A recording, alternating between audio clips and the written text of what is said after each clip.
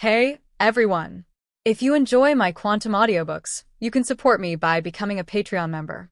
Your support helps me keep creating, and you'll get exclusive perks. You can also access my audiobooks directly through Google Drive. Check out the link in the description. Now, let's get started. The Pokémon world also had anime and a thriving ACG, anime, comics, games, subculture, but the direction in which this subculture had developed was rather peculiar. Hello everyone, it's your cute and charming little fox girl. Even before reaching the convention center, Edward saw a girl dressed in a full-body fur costume speaking in a sweet, coquettish voice. Her outfit was so thick that it almost completely concealed her skin. As a result, the girl appeared to be a gigantic humanoid fox. Edward recognized the character she was portraying. It was from a very well-known IP in the Pokémon world called the Fox Spirit series. However, the fox in that series wasn't a Pokémon, but rather a strange creature, a type of supernatural being. Edward felt it was quite similar to the mythical fox demons from folklore. When Edward finally entered the convention venue, he was greeted with a wide variety of characters, each with strange and eye-catching designs. But the most commonly seen were fans cosplaying in Pokémon-themed outfits. As expected, people in the Pokémon world are all furries by default. Edward rubbed his chin thoughtfully. In this world, the most popular and well-known IPs almost always revolved around non-human, furry characters. Take for example the Pokémon world's biggest and most successful anime IP, Beast Pirates. When Edward watched a few episodes, he quickly realized it was a bizarre mashup of various tropes. The protagonist was a fluffy monkey named Guko who sailed the seas on a journey of freedom. His first companion? A ninja fox named Sasuke. God knows how speechless Edward felt when he saw that part. He was practically bursting with the urge to roast the entire show. But come to think of it, there don't seem to be any real-world wild animals in the Pokémon world. Edward yawned as he strolled through the sea of cosplay. Despite the decent quality of many costumes, none really sparked his interest. Whoa, that cosplay is amazing. Miss, can I collect your photos for my gallery? A commotion erupted ahead. Curious, Edward walked over and saw the center of attention, a truly massive woman. She was so tall that even Edward had to tilt his head upward to look at her. He instantly recognized the outfit. It was a pitch-perfect cosplay of Lady Dimitrescu from Pokémon World Biohazard, basically Resident Evil in the Pokémon universe. The level of detail was astounding, almost as if the character had stepped straight out of the game. Edward observed with some interest, but didn't stick around. He wasn't particularly fond of taking pictures. After wandering around the convention for a while, Edward ended up with a bag in hand, filled with snacks like cookies and his favorite chocolate treats, some of the staple items sold at such events. Edward found them quite enjoyable. Hello everyone, it's me, Iono. Today we've come to Rustboro City in the Hoenn region, and it just so happens that a comic convention is taking place here. What a lucky day for Iono. A familiar voice caught Edward's ear. He turned around and saw a girl live streaming behind him, with a Rotom phone floating in front of her. Ah, Iono. No wonder it sounded familiar. She was an online personality, a popular vlogger who often filmed videos and was known for her quirky, playful style, even in battle. In the Paldea region, she was quite the unconventional gym leader. With that, and considering that he ran into Giovanni yesterday, Edward began to suspect that he might be encountering more gym leaders in the coming days. And today, Iono has invited a very special guest. Drumroll, please, Tata. This adorable young lady right next to me, Iono said cheerfully as she turned the camera to the girl beside her. Edward took a glance and paused in surprise. The girl had long black hair and wore an outfit similar to a shrine maiden's robes. Her icy blue eyes gave her a cool and aloof aura. Dragged over by Iono, she offered a shy and somewhat forced smile for the camera. This is Sabrina, the gym leader from the Kanto region, Iono introduced enthusiastically. A faint blush appeared on Sabrina's face, and she seemed visibly nervous. Edward studied her quietly. Sabrina, huh? He recalled that in some versions of the story, Sabrina was portrayed as one of Team Rocket's elite executives. In those versions, she apparently had some subtle feelings for Giovanni, not quite romantic, perhaps, but more like deep admiration or idolization. But if it was the anime version of Sabrina, then she was just a cold, emotionless gym leader, powerful, but emotionally closed off due to psychological trauma. Yet, based on what he saw now, this Sabrina didn't seem like she had any such trauma. Well, this is interesting. I wonder if Ash has already started his journey. Edward didn't dwell on it for long.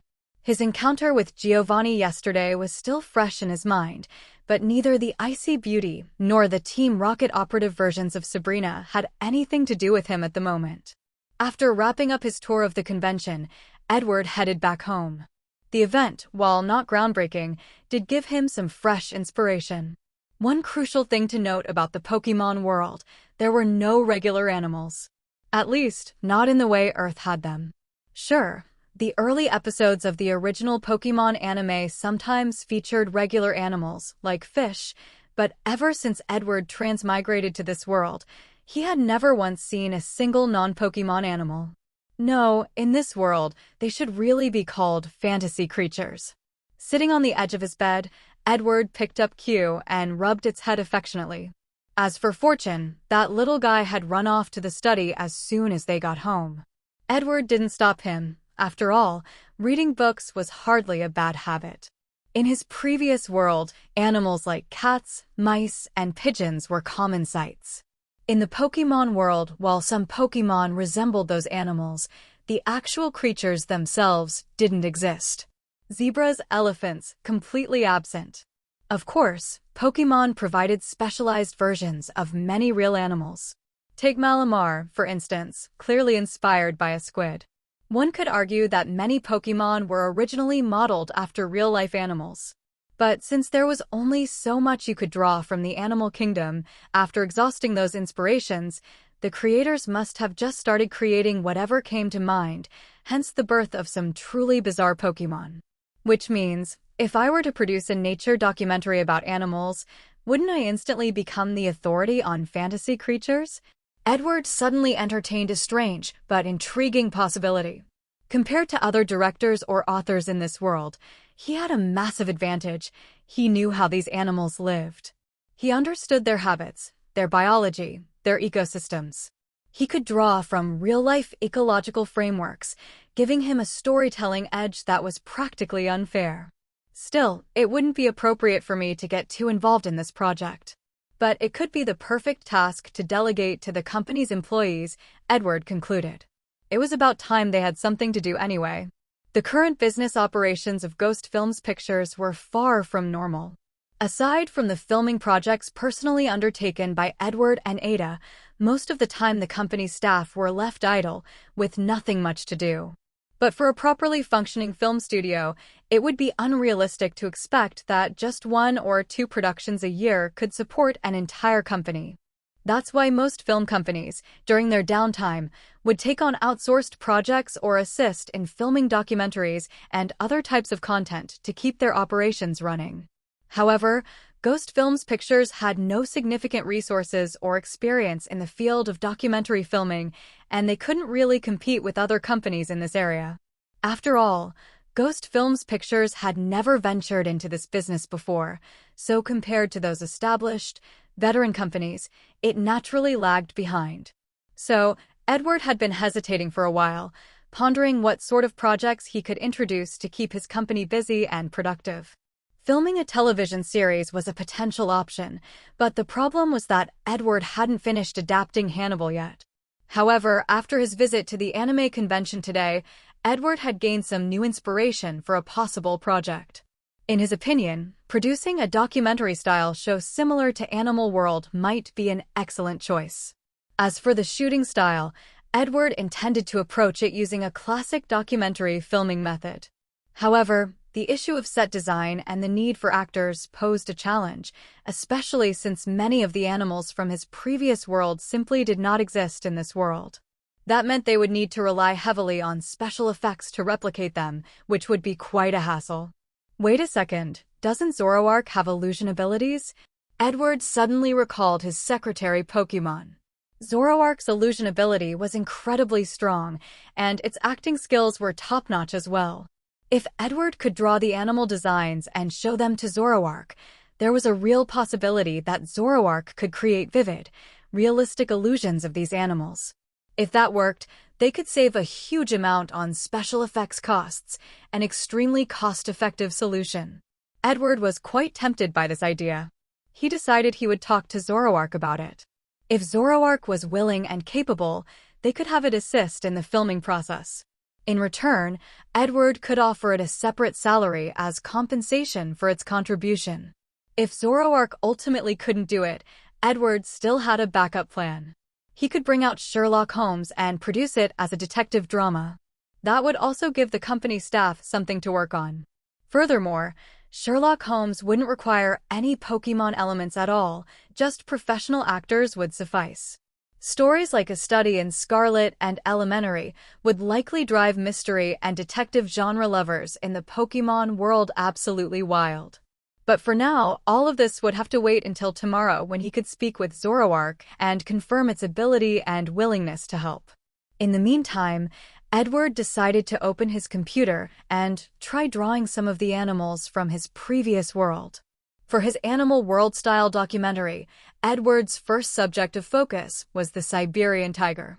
After all, Siberian tigers typically lived alone in forested areas, which meant Zoroark wouldn't need to maintain multiple illusions at once, less pressure. Moreover, tigers were incredibly majestic creatures, making them perfect for grabbing an audience's attention. Edward planned to shoot a documentary about the lifestyle and hunting behavior of a Siberian tiger. Naturally, he would also include scenes of social interaction and iconic moments, such as spring mating season. As far as constructing the world's logic and ecosystem went, Edward had no worries at all. After all, he carried an entire real-world ecological framework in his mind. On second thought, maybe I should leave the drawing to a professional, Edward muttered to himself as he stared at the tiger sketch on his computer. The crude drawing resembled something a child would scribble with crayons. While he had received a traditional education from his strict father, managing a company was one thing, drawing was another story entirely. This tiger, it looked bizarre and awkward, entirely failing to capture the majestic aura he was going for. Cue. A soft tug on his clothes pulled Edward out of his thoughts. It was cue. Edward reached down and gave the small Pokémon a pat on the head before scooping it into his arms. But then he noticed something unusual. Q, who was usually calm and rather reserved, was now squirming in his arms, visibly agitated. That's when Edward followed Q's gaze toward the window. And outside the window floated a woman. She had white hair, a grotesquely wide, gaping mouth lined with sharp teeth and bulging eyes that were locked directly on Edward.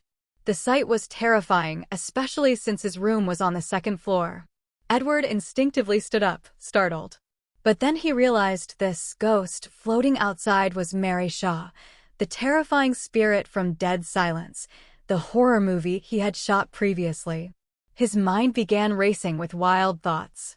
Could it be that Dead Silence was so successful it somehow manifested into reality? Or maybe my system brought Mary Shaw into this world without me realizing. Is she here to find me? Have I awakened some sort of supernatural horror system? But soon enough, Edward came to a much more plausible explanation. Wait, Miss Magius, he asked tentatively. The ghost outside immediately nodded in response.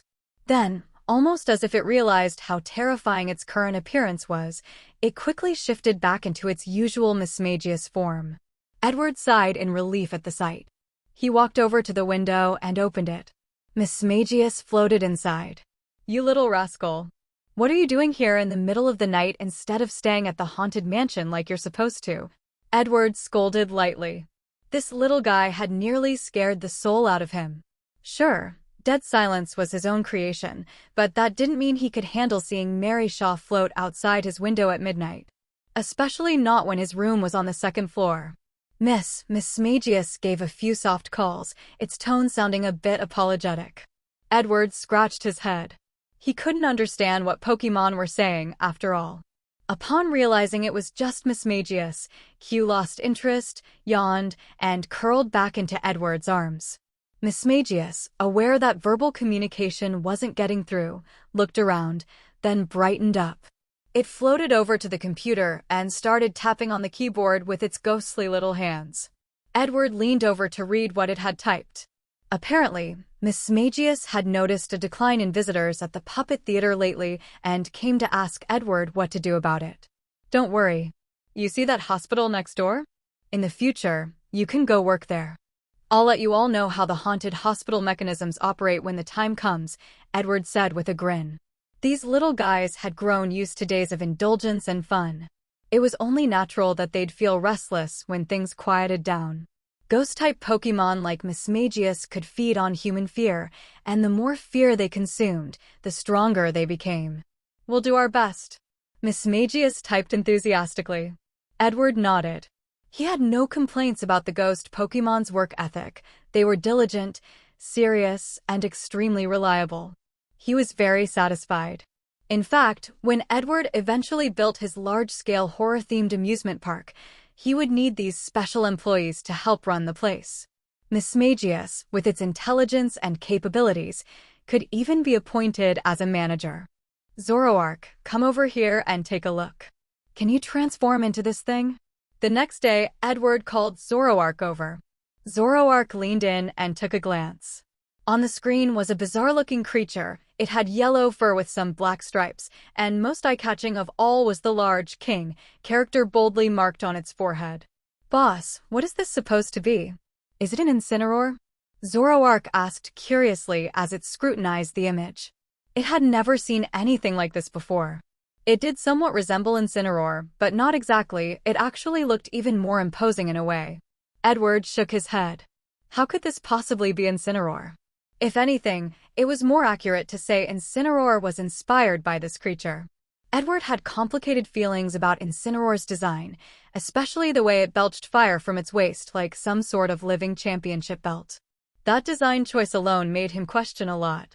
But the Siberian tiger, this creature from his past life, it exuded a raw and primal sense of power.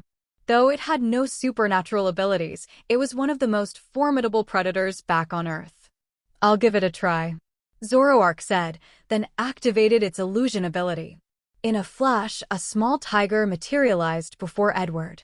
It wasn't very large, roughly the size of a golden retriever. Visually, the appearance wasn't bad, quite realistic even. But when the tiger opened its mouth, the illusion broke. Its teeth were distinctly human, and its tongue too. That was when Edward realized something important. Zoroark's illusionary abilities, while incredibly dependable, weren't perfect. They still needed some fine-tuning. Narrowing his eyes, Edward thought to himself, this won't do. Sure, the tiger could be scaled up in size, and the details could be adjusted. But Zoroark was the only member of the company who could star in this production in the way he envisioned. From the current results, achieving a truly lifelike portrayal would be significantly more difficult than he had imagined. Not to mention that Zoroark would also have to fabricate the tiger's prey during hunting scenes. And besides, if they really started filming Animal World, there was no guarantee the audience would even recognize the animals being shown. In that case, maybe it was better to first publish a setting guidebook, something that introduced these creatures and their background. Depending on the market's feedback, they could decide later whether to proceed with the full documentary. In that case, Edward rubbed his chin thoughtfully. It didn't matter, he had a backup plan. He decided to begin filming the Sherlock Holmes detective series, produced in the format of a television drama. However, instead of the usual 45-minute per episode format, each episode would be extended to an hour or even 90 minutes. This idea he borrowed directly from the British series Sherlock from his past life. After all, detective stories didn't necessarily need to be split into dozens of episodes. Even a season with only 3 or 4 episodes could be gripping, as long as the content was of high quality. A Study in Scarlet was the most suitable storyline to kick things off. As for casting, Edward had originally planned to use human actors, but considering how much the people of this world loved Pokémon, and the fact that the Sherlock Holmes series wasn't a horror genre, it wouldn't feel strange to include Pokémon in the roles. On the contrary, it might even add some fresh elements to play with. In the end, Edward decided to use Pokémon actors after all. Detective Pikachu. Speaking of which, Pikachu actually is a pretty good fit, Edward said aloud, excitedly typing out his thoughts on the computer. Seeing this, Zoroark quietly poured him a glass of water and gently closed the office door behind him. Zoroark knew all too well, once his boss got a burst of inspiration, he became a completely different person. He would ignore everything else and throw himself entirely into scriptwriting, oblivious to the world around him. Judging by the look on his face, Edward probably wouldn't come out for quite a while. Looked like today was going to be an easy one. Feeling quite cheerful, Zoroark pulled out his phone. The timing was just right for grinding the latest in-game event. Meanwhile, Edward was still deep in thought. Naturally, Sherlock Holmes was the central character of the entire series, brilliant, sharp, a true genius with certain eccentricities that made him feel somewhat detached from normal society, but absolutely unmatched in his abilities. His insight was on another level. This role, Edward mused, might not suit Pikachu all that well.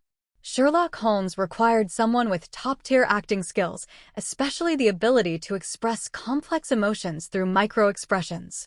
A truly great actor could portray a psychological shift without the aid of makeup or special effects. Just one glance, one subtle change in facial expression could leave the audience breathless. In his past life, viewers would rave about actors who could transform from pure White Lotus to black-hearted villain with just their eyes. Compared to those who needed layers of smoky makeup to signify a dark transformation, actors who could convey that transformation with just a glance or a subtle facial cue were the real deal. And for a character like Sherlock Holmes, that level of performance was absolutely essential. The way his eyebrows tensed or relaxed, the intensity or softness of his gaze, these were all tools to construct the essence of the character. As for Pikachu, Edward figured it'd be better to have him play the role of Dr. Watson. As Sherlock Holmes' loyal companion, Watson was an indispensable part of the story, someone who could occasionally spot key clues and provide assistance at critical moments.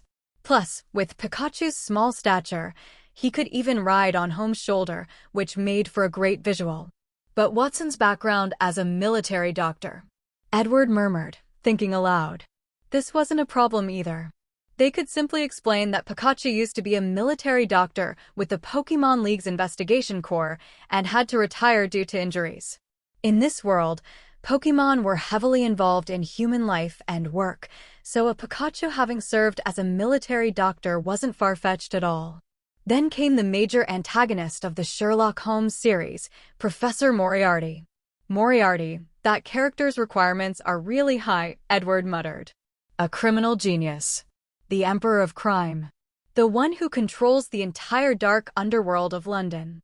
A supervillain, and the most troublesome opponent Sherlock Holmes ever faced. Moriarty was the ultimate boss in the Holmes series. Though the author had once tried to end the series by having Sherlock Holmes and Moriarty fall into a waterfall and die together, the fury of fans eventually forced him to bring Sherlock Holmes back, though Moriarty remained dead for good. The success of Moriarty as a villain was crucial. A well-crafted antagonist could make the entire work far more memorable to the audience. But casting him would be difficult. Logically speaking, Edward thought of a type of Pokémon, psychic types. They were known for their high intelligence and powerful mental abilities. Perhaps a psychic type could portray Moriarty? I really hate casting. Edward sighed. He decided to start filming first anyway. Moriarty didn't appear until much later in the series, so there was no rush. There were plenty of standalone mysteries in the early episodes to keep them busy, and Edward could use the time to think more about the casting. The High Pokémon Council, abbreviated as HPC, is a meeting held by the top echelon of the Pokémon League, an event that ordinary people could never quite grasp the contents of, yet every time one concludes, numerous policy changes, welfare improvements, and problem resolutions follow in its wake. Right now, Edward was seated in the venue of this very high council meeting, staring blankly at the stage in front of him. No one had arrived yet. He was the first to show up. I seriously can't believe this. What was Dad even thinking? Edward rubbed his face in frustration. He had been entirely preoccupied with drafting the script for his Sherlock Holmes adaptation when he returned home, only to be suddenly saddled with a heavy responsibility by his father. The next day, he was told to go to a certain venue to attend an utterly boring meeting in his father's stead. Seeing the excited gleam in his father's eyes, Edward had silently agreed.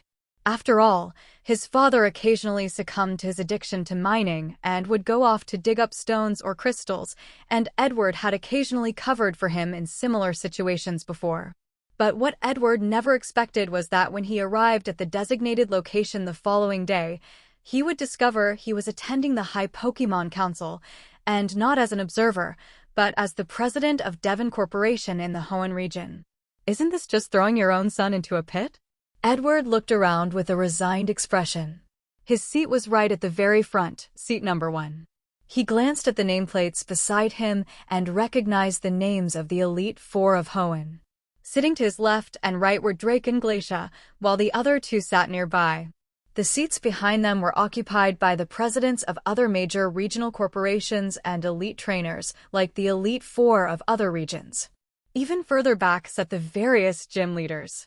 As the president of Devon Corporation, his father naturally had the qualifications to attend the HPC.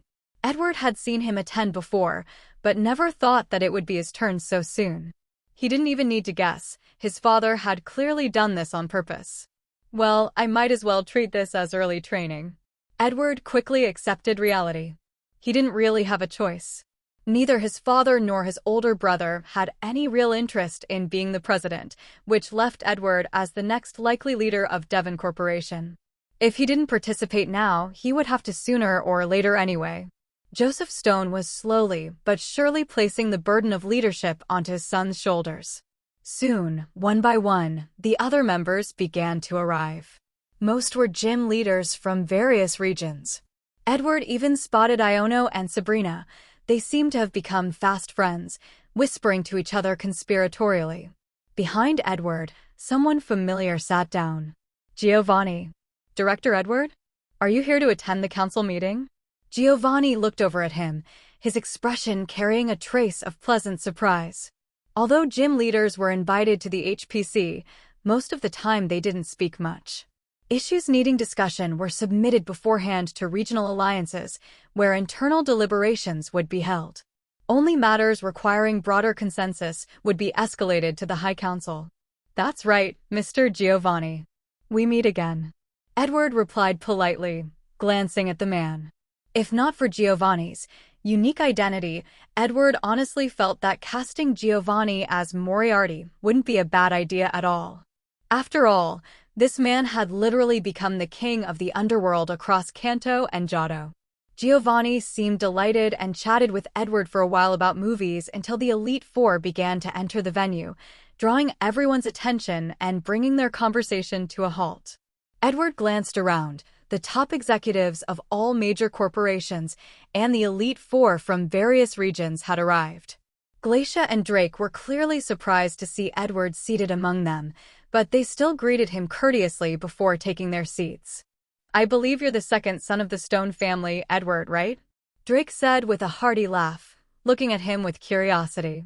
Although he knew the Stone family was eccentric and obsessed with rocks, he hadn't expected Mukun to start training his son for succession so early. Yes, Elite Four Drake. I'm Edward Stone. It's a pleasure to meet you. Edward responded politely. He also took the opportunity to greet Glacia and Phoebe. As Phoebe glanced at the pokeballs on Edward's waist, her eyes gleamed with excitement. She could sense the presence of powerful Ghost-type Pokémon on Edward. This was a unique ability she had developed growing up on MT Pyre. She had always been able to communicate with ghost Pokémon.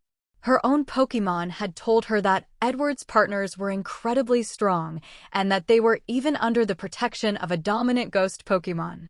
That alone was enough to deter most ghost types from challenging him. What's more, there was an indescribable aura on him that instinctively made them want to retreat. Elite Four Phoebe, I am.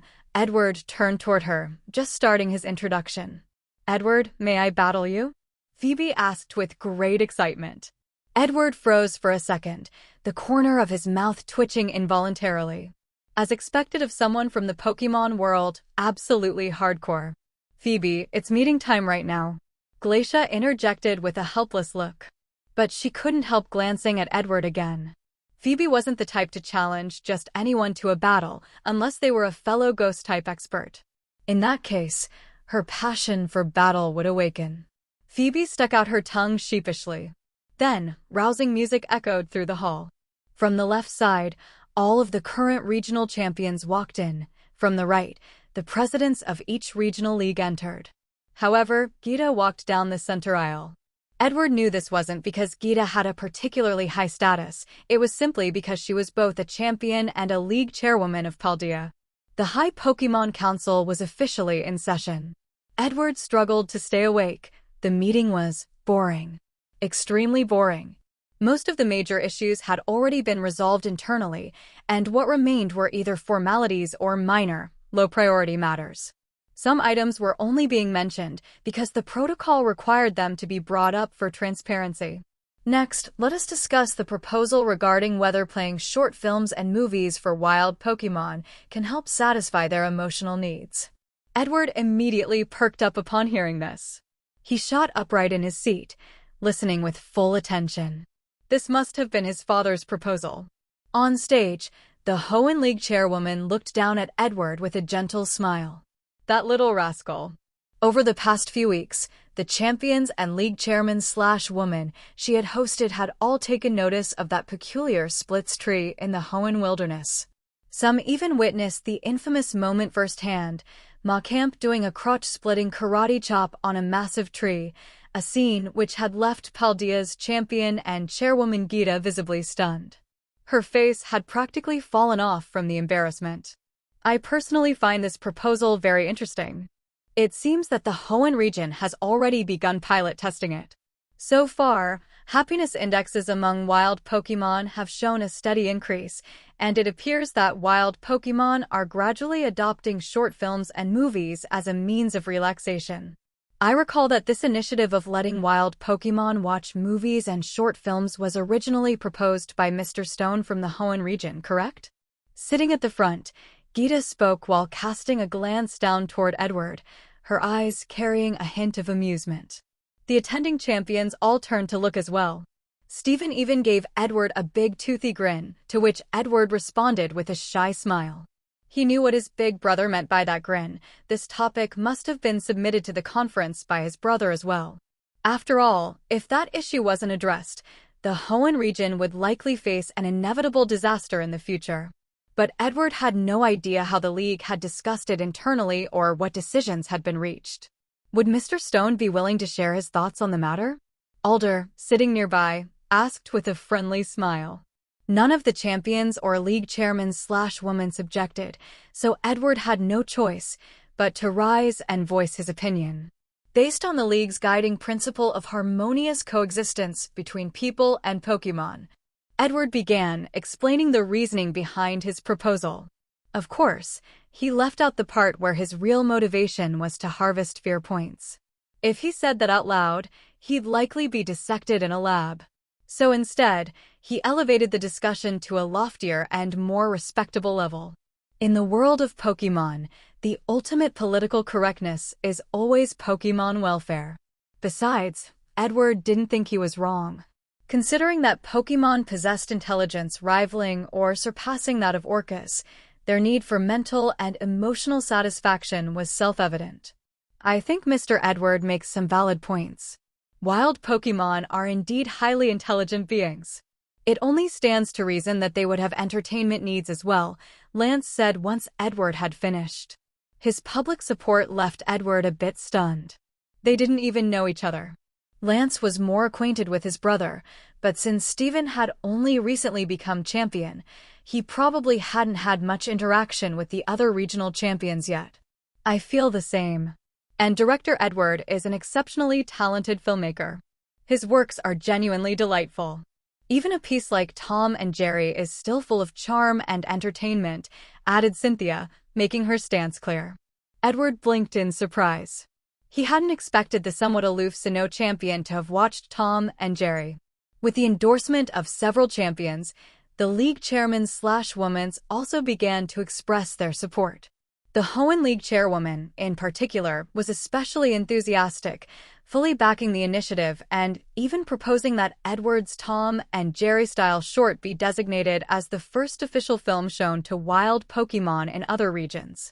Seeing the league chairwoman's slightly upturned lips and recalling the recent splitting tree trunks with their crotch incident in Hoenn, Edward suddenly understood what her angle was. Why suffer embarrassment alone when you can share it with others? One person being humiliated is just embarrassing. A whole group being humiliated together turns it into performance art. If the spectacle of Machamps smashing trees with their crotches spread to the other regions, then as Hoenn's league chairwoman, she wouldn't have to be ashamed anymore. After all, if everyone experienced it, it might even become a unique phenomenon. But of course, this also meant that Tom and Jerry, produced by Edward's company, was going to become even more popular and widely known. Next, let's move on to the proposal about strengthening the security systems for rare historical artifacts held by regional leagues, announced the moderator. With the previous matter settled, the conference began addressing the next topic. Upon hearing this, Edward instantly sat up straight. This was the proposal he had asked his brother to bring up. He knew it was impossible to directly request the League to simply lock up the red and blue orbs. Something like that wouldn't be debated at the Pokémon High Council anyway. It would typically be handled internally within the Hoenn League. So he had to take a different approach, advocating for stronger protection of important historical relics, hoping it would serve as a way to address the issue indirectly. The existence of the red and blue orbs posed a constant threat to the peace and stability of the Hoenn region. Even if Team Magma and Team Aqua had already been apprehended, other dark organizations would eventually rise up to try and steal the orbs to awaken the legendary Pokémon. Destroying the orbs outright might also trigger unknown consequences. Therefore, strengthening security was the only viable path. For example, having his brother Steven carry them with him, or at least carry the keys to their containment, was one way to minimize the risk of them being stolen. This proposal passed quickly. It wasn't seen as a major issue, and it also gave the League a chance to publicize their commitment to cultural preservation. Naturally, no one objected. By the time Edward walked out of the High Council conference hall, the sky had already darkened. He looked around, feeling disoriented. He had eaten at the conference, used the restroom there, and had to constantly adjust his posture and facial expressions because television cameras were present. If the cameras caught the heir to Hoenn's Devon Corporation yawning and looking half asleep during the High Council, it could damage the company's image. To avoid bringing trouble to his father or forcing Devon's PR team to do damage control, Edward had to maintain a professional facade the entire day. But all he could think about was, for major points, each broken down into 12 subpoints, and each subpoint divided into 4 parts. His head was spinning. No wonder Dad didn't want to attend this conference, Edward sighed. Then he saw the car parked near the entrance, where the old butler, Sheeta, was already waiting patiently. Edward trudged over, exhausted, and climbed into the vehicle. He was truly worn out, not physically, but mentally and emotionally. "Young Master Edward, there's an energy drink in the back seat," the old butler reminded him gently. He knew well that the High Council was long and dull, and that it stretched over 3 full days. Edward would still need to attend the sessions tomorrow and the day after. Previously, it had always been Master Joseph who went. But now he had passed the responsibility down to Edward. "Thank you, Grandpa Robert. I'll take a quick nap," Edward said wearily, sipping the energy drink. Just the thought of having to endure 2 more days of this long-winded and tedious conference left him feeling utterly hopeless. "Young Master, usually the agenda on the 2nd and 3rd day is much shorter. Typically, it wraps up by noon," the butler offered in consolation. Edward nodded. That was what they said, but even a single morning could be enough to drive someone insane. Everyone knew the difference between a meeting where you could slack off and one where you had to constantly maintain your image. The level of exhaustion they caused wasn't even in the same category. Still, Edward understood that the seat he now occupied was one many people dreamed of having. The car hadn't started yet. Edward hesitated for a moment, about to ask what the delay was, when he heard a knock on the car window beside him. He rolled it down, and there stood Cynthia, the Sinnoh champion, with her golden hair glowing under the evening light. She looked at him with a gentle smile on her face. Edward instantly understood. So that's why the old butler hadn't started driving. What did Champion Cynthia want with him? Director Edward, I have a somewhat presumptuous request. Inside the private lounge, Edward stared at the man before him, a little puzzled by what he had just heard. Earlier, Cynthia had invited him for a light drink, and Edward had naturally agreed. After all, this was Cynthia, the Sinnoh champion. Establishing a good relationship with her might prove invaluable in the future, especially if he ever needed help dealing with Team Magma or Team Aqua. What he didn't expect, however, was that Lance would also be here. Champion Lance, please go ahead and tell me. Edward responded politely. He still remembered how Lance had been the first to openly support the proposal about screening short films for wild Pokémon during the meeting earlier today. Well, it's like this. Here, take a look at this video, Lance said as he handed his phone over. Edward took it, still confused, and watched the video that started playing on the screen. In it, a Dragonite was enthusiastically splitting trees in half at high speed. It would chop one down, then move on to the next, looking thoroughly delighted with itself, almost like it had discovered some new form of joy. Edward recognized the familiar appearance of the trees being cut, and then looked at the row of split trees behind the Dragonite. Suddenly, everything made sense. Sigh. My Dragonite knows how to use a computer to watch videos.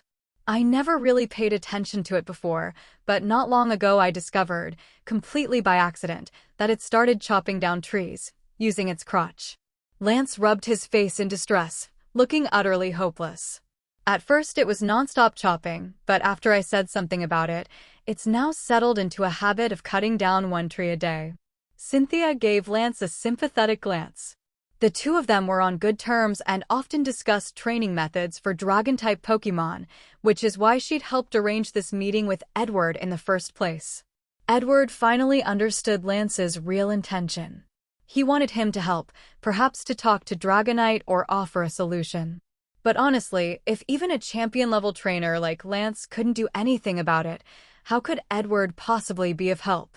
Still, after thinking it through, Edward figured he could do something subtle, like sneaking in a message in the next animated short.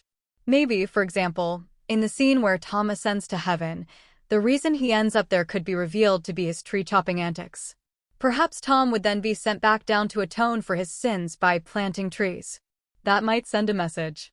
After all, these Pokémon had picked up this crotch-based tree-chopping technique from Tom and Jerry. So maybe they could be corrected through a new episode of Tom and Jerry. Champion Lance, here's the idea. Edward briefly explained his plan. Lance agreed almost immediately.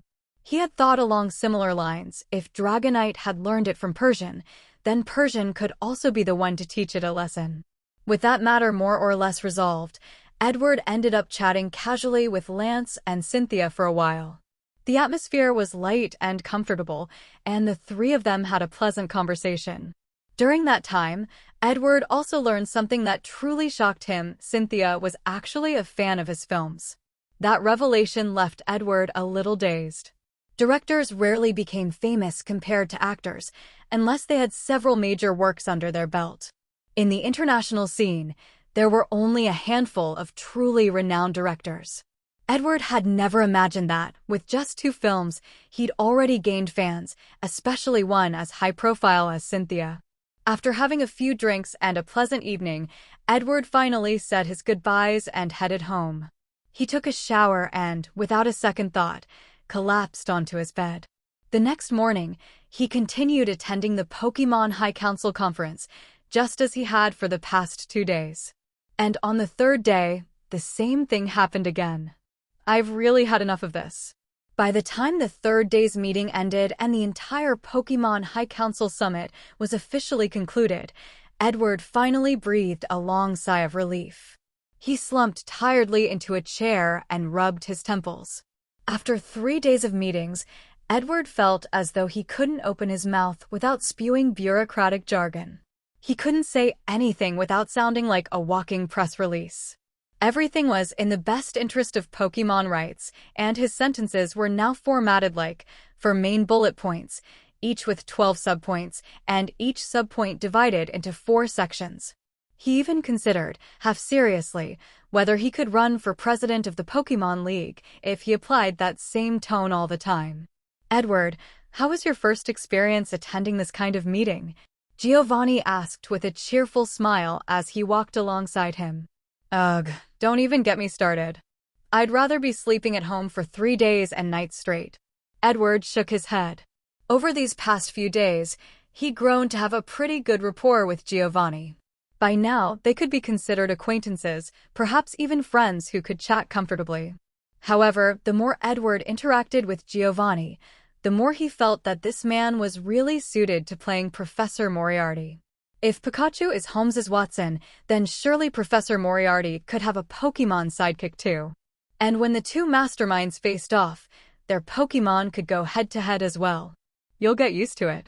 Every time the Pokémon League holds one of these High Council meetings, there's actually a lot that gets decided, Giovanni said smoothly, with a gentlemanly and reserved tone. Nothing in his demeanor suggested that he could possibly be the ultimate villain. "Mr. Giovanni, I've been thinking recently about filming a suspense-themed detective series, and I feel like there's a particular role in it that would suit you very well. Would you be interested in hearing about it?" Edward looked at Giovanni and asked carefully. He wanted to gauge Giovanni's interest before casting anyone else. Giovanni's curiosity was instantly piqued. He had originally wanted to take part in one of Edward's film projects anyway. Even though this was a television series, and in a genre Edward had never done before, Giovanni still found the idea intriguing. Edward quickly jotted down a brief character outline. After all, it wasn't easy to fully describe a character like Moriarty in just a few lines, so he only summarized the personality, background, and role. Giovanni read it over. Professor Moriarty, by day, a university professor, wealthy businessman, and philosopher. He has published several respected academic works and enjoys a solid public reputation. However, behind the scenes, he is secretly the head of the region's most powerful criminal organization. Amoral and heartless, he is a brilliant high IQ villain and the protagonist's arch-nemesis. Giovanni's hand instinctively tightened around the paper. Isn't this basically me? His public persona was that of a gym leader, someone deeply involved in philanthropy, with a bit of personal wealth and quite a bit of fame in both Kanto and Johto. But in secret, he was the boss of Team Rocket, the biggest criminal organization in the region. Giovanni cast a quick glance at Edward, then shook his head internally. No way. Edward was just a director. He was from Hoenn and had never even been to Kanto or Johto. There was no possible way he could know Giovanni's true identity. Not just Edward, even Lance didn't know he was the leader of Team Rocket. This character definitely sounds like a challenge, Giovanni murmured, pressing his lips together. His rational mind was telling him not to take the role, but the character was just too perfectly tailored. The idea of not playing the role actually made him feel itchy all over. "But why choose me for this role?" Giovanni couldn't help but ask. "Because you give off a kind of aura that matches this character really well," Edward replied with a smile. "There, that's my excuse. Aura. Vibes. Purely metaphysical."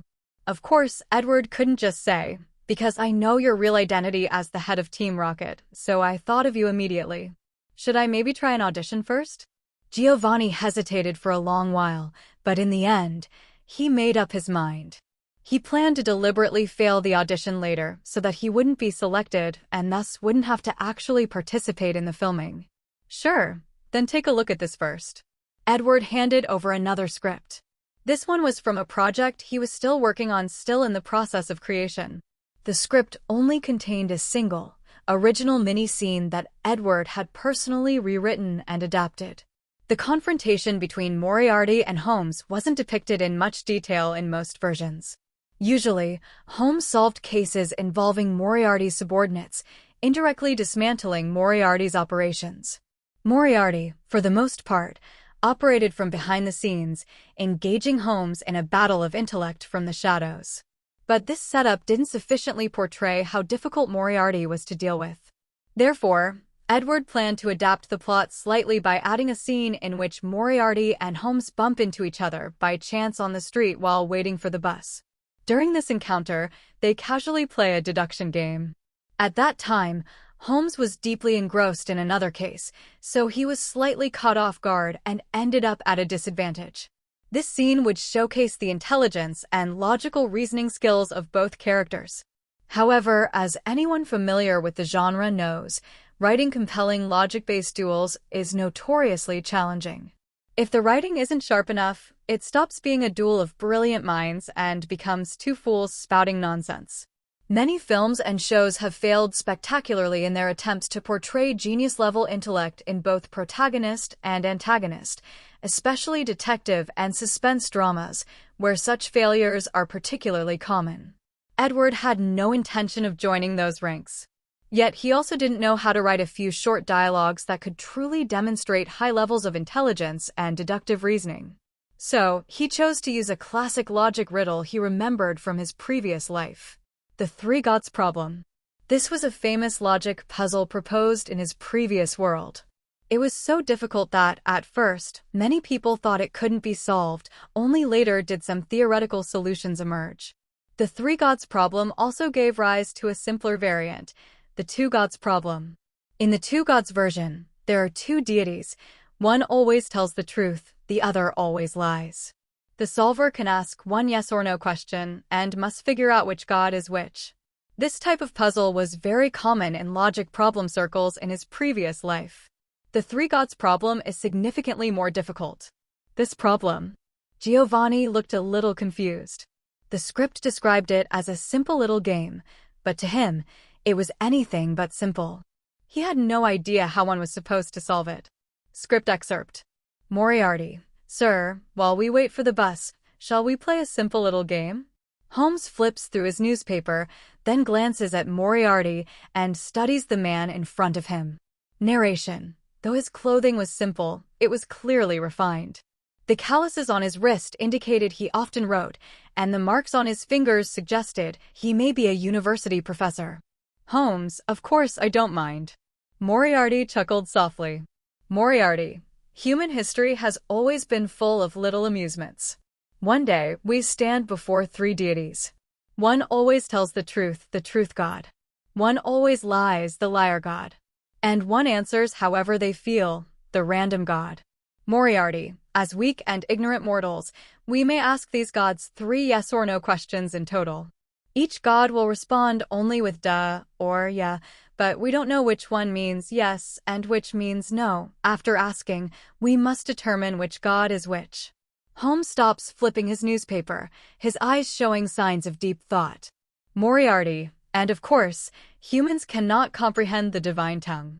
The gods' answers are only duh and yeah.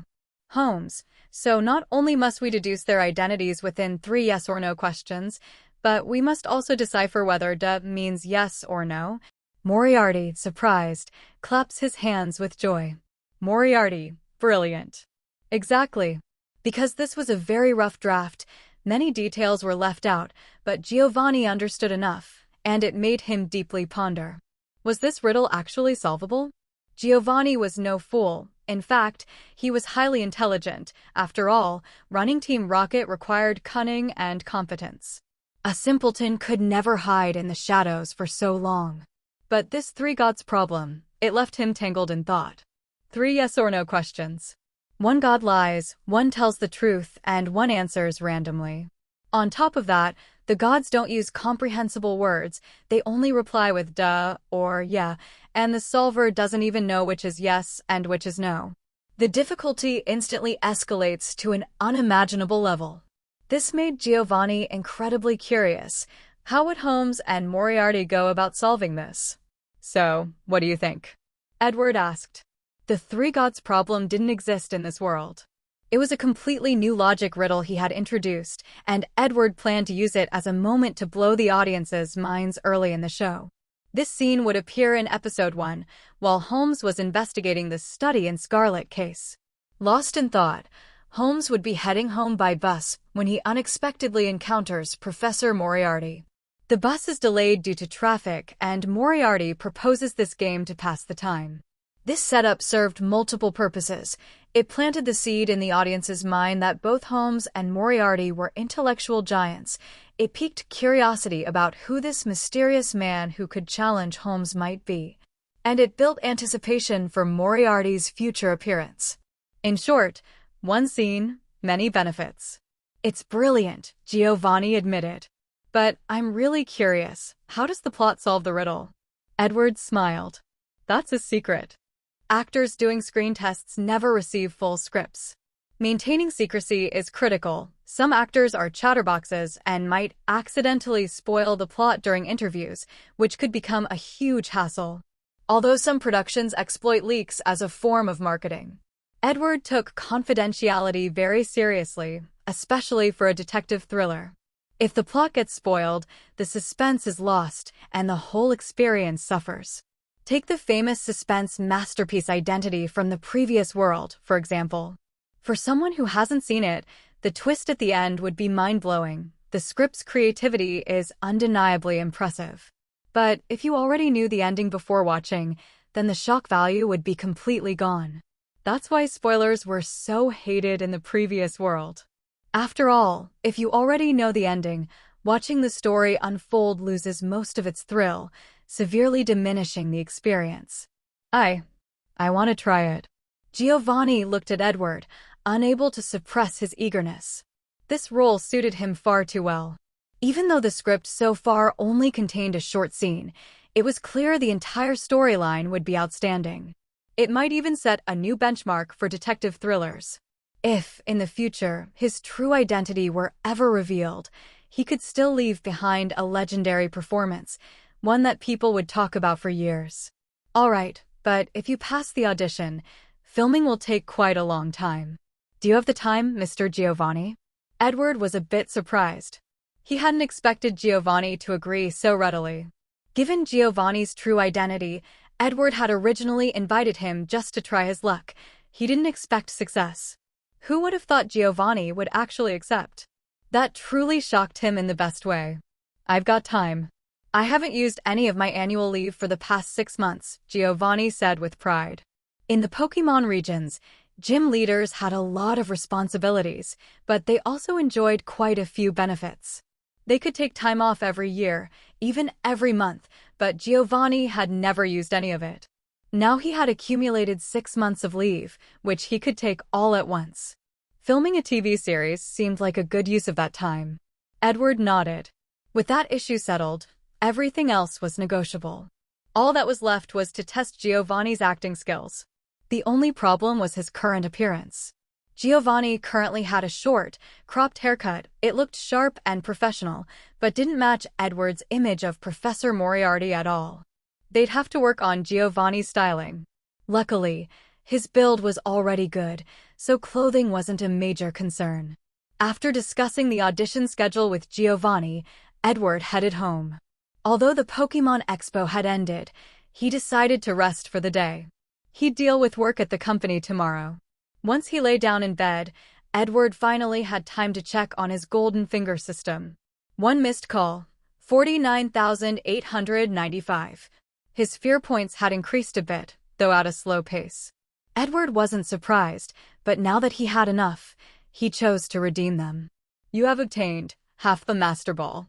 1 missed call, 9,895. Huh? Edward froze. All 40,000 of his fear points were gone, and what he got in return, what even was this?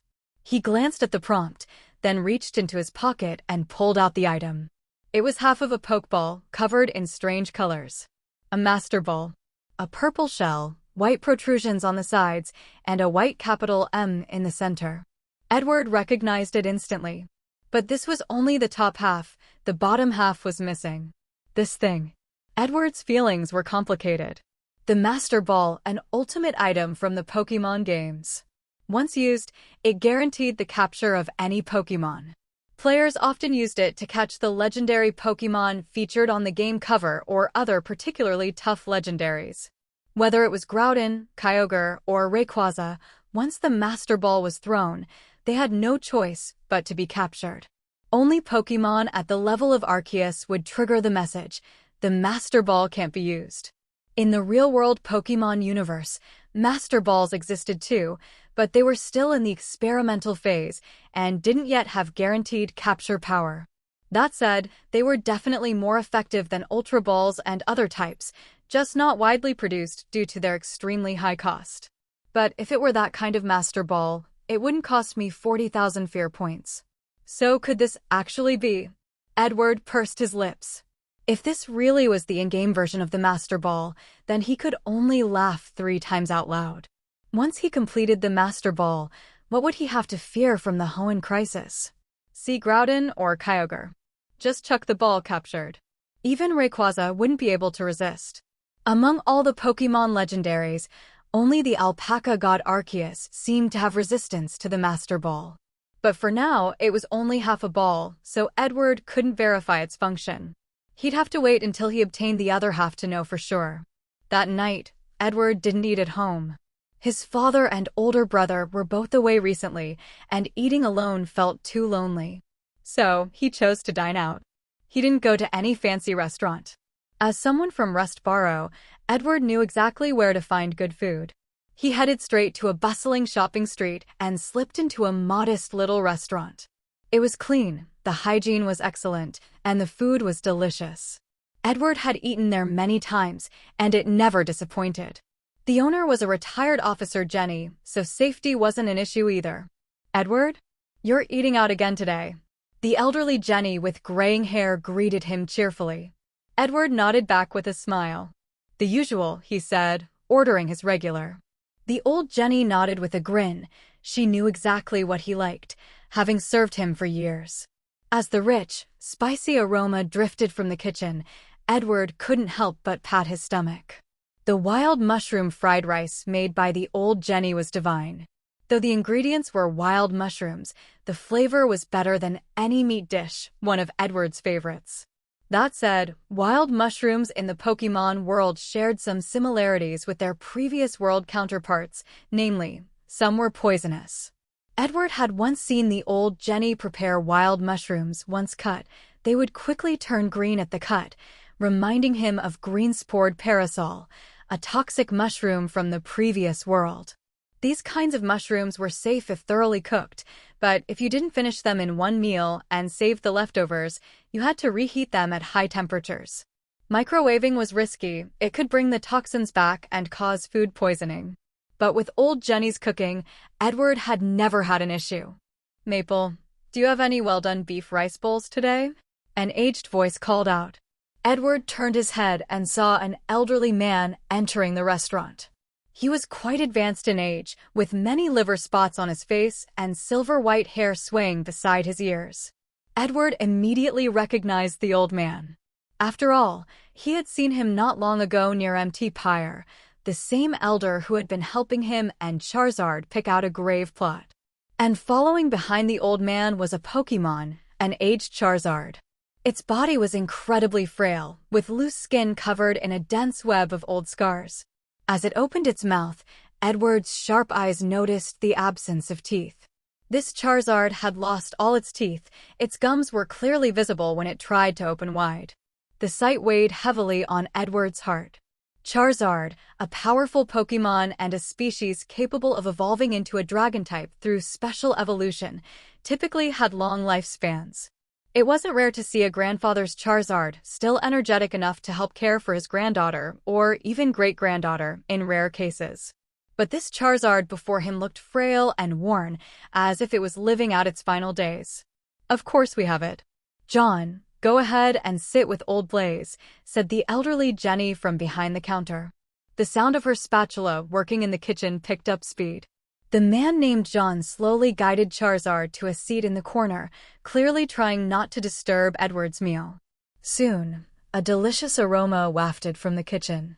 Officer Jenny brought out Edward's wild mushroom fried rice. Edward went over to get it himself, while Jenny quickly returned to the kitchen to continue cooking. While eating, Edward took out his phone and searched the name John. Most of the results were irrelevant news stories, but as soon as Rotom intervened, all the clutter disappeared. One headline remained, highlighted in gold. League commends retired investigator, a symbol of honor and integrity. The news article sparkled with praise. Edward tapped it open and immediately saw John's face. It matched the elderly man in the restaurant perfectly. He was a retired investigator from the Pokémon League, a highly decorated veteran. There wasn't much more information available, other than confirming that John had once served as a League investigator. An investigator? Edward muttered thoughtfully. Pokémon League investigators were different from Officer Jenny's. The Jennies were responsible for maintaining public order within the League and cracking down hard on criminal gangs when needed. Investigators, however, were proactive enforcers, dedicated to rooting out dark organizations from within the League, fighting those who had no regard for human life. They faced enemies like Giovanni's Team Rocket and ruthless Pokémon poachers. Some even went up against deranged serial killers. For example, in the Unova region, there had once been the infamous Green Lake Massacre, where a series of victims' bodies were found arranged around a small lake named Green Lake. The perpetrator, once apprehended, was sentenced to death, but instead of execution, he was imprisoned in one of the most torturous prisons in this world, Winter Heat Island. He's still locked up there to this day. Why would a death row inmate be sentenced to life instead? Because in that place, living is more tormenting than death. That cruel madman has already been driven insane, begging for death but never allowed it. Being a League investigator was similar to being an international police officer, a high-risk occupation with generous compensation, but incredibly dangerous. Just looking at the Charizard beside John was enough to understand the cost. Even though Charizards have long lifespans, constant exposure to serious injuries severely damages their vitality. And League investigators often used experimental combat stimulants developed by the League, drugs that burned through the user's lifespan in exchange for explosive battle power. Use them too much and you'd die. As the heir of Devon Corporation, Edward naturally knew some of the inside information.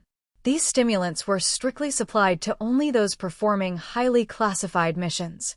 After all, sacrificing years of your life was still better than dying outright. Once you're dead, there's nothing left. Old Jenny came out of the kitchen again, this time carrying the beef rice bowl. She gently placed it in front of John and set another bowl next to the Charizard. Edward could see clearly calling it a beef rice bowl was generous. It was more like beef porridge, with the rice cooked until it was completely soft and mushy. John picked up a spoon and began to feed Charizard. The old dragon ate slowly, mouthful by tiny mouthful.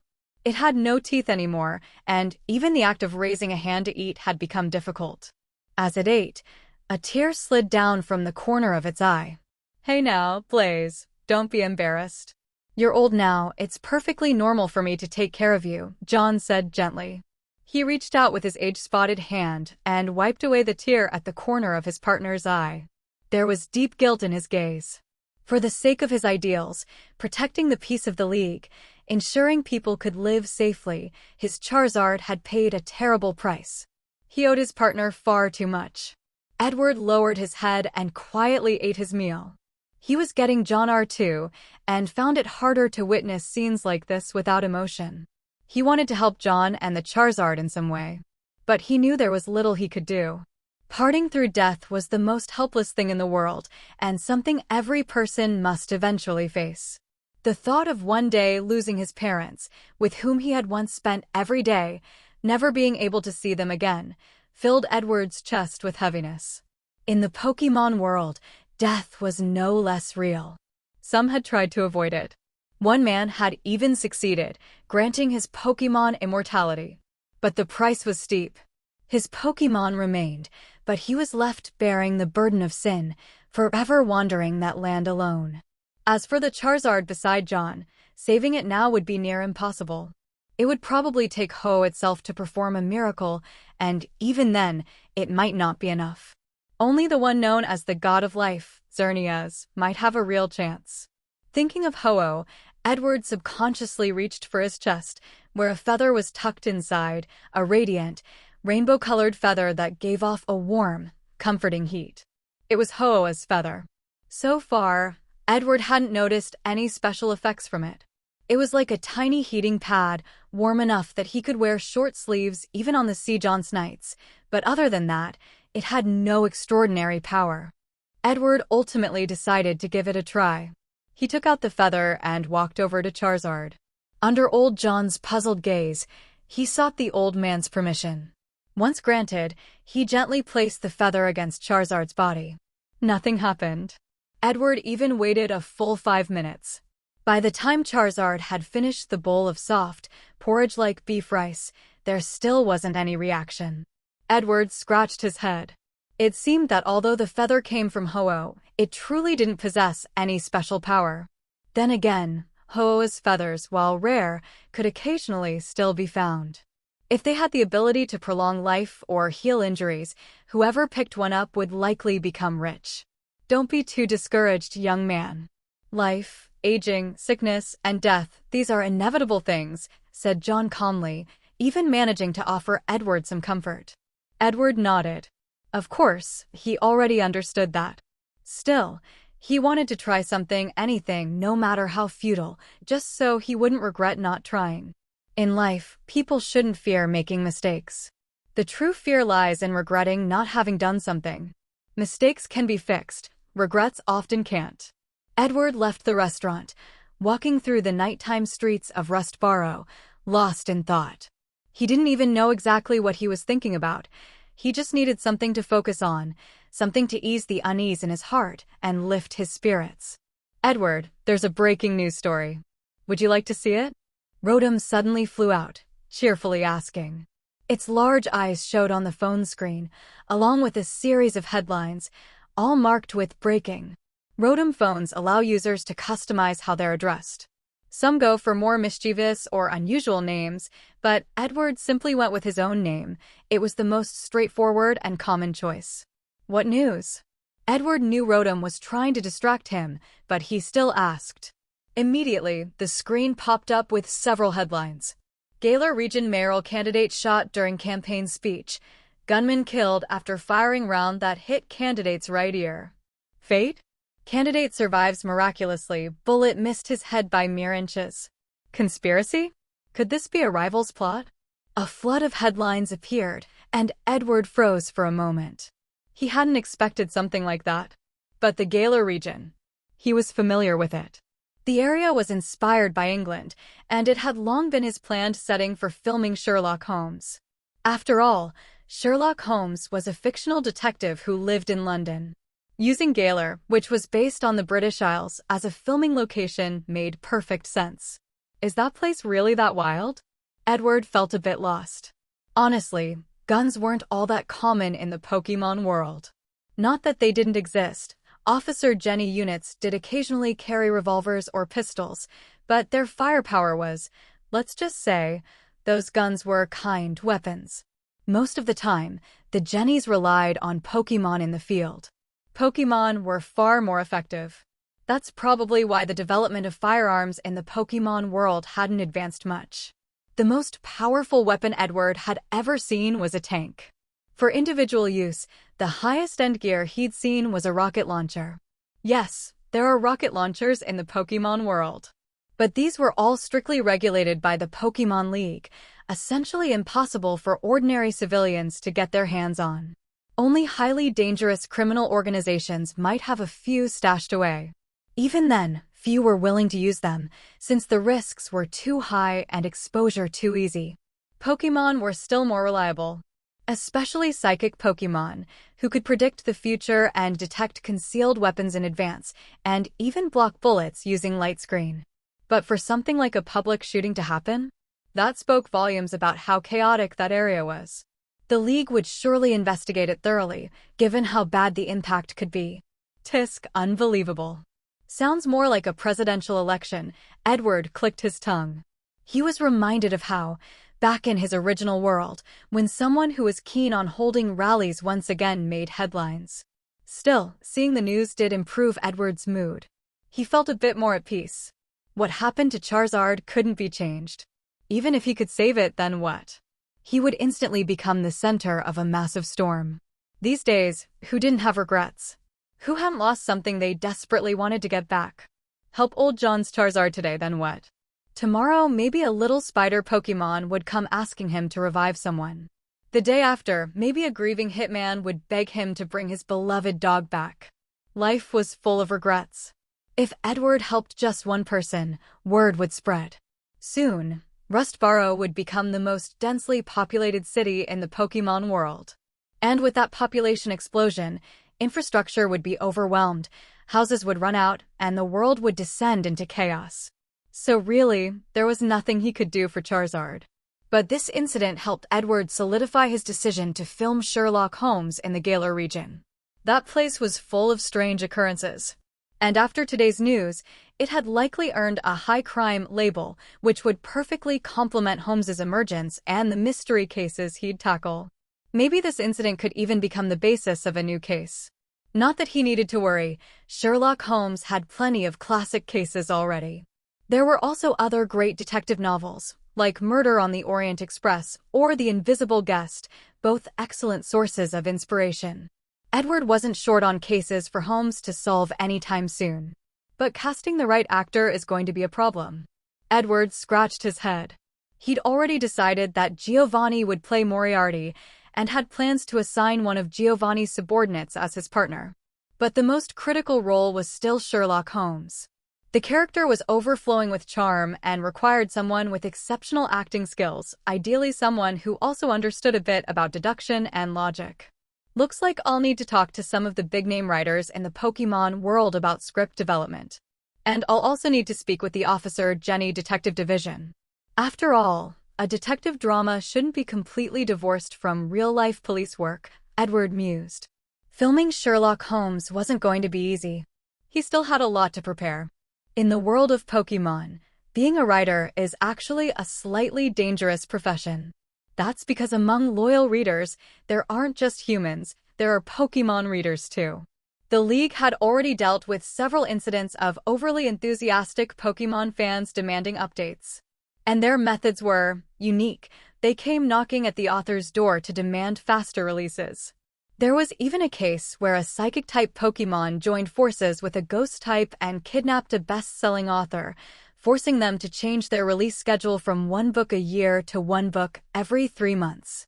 They had already pushed out 3 books before the editor, sensing something was off, called the police and had them rescued. According to that editor, the Rowling I know has never been someone who could submit drafts on time, let alone early. Once is luck. Twice might mean she's saving up to buy something. But 3 times? She was definitely kidnapped. You had to admit, the editor didn't know much else, but they certainly understood their own author's habits perfectly. I'll check. Looks like there's a mystery novelist right here in Rustboro, Edward muttered, searching his phone. Soon, he found some info on a local writer. Author, Gray Crane. Famous mystery novelist. Works include Locked Room Murder, Solve It After Tea, and My Gardevoir the Detective. A very popular detective fiction writer and member of the Pokemon Writers Association. Based in Rustboro City, Hoenn. Reading through the list, Edward rubbed his chin thoughtfully. He wasn't too into Pokemon detective novels, but he had heard of My Gardevoir the Detective. It had even been adapted into a film, which Edward had seen and rather enjoyed. The clever tricks and plot twists had left a strong impression. Might as well reach out, Edward decided. He was quite satisfied finding the writer was the easy part. Next, he just had to get in touch with a member of the Officer Jenny force. He happened to know a few. Edward figured he'd start with Officer Jenny. After all, they were pros when it came to criminal investigation. The entire police force of the Pokemon world was basically staffed by members of the Jenny family. Honestly, that alone was a miracle. Every Jenny was born with the same face, that classic Officer Jenny look, making it nearly impossible for regular people to tell them apart. Edward used to suspect they were using cloning technology or something. But after working with a few Jennys over time, He'd learned to spot small differences that helped identify them. Each Jenny did, in fact, have her own quirks. He pulled out his phone and began typing away quickly. Just before hitting send, though, he hesitated. Somehow, this feels off. Edward frowned, but in the end, he still hit send. A quick reply came in. "It's Miss Jenny, huh? Why are you asking that, Edward?" "Well, I have a friend in the Criminal Investigation Division. She happens to be off duty today. I can introduce you if you like." Edward sighed in relief. Good. Looked like she was busy and wouldn't tag along herself. They arranged to meet at a local cafe. At a table tucked away in the back, Edward met with the Jenny from the Criminal Investigation Division. His eyes landed on her face. That unmistakable Jenny face, pale skin, flawless complexion, and those unique golden amber eyes. "Weren't you in the Cyber Crimes Division? Since when did you have experience in criminal investigations?" Edward's lips twitched. "This friend you mentioned, is that just code for yourself? You say that like it's not true." "I was in criminal investigations before, you know," Officer Jenny Grace said cheerfully as she sat down, crossing her legs with ease. She reached into her jacket and pulled out a pack of cigarettes. With a flick of her fingers, one cigarette popped into her mouth. Edward sighed helplessly at the sight of his old friend. Still, he pulled out his lighter and lit it for her. "You really know criminal investigation stuff?" he asked suspiciously. He knew Jenny Grace worked in the Cyber Crimes Division, an elite hacker whose main Pokémon partner was a Porygon. Though, Edward still preferred calling it 3D Dragon. "Of course I do. For example, I even know where your little childhood friend is right now," she said with a sly glance. Edward blinked in surprise. His childhood friend? A familiar figure flashed in his mind. "Edward, you're so dense. What will you do in the future?" A girl with long snow-white hair looked at him with worry. Edward, I'm leaving for Sinnoh tomorrow." That same girl had given him a gift before she left. Edward had kept it ever since, locked in a box at home. He was momentarily lost in thought. He did remember her well. They had been close, her family was close to his own. What made the biggest impression, though, was her name, Shizuka. But she'd left when they were just 7 years old. It had been so long, and her family never contacted his again. So, when Officer Jenny Grace mentioned her, it caught him completely off guard. "How do you know about that?" he asked, confused. Almost no one knew about his connection to Shizuka. Even the old butler rarely brought it up anymore. "Take a guess," Jenny Grace replied, her tone a little more serious. Edward narrowed his eyes, fingers tapping the table. He had never told anyone about Shizuka. And back then, with a mental age of 30, he'd only ever seen her as a little sister. There had been no romantic feelings. Even though Jenny Grace was a friend, she couldn't have found out from him. That only left one possibility. The League needed to investigate her for some reason, and found out about her connection to me, Edward murmured. That was the only explanation for why Officer Jenny Grace would know something so specific. He looked up. Jenny Grace was casually blowing smoke rings one after another, dissipating quietly into the air. The Sinnoh Regional League recently discovered a new high-ranking member of the dark organization Team Galactic, who has been active in the Sinnoh region. This person's status appears to be even higher than that of Saturn's group, which is currently under the League's watch. The League suspects this individual might be a new top executive of Team Galactic or possibly. Grace didn't finish her sentence, but Edward understood what she meant. The moment Team Galactic was mentioned, Edward was instantly wide awake. He knew all too well who was pulling the strings behind the scenes: Cyrus, a wealthy businessman in Sinnoh, and a cold-blooded man whose dream was to unleash the 2 legendary gods of Sinnoh. It seemed every region's final boss was always somehow tied to the local legendaries. But just thinking about what Grace had said, and the photo she laid before him, gave Edward a headache. The photo showed a valiant and heroic young woman with snow-white hair and familiar dark eyes. After 10 years, her figure had matured, and she'd blossomed into a graceful young lady. Beside her stood 2 Pokémon, Garchomp and Lucario. But what shocked Edward most was the Garchomp. In the League's surveillance photo, it had mega evolved. That meant His childhood friend had mastered Mega Evolution. So, you came out to see me today just for this, didn't you? Edward looked at the photo, then glanced at Grace across from him. This rascal, he was sure this was the real reason she showed up. Otherwise, with her hermit lifestyle, she wouldn't even step out the front door. This was someone who once said, "Anything more than 300 meters from my bed is considered a long trip." Of course. The League asked me to investigate, considering your special relationship with her, Grace replied, taking a sip of coffee like it was no big deal. The League's worried that our Stone family might be connected to Team Galactic? Edward narrowed his eyes. Well, yeah. Your family's status is far too unique, Hoenn's biggest conglomerate, and your older brother is the region's newly crowned champion.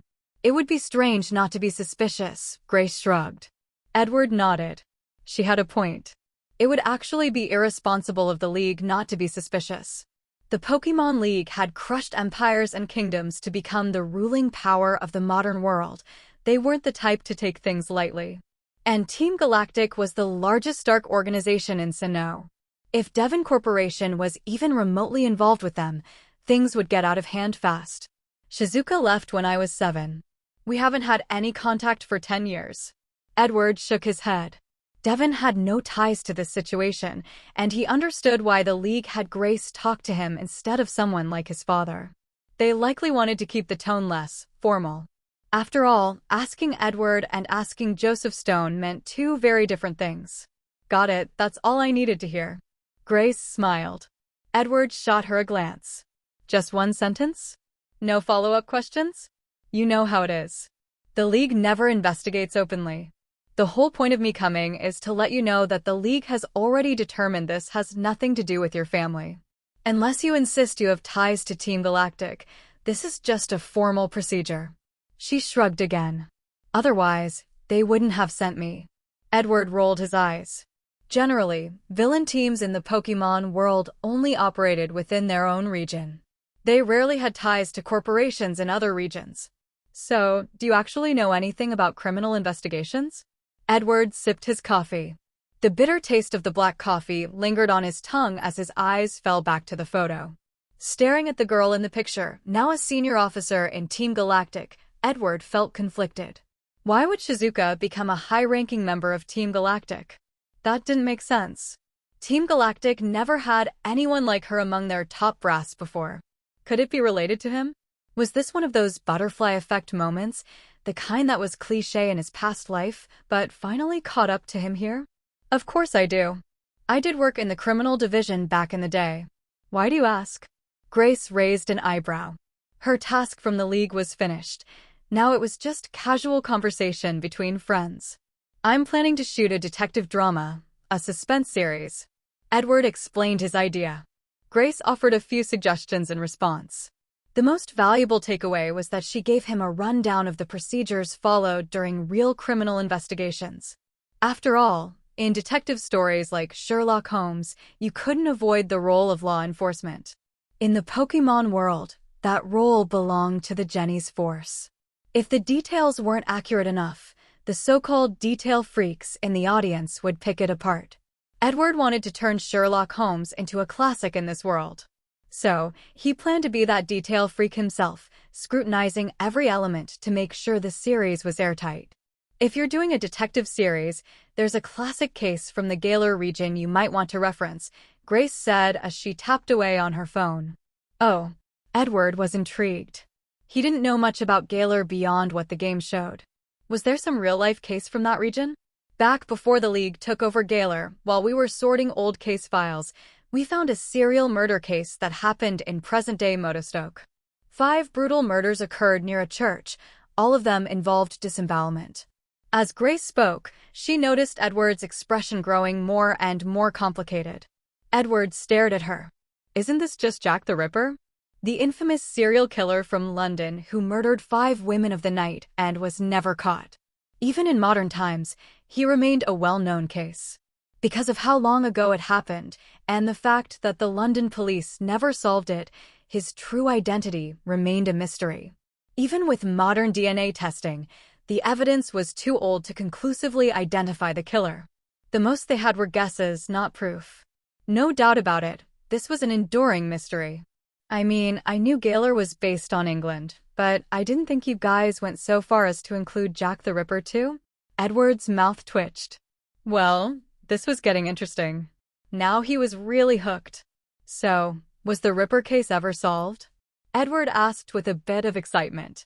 In the real world, the Jack the Ripper case had always been a mystery. From beginning to end, there were no solid leads, and the killer had long since died, so even with modern forensic methods, a conclusive conviction was impossible. He wondered if things were different in the Pokémon world. Nope. That was a cold case from long ago. Even if the killer was quite young at the time, they'd be long buried by now. Grace stirred the coffee in her cup, watching the liquid swirl into a small vortex. That's fine. Since the killer's already dead, I can take artistic liberty with the story. Edward was quite relaxed about it.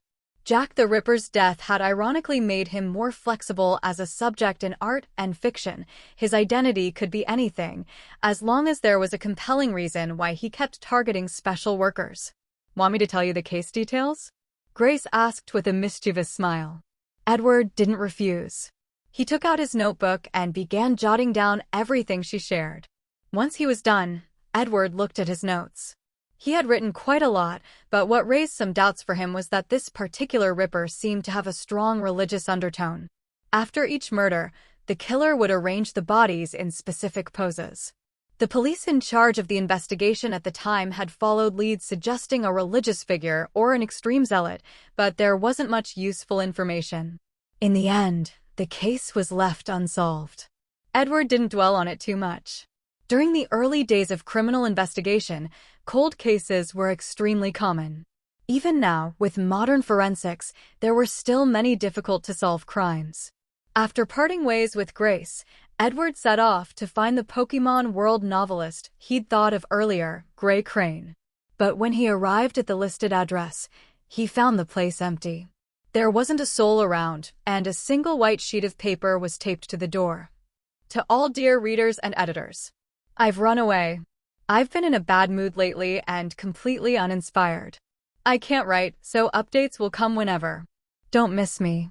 The paper was covered in reader comments demanding updates, and Edward couldn't help but laugh bitterly. This guy, seriously, he muttered, shaking his head. Still, Crane was the only well-known mystery novelist in Rustboro.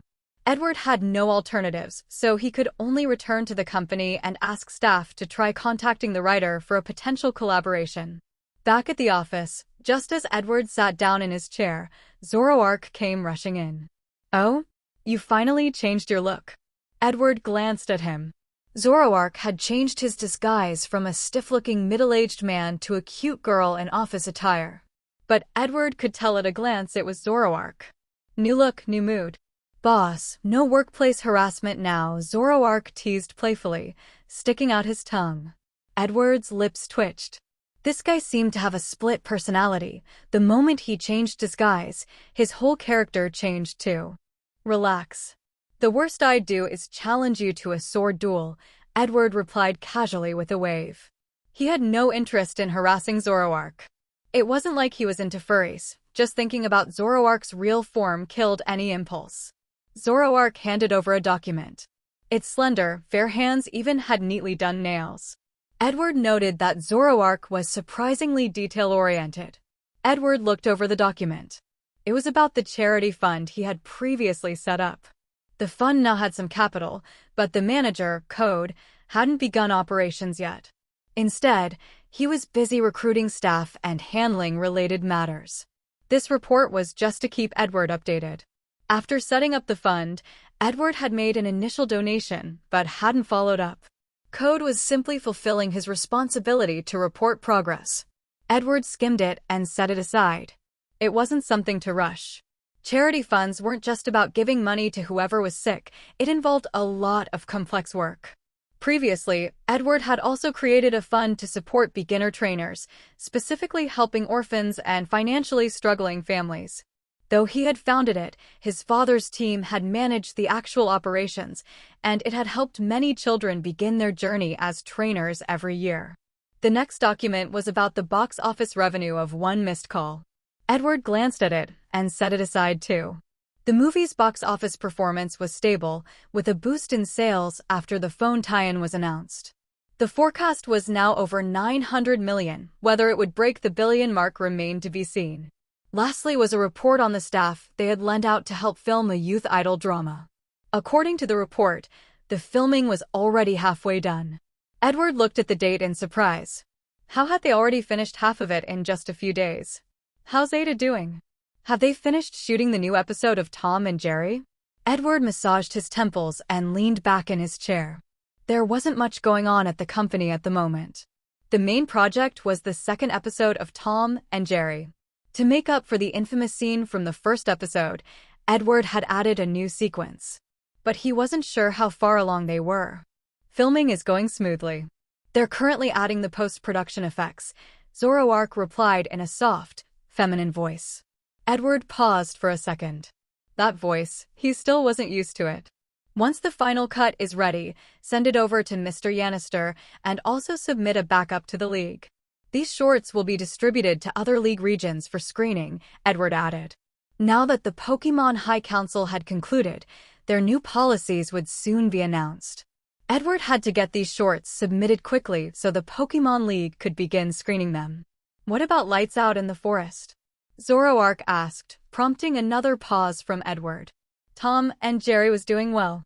It had already proven popular in the Hoenn region and even won over wild Pokémon. But Lights Out and the Forest. Send them as well. Let's see if other regions are interested. If they want them, great.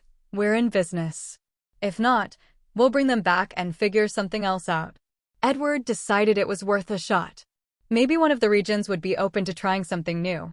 Just as Edward was about to get off work, he received a reply from the author Gray Crane, who was willing to meet. Edward wasn't surprised, after all. When it comes to potential copyright collaborations, authors are usually quite proactive. After all, there's big money involved. Although Edward wasn't planning to collaborate directly with Crane's works, it was only natural to ask for his opinion and offer a consultation fee. At the appointed time, Edward arrived at a designated cafe and finally met with the writer known as Crane. The man had average looks, but his dark circles were heavy. He didn't look very old, but those dark circles gave him the air of someone who'd overindulged a bit in life. "You're Gray Crane." Edward walked over and asked politely. The man quickly nodded. After sitting down, Edward explained his purpose for the meeting. Crane didn't mind that Edward wasn't here for copyright collaboration. In fact, when he heard Edward wanted to shoot a detective suspense drama, he became quite enthusiastic and began chatting with Edward about story creation. "Do you know what kind of crime is the hardest to solve?" Crane asked, his eyes gleaming with excitement. The aroma of coffee lingered in the air of the small cafe, and the swirling steam made Crane's face seem a bit blurred. "Spontaneous random killings. Like being stabbed in a crowded mall and dying on the spot," Edward answered. Crane froze for a moment, giving Edward a rather curious look. "Why?" he asked, clearly intrigued. He had expected something like locked-room murders or some other elaborate killing method, but not this. Edward took a sip of tea before explaining. This was actually something Grace had told him. Modern criminal investigations usually start with mapping out the victim's social relationships, followed by analyzing surveillance footage to look for clues. In most cases, these relationship investigations alone can solve the crime. After all, it's rare for someone to commit a murder with absolutely no motive. Most people kill with strong intent, whether it's revenge or financial disputes. Once that kind of connection is found, investigators can follow the trail. Most ordinary murder cases are solved at this stage, since most offenders have some irreconcilable conflict with the victim. Relationship mapping is highly effective. If physical evidence is found, it can speed up the process. The elaborate setups in detective novels often don't hold up in real investigations. Professional detectives see them as flawed because the more elaborate the scene, the more likely it is that evidence will be left behind. Fingerprints, biological samples, sweat residue, all of that can expose the perpetrator. The more they do, the more they risk messing up. Edward remembered how in his previous life, someone once tried to commit a murder using methods from novels or anime, but was arrested within 24 hours. The guy was dumbfounded, saying, "This should have been the perfect crime." But in fact, it just left a ton of evidence. The cases that really give police headaches are those where the victim is walking on a street with no surveillance and is suddenly killed by a random attacker who then tosses the weapon into a river and burns the clothes. These kinds of crimes are incredibly difficult to solve through ordinary means and often require massive investigations, and even then, they may turn up nothing. "I didn't think of that, but now that you've explained it, it makes sense," Crane replied thoughtfully. However, such cases don't translate well into novels. They're not exciting enough and don't give the detective much to work with. There's no brilliant deduction, just gathering evidence and piecing together the crime. Well, that's real-life crime. Novels and scripts obviously need to be more dramatic, Edward shrugged. Modern forensics has made classic detective reasoning mostly obsolete. However, in cases that can't be solved through normal procedures, detectives can still play a role. Edward knew there were detective agencies in Rustboro, but they mostly handled cheating partners or missing Pokémon. Grace had told him that most police cases were solved internally without involving private detectives. But that wouldn't work in dramas or films. What are you supposed to show? A bunch of cops gathering clues? So now most crime dramas focus on police solving cases with a little reasoning and a lot of high-tech tools, like the classic American show Bones. Edward hadn't watched much TV, but he'd seen clips of Bones on social media, and every time one popped up, he'd watch it to the end, completely hooked. The future of detective shows would likely move in that direction, high-tech investigations combined with some deduction. But in the Pokémon world, there's one more unique element, Pokémon. Grace had already mentioned some examples to him, such as criminals using Pokémon to assist in their crimes. One case involved a suspect who trained a Hypno. The method was to have Hypno hypnotize victims into handing over their money, then erase the memory. If the victim's family hadn't noticed something was off and reported it, the perpetrator could have gotten away with it for a long time. In this world, there are countless creative ways for criminals to commit crimes. When it's just humans, it's manageable, but once Pokémon are involved, things get really tricky. "Thankfully, we have psychic Pokémon on our side too," Crane said with a sigh. "Whenever I write, I keep discovering Pokémon with abilities that could be perfect for committing crimes. It's amazing," he added excitedly. Edward gave him a weird look. This guy isn't secretly trying to be some real-life criminal mastermind, is he? Still, Edward had to admit the man had a point. In the Pokémon world, with Pokémon in the mix, crime becomes absurdly easy. It's only because Team Rocket is incompetent. If Edward were in charge, he could instantly become the greatest criminal the Pokémon world had ever seen. If he ever returned to Earth, he might even write a novel called "I Built a Criminal Empire in the Pokémon World." Maybe it'd be enough to pay for a nice rack of ribs. The existence of Pokémon really does make crime more diverse. Flying types could steal things and escape instantly into the sky. Tall buildings aren't safe anymore. They could be looted from above. Psychic types? Don't even get started. They're totally broken. Every type has its own unique crime potential. Only problem is, writing about that kind of stuff could get you censored. After chatting with Crane briefly, Edward left. Crane had agreed to serve as Edward's script editor. Although technically an editor, Edward felt his role was closer to that of a reviewer. Edward's own scripts were simple and straightforward detective stories. To adapt them into a screenplay suitable for filming, some modifications were necessary, and Crane could help with that. Edward also offered him a fee. Every time he reviewed a script, he would receive payment. Of course, a strict confidentiality agreement was included, prohibiting Crane from leaking any plot points or using the material in his own novels. Now that the script and villain roles are set, the next step is set design, and casting the lead, Edward muttered to himself as he walked home. There was no doubt that the absolute male lead in Sherlock Holmes was none other than Sherlock Holmes himself. As a legendary detective, Holmes had global popularity. When most people think of the word detective, he's the first figure that comes to mind. Anime fans might think of Kandaichi or the eternally youthful elementary schooler, Conan.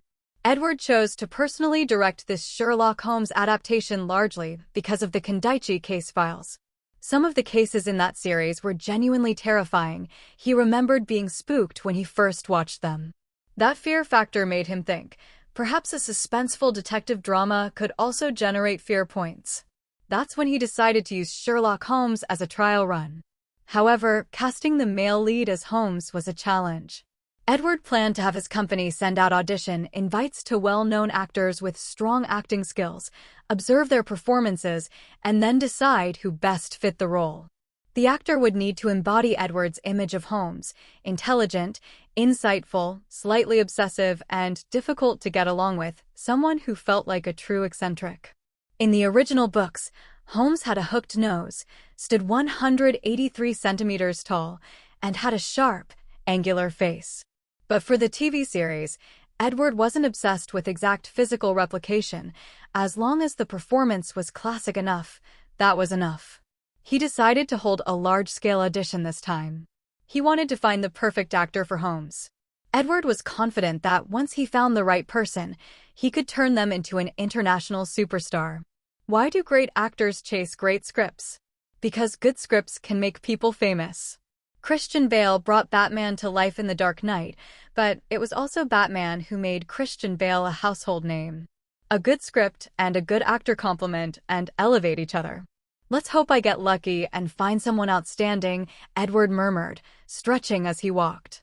"There's no more work for extras or background actors today. Go do something else." In Driftvale City, Unova region, Daniel looked dejectedly at the casting coordinator announcing the update, a trace of disappointment flickering in his eyes. Once again, there was no acting work today. For someone like Daniel Clovis, an unknown with no recognition, these background gigs were his only chance to appear in TV shows or movies and earn at least one meal. Granted, the boxed meals for extras were meager, purely vegetarian, with a single egg as the only protein, but at least they were free and filling. Students, although you all graduated from the Unova Film Academy, not everyone will become an actor. Sometimes, to survive, we must face the harshness of reality. Daniel suddenly remembered what their advisor had said during graduation. At the time, the class had been full of laughter and enthusiasm.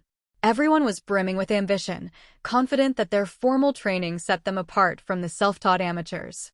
Becoming an actor seemed just around the corner. Even if they couldn't become a star, at the very least, they'd be a D-list actor. But that youthful ambition had fermented into the bitter wine of a 32-year-old failure. Daniel rubbed his face. He thought he was good-looking, and truthfully, he was. In film school, there weren't many unattractive students. Back then, he was even popular among female classmates. But look at him now. Still just a background actor. Every time he joined a production, it was never for a speaking role. He was always a passerby, background filler. Daniel wasn't content with that. He had tried sneaking in extra lines, tried standing where the camera might catch him, but it didn't work. The ambition he'd had at graduation had long since been replaced by the numb routine of middle age, working just to survive. Only at night, watching classic movie scenes and practicing acting alone, did Daniel feel like he was still that proud graduate. In reality, he didn't even want to mention he graduated from the Film Academy anymore. Whoa, you're a top student from the Film Academy. A real academic actor, huh? Haha, no wonder you're so. He thought back to the mocking expression of a director he once met, and a wave of emotion stirred in his heart. Now that he thought about it, something didn't seem right.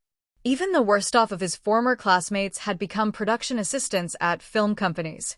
While they'd given up acting, they had stable jobs, decent incomes, and even families. But none of them had ever reached out to help him. Lately, his auditions hadn't gone through. He wasn't even getting invited to most of them. Something was off. Did I offend someone?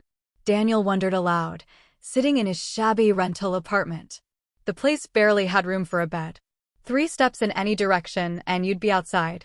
The scent of the toilet lingered in the air. And yet, it was in this miserable setting that he began to wonder whether he had unknowingly angered someone powerful. Why else would his life be like this? Back when he graduated, he was brimming with arrogance, young, handsome, and a trained actor. Perhaps too proud. But he couldn't recall exactly who he might have crossed. Should I just give up on acting altogether? Daniel looked at his reflection on his phone screen. The youthful glow had faded, replaced by the weary look of adulthood and a bit of stubble on his chin. Maybe it was time to let go. Maybe with a normal job, he could at least support his parents. Ever since graduating, he hadn't sent a single cent back home. He could barely support himself. Breaking news! Renowned horror director Edward Stone announces new film project. Lead role auditions now open. A message popped up on Daniel's phone. Edward Stone. Daniel froze for a moment. Gritting his teeth, he tightened his grip on the phone. Should he give it one more shot? Next. Number 132. With the staff's call, Daniel took a deep breath, then pushed open the door and stepped inside. There were 3 people seated in the audition room. Daniel recognized the man in the center. It was director Edward, the rising star of the film world. Though he had only 2 works under his belt, he had already cemented his place among the ranks of elite directors. Many believed that Edward wouldn't just remain as a rising star, he was on track to become one of the most renowned directors in the entire league. As for the girl on the left and the man with dark circles on the right, Daniel didn't know them. But he was extremely nervous. Daniel had asked his family for some money to come to Hoenn for this audition. It was his last chance. If it didn't work out. Edward was currently reading Daniel's profile. A graduate of the Unova Film Academy's acting program, a formally trained actor, and even listed as an outstanding graduate. On paper, his qualifications were excellent. But his experience? Not a single known film or TV series to his name. Not even one supporting role. Daniel had clearly written on his resume that all he'd done were background roles. It was like seeing a Ivy League university graduate working as a food delivery driver, jarring and unexpected. Edward looked up and examined Daniel. His appearance wasn't bad. He had a mature charm that came with age and some rugged handsomeness. According to his resume, he stood at 184 centimeters. His nose wasn't quite the classic aquiline shape associated with Sherlock Holmes, but overall his appearance was quite good. Why was someone like this stuck doing background work? Edward was curious. At this moment, the staff handed Daniel a brief script. It didn't reveal much information, just a short conversation, a basic scene, and some inner monologue notes. Even the protagonist's name wasn't mentioned. Daniel read it for a while, then tucked the paper away. Edward watched with interest. He hadn't needed to come in person for this casting. Typically, a director of his level only reviewed the final results and made the call. But Sherlock Holmes was a character Edward cared deeply about, so he chose to personally oversee the auditions. Many of the actors were honored by this. Among the previous candidates, one award-winning actor had particularly impressed Edward with his performance, but unfortunately, he didn't quite match the image Edward had in mind for the role. What game? Daniel began. His tone was relaxed, but his eyes focused intensely on his hands. Though his hands held nothing, he gave off the impression that he was flipping through a newspaper. Edward sat up straighter. That invisible prop acting alone showed that Daniel, despite being worn down by society over the years, had not let his acting skills go to waste. This scene portrayed Sherlock Holmes and Moriarty encountering each other at a bus stop. While waiting for the bus, Moriarty proposes a game. Holmes, initially indifferent, is drawn into it as the game unfolds. He focuses less on gathering intel and more on solving the puzzle, only to be stunned when he loses. By the time he turns to confront Moriarty again, the latter has already boarded the bus and left. Daniel's expressions and eye movements caused Edward to narrow his eyes and focus. This guy had solid fundamentals. Edward exchanged a glance with the Zoroark beside him. Zoroark was also an actor, certified and skilled. It nodded at Edward in agreement. Meanwhile, Crane, the dark-eyed man, looked at Daniel with interest. "All right, contestant 132, please wait outside for further notice," the staff said. Daniel took a deep breath, bowed, and exited the audition room. He sat on a bench in Rustbarrow's public park, staring blankly at the sky. A few bird Pokémon flew overhead, native to the Hoenn region. He recognized them. But right now, Daniel's mind was blank. All he could feel was anxiety and uncertainty. If he got the lead role in director Edward's new project, then there was still hope of chasing his dream. If not, landing a supporting role would be acceptable. But if he got nothing, then it was back to Unova to find a regular job. Daniel's fingers clenched together. He bit his lip nervously. While waiting, he had seen 5 top-tier male celebrities and 2 award-winning actors, all here to audition for the same role. That made the pressure immense. In terms of looks, he only had an edge over one of the award-winning actors. The others were well-maintained, handsome, and just as striking as he was. As for acting skill, those 2 film emperors? No competition. Daniel had little confidence left. All he could do was sit on the bench, praying over and over again. Praying to be chosen. Praying that his youthful dream of becoming a star could be rekindled. Every second dragged like an eternity. That was the only way Daniel could describe it. He kept checking his phone, thinking an hour had passed, only to see not even a full minute had gone by. Just then, his phone buzzed. Daniel snatched it out instantly, so fast and with such trembling hands that he dropped it to the ground. Luckily, it was an old model, sturdy and durable. It didn't break. League Telecom reminder, you still have data remaining on your 19.9/month plan. Daniel's heart sank. Mr. Daniel Clovis, congratulations. You've been selected as a cast member for Director Edward's new project. Please report to Ghost Film Pictures tomorrow morning. A second notification appeared. Daniel froze, staring at the message in disbelief. His pupils dilated. It wasn't until the phone screen went dark again that Daniel suddenly jumped to his feet, let out a joyful yell, and started laughing loudly. Then, still seated on the bench, he laughed and laughed, until he covered his face with his hands, his shoulders trembling as tears fell between his fingers and hit the ground. From graduating at 24 to now being 32, it had taken 8 long years. But finally, Daniel had made it. Being cast in Director Edward's new film, it was like stepping into the heavens with a single stride. At last, he could send money home. At last, he wouldn't need to soothe his parents with empty reassurances. Daniel wiped the tears from his eyes, pulled out his phone, and with shaking hands started typing a message to his parents. But after just a few taps, his vision blurred again.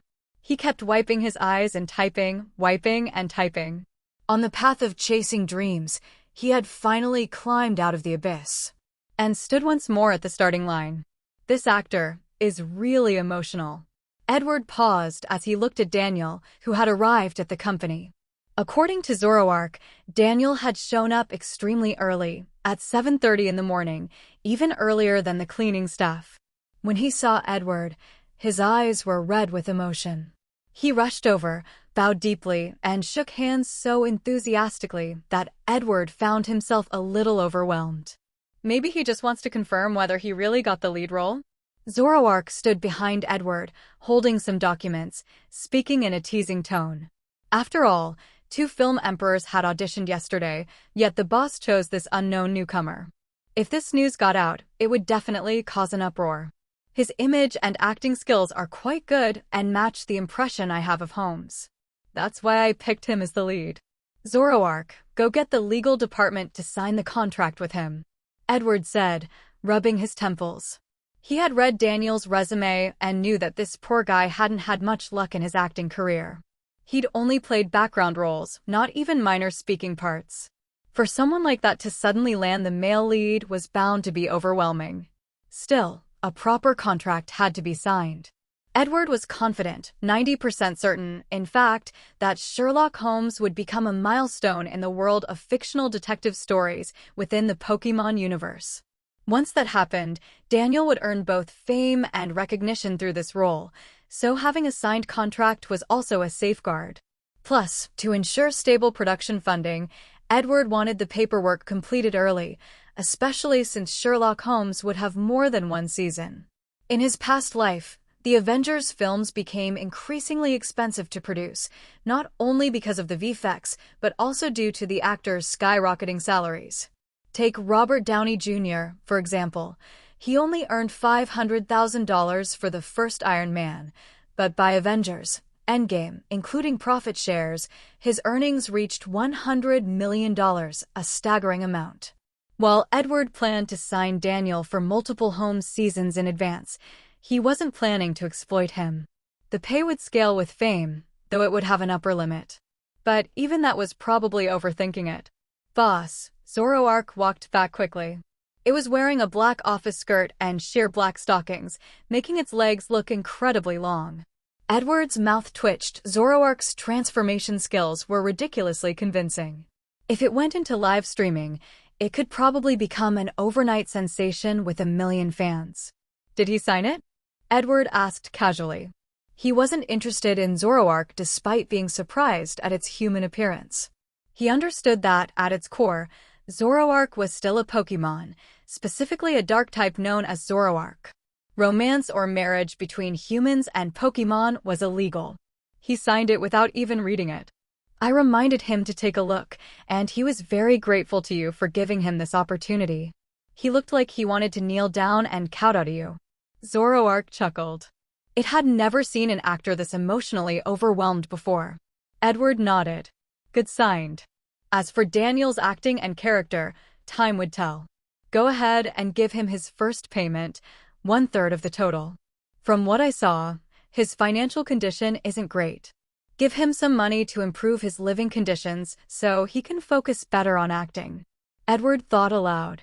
During yesterday's audition, Edward had already noticed Daniel's worn-out clothes. The fabric was faded, probably from being washed too many times. Coupled with his years of struggling as a background extra, it was clear Daniel wasn't doing well financially. Understood, boss. Zoroark noted it down. Edward had agreed to a pay rate of $700,000 per episode for Daniel. The first season of Sherlock Holmes would have 3 episodes, totaling $2.1 million. Advancing $700,000 upfront was just a drop in the bucket for Ghost Film Pictures. But for Daniel, it meant the world. After just beginning to calm himself, Daniel was once again overwhelmed with emotion. He almost jumped for joy. With the actor confirmed, Edward moved quickly to begin filming. Giovanni only had a 6-month leave, and although a TV show wouldn't take that long to shoot, Edward still wanted to wrap up early. So, the very next day, Edward chartered a few planes and flew to the Galar region with Giovanni, his team, and Daniel. Edward, why do you seem so anxious? Giovanni asked curiously while sitting next to him on the plane. I just want to get this work out quickly so the audience can see it.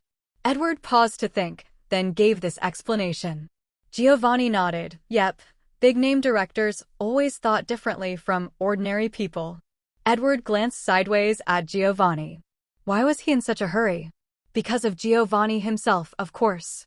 Edward really didn't want to be mid-shoot and suddenly see the news flash across his TV or phone. Team Rocket Boss identified as Giovanni. That would be a complete disaster. That's why he was rushing production. He even planned to pre-shoot some of the confrontational scenes between Holmes and Moriarty. That way, even if something happened to Giovanni later, he could still finish the series. The only issue might be the waterfall scene, which might need some major rewriting. Edward hadn't yet figured out how to handle that script. In the British series Sherlock, Moriarty dies early and uses his death to trap Holmes in a dilemma, forcing him into a fake suicide. That scene had been incredibly impactful. But this world included Pokémon, so rewriting the waterfall scene required more thought. Designing it well, designing it cleverly, that was Edward's next challenge. As the plane slowly descended, the Galar region came into view. Edward looked at it with interest. The Dynamax system here was quite intriguing, though compared to Mega Evolution, Edward still preferred the latter. It was more unique and filled with tactical possibilities. Motostoke City, the first industrialized and modernized city in the Galar region. It was full of steam-powered mechanical charm, and in Edward's mind, it was the perfect stand-in for London. London was often called the Foggy City, but that nickname didn't come from natural weather. Rather, it came from the heavy industrial smog that blanketed London during the Industrial Revolution. Of course, foggy weather did contribute somewhat, but Edward personally believed the nickname stemmed entirely from industrial pollution. Only people tried to beautify it by attributing it to climate. Modestoke, however, differed from London in one notable way: it wasn't cloaked in fog. On the contrary, if you looked up, you could see a clear blue sky and fluffy white clouds, giving one a refreshing and open feeling. Zoroark arranged for a visit to the Galar region's Pokémon Association to recruit some actors.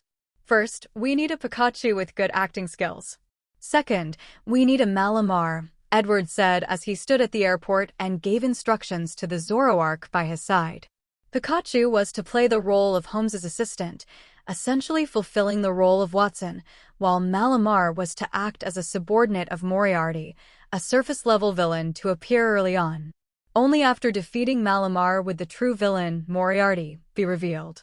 Originally, Edward had intended for Malamar to serve as Moriarty's, Watson, his close assistant, but Giovanni had firmly rejected that. He thought his Beedrill was better suited for the role. After seeing Giovanni's Beedrill, Edward had to agree. There are two kinds of Beedrill in this world: Giovanni's Beedrill and everyone else's.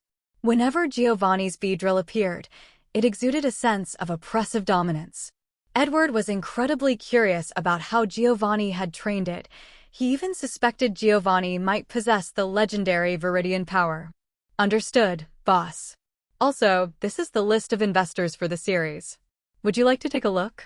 Zoroark recorded the casting request, then handed Edward a document. Edward took it and gave it a glance. News had gotten out that he was directing a detective series, and several major film companies had quickly moved to invest. The list was filled with the usual big names, nothing surprising. Given their status in their respective regional leagues, no small company dared to challenge them. Expecting a startup to go up against such titans was like asking a child who just graduated from elementary school to take on the Infinity Gauntlet-wielding Thanos in a 1v1. The total investment this time was more reasonable. The first season of Holmes had only 3 episodes, and they'd secured a total investment of $100 million. That meant Edward had about $33 million per episode to work with. These numbers. Edward rubbed his temples. This was just the investment. He hadn't even factored in the wave of advertisers approaching him. After the success of Dead Silence and One Missed Call, more advertisers had started knocking on his door. Though those movies' themes limited the scope of potential sponsors, Edward's Tom and Jerry had attracted tons of advertisers. Now, when he made a new Tom and Jerry, not only did he not have to spend a cent, he'd actually make a profit. It was downright surreal. With the upcoming detective series being modern and suspenseful, advertisers were even more eager. There was no shortage of product placement opportunities in such a setting.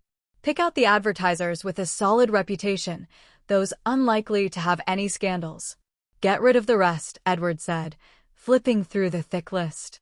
He wasn't short on money, and neither was the Holmes crew.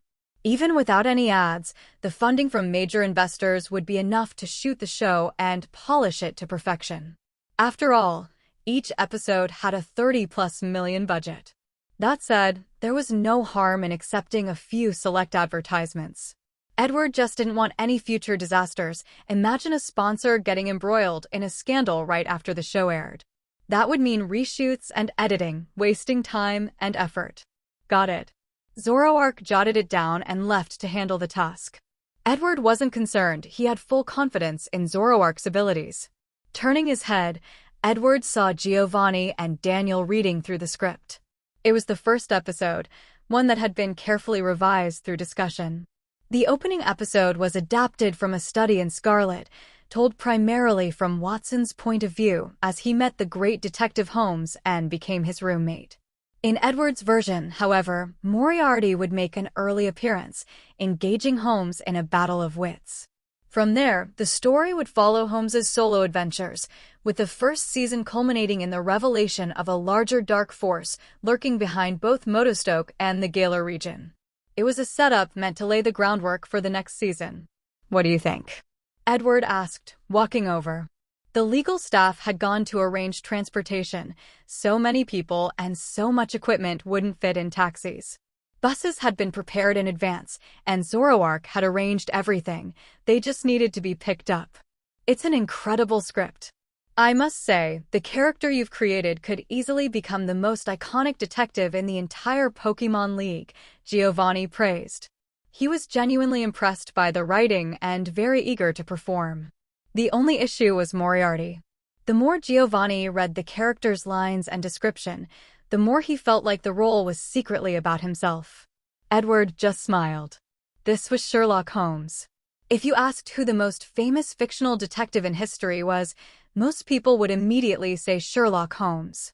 Sure, there were other brilliant literary detectives, Hercule Poirot, Raymond Chandler's hard-boiled types, but their fame was mostly confined to the realm of mystery lovers.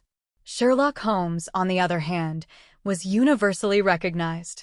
This role is really challenging, Daniel said quietly, his tone humble. It was his first time playing a lead and in an Edward-directed series. The pressure was immense. After reading the script, it only intensified. Some actors get stuck in a loop of low-quality productions because that's their comfort zone. They don't need to act particularly well, just show up and do the basics. But a good script, one with real substance, is incredibly attractive and also very demanding. That's exactly what Sherlock Holmes was. The Sherlock Holmes character was so charismatic, so well-written, that it made Daniel feel the full weight of expectation. "Boss, what are you doing?"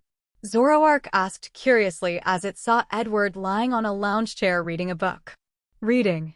I'm planning to take the driver's license exam," Edward replied, giving Zoroark a puzzled look.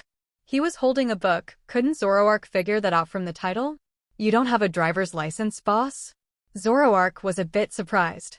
It had never imagined that its boss didn't have a license. It was almost unbelievable. Edward probably owned more cars than the number of licenses he held. Edward sighed helplessly. Getting a license. Well, how should he put it? It's not that he hadn't tried before, but the problem was that the driver's license system in the Pokémon world differed slightly from the one in his previous life. He remembered seeing a question in one of the official exam prep books. A Psyduck is crossing its arms in an X shape, and this image is printed on a road sign. What does this mean? A. Pokémon are not allowed in this area. B. Psyduck wants to sing Dame Dunna to you. C. No parking in this area. D. A water route lies ahead. Please confirm your vehicle is amphibious. Edward had thought about it for a long time and picked C. Turned out, the correct answer was D. LMO. He was completely baffled. Only after reading the explanation did he learn that this sign universally represented that meaning across the different Pokémon regions. There was even a sign with an exploud covering its mouth, which indicated no honking in the Pokémon world. To pass the driving test in this world, you had to memorize a bunch of obscure signs, things you might never encounter in your entire driving life, but the test still expected you to know them. To make matters worse, the driving knowledge from his previous life would occasionally pop up and conflict with the current rules, making things even more confusing. For Edward, getting a license was actually kind of a headache. Previously, he just let the old butler or Zoroark do the driving.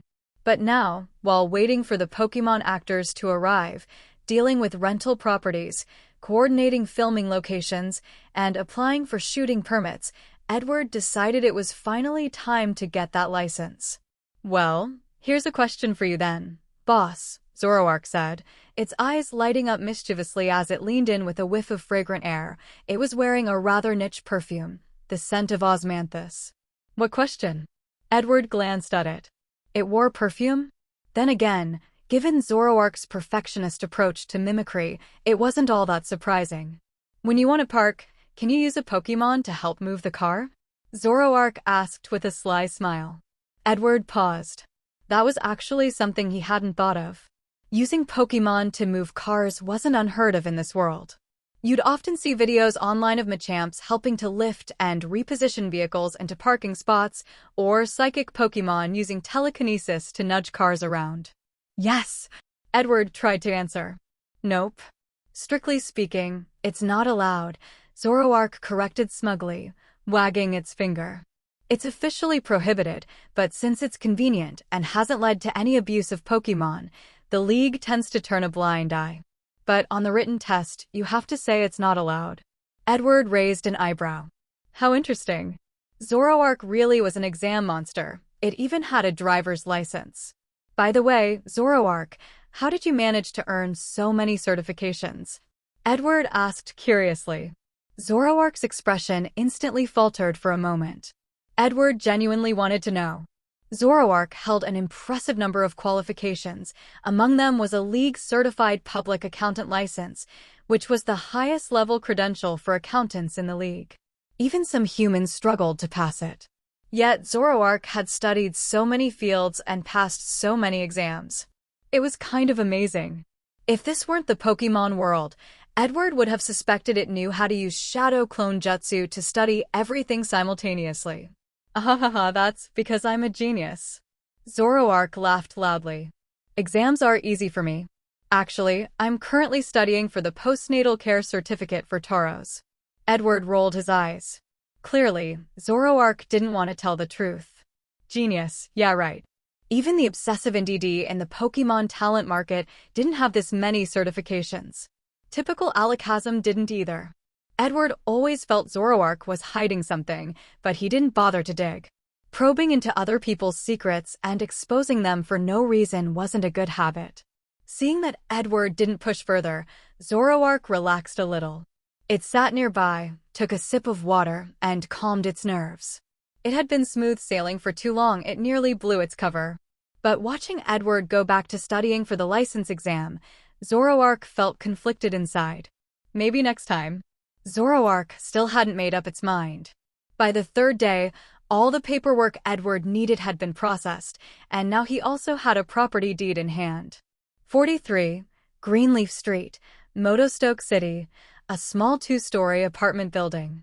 The scenery and architecture here resembled that of London, which was why Edward had chosen it as the filming location for the Sherlock Holmes drama. However, dealing with the original landlord had been a hassle, and it would have been inconvenient to make modifications to a rental. So, Edward asked Zoroark to negotiate with the people on Greenleaf Street and ended up buying the whole apartment outright. The previous owner left cheerfully, happily taking the above-market payment. Boss, about that castle you asked me to keep an eye out for, I found one. Are you interested in buying it? Zoroark asked as it stood beside him. When Edward had first requested a filming property, he had casually mentioned looking for an old castle too, and Zoroark hadn't disappointed. What's the price? Edward asked, putting away the property deed. The apartment would still need some renovations. It's not too expensive, 3.75 million, Zoroark replied. But due to needed repairs and renovations, the projected additional costs are 19 million. The yearly maintenance and upkeep would be around 1 million. Edward seemed to consider the numbers. Ever since he arrived in Motostoke City, one classic movie series had come to mind. Harry Potter, a legendary masterpiece in the movie world of his previous life.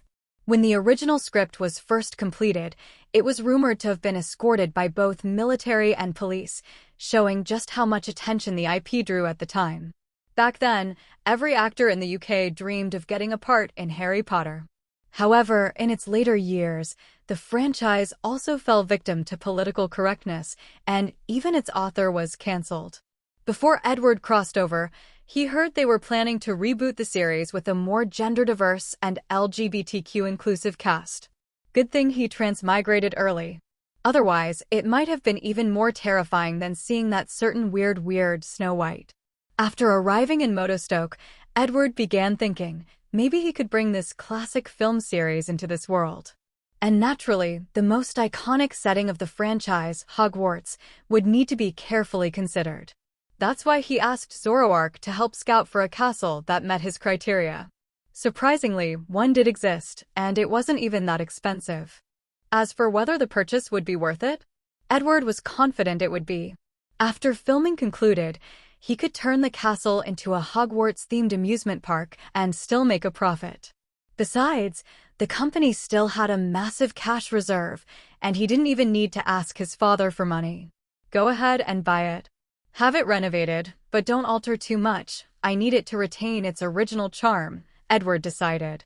However, for this Harry Potter film, Edward only planned to write the script and oversee the production. He wouldn't direct it. He was already spread too thin. As for the script, Edward had the entire series memorized, from the Philosopher's Stone to the Deathly Hallows.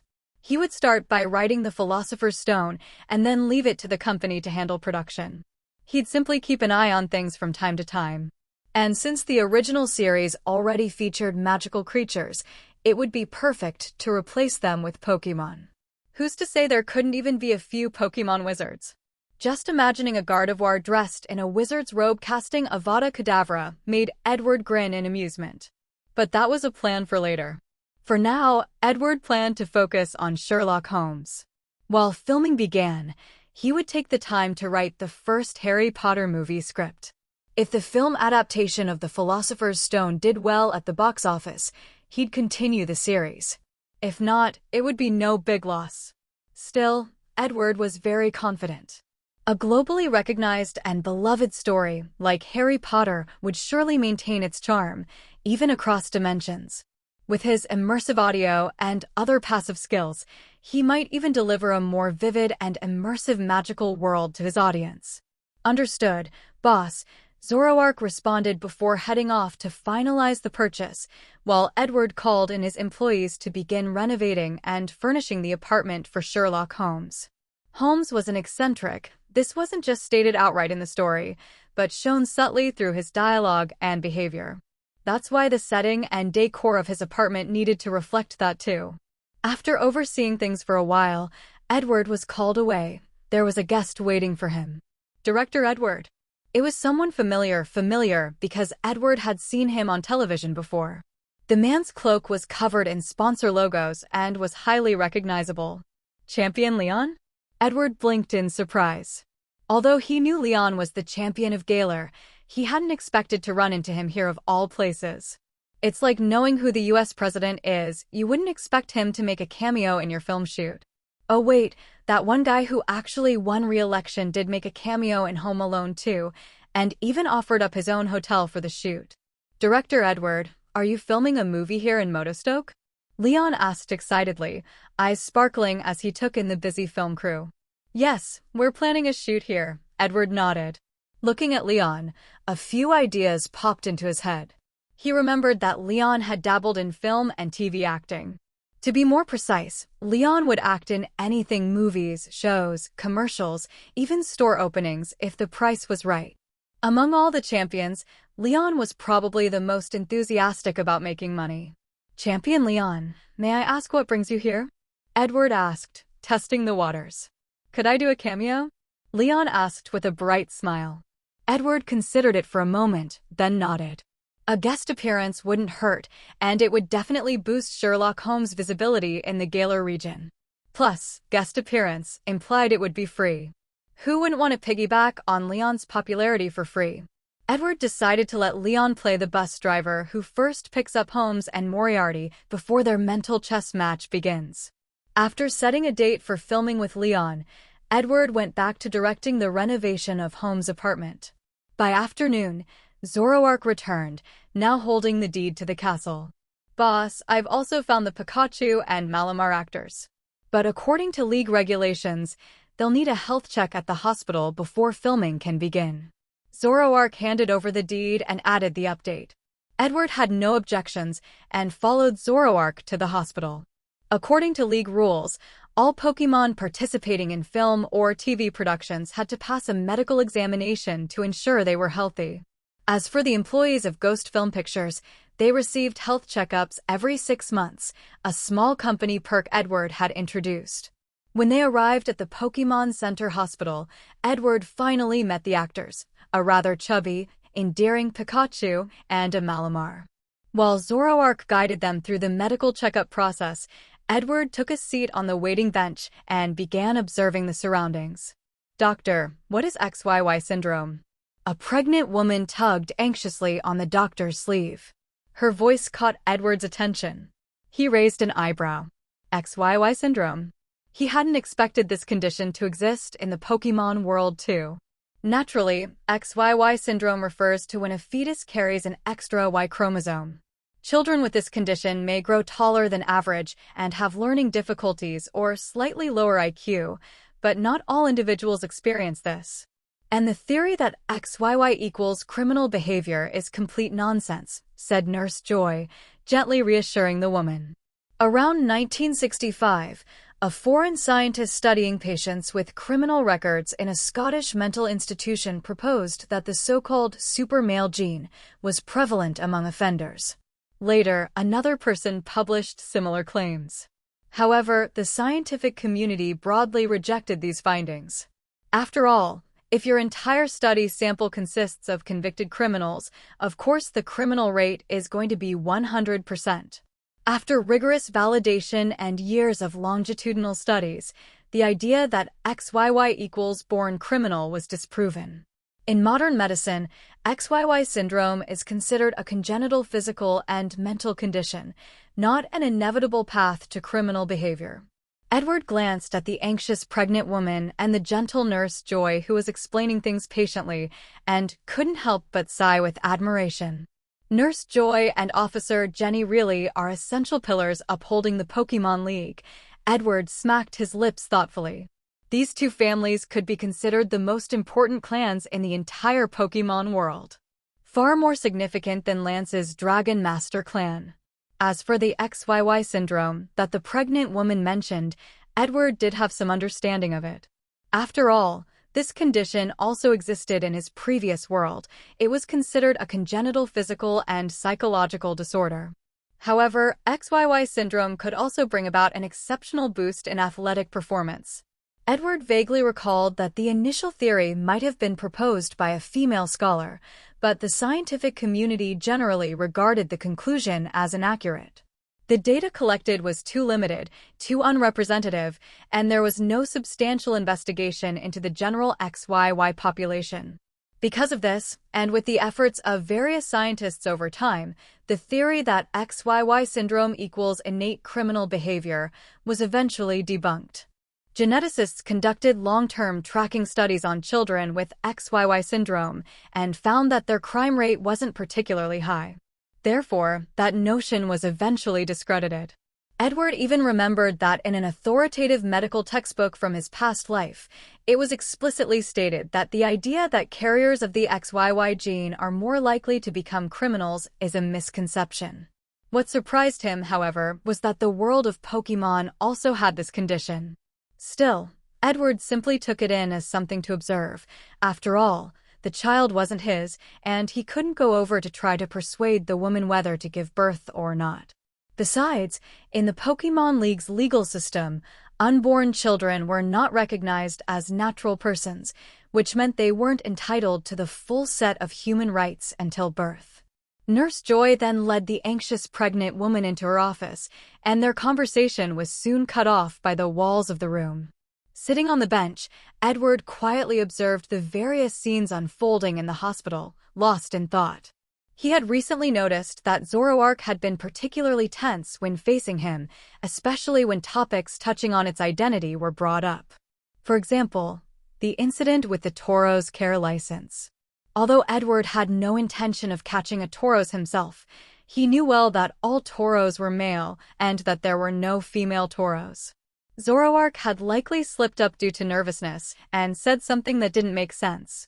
Its nervousness surrounding identity issues made Edward suspect that Zoroark's true identity might be more unusual than it seemed.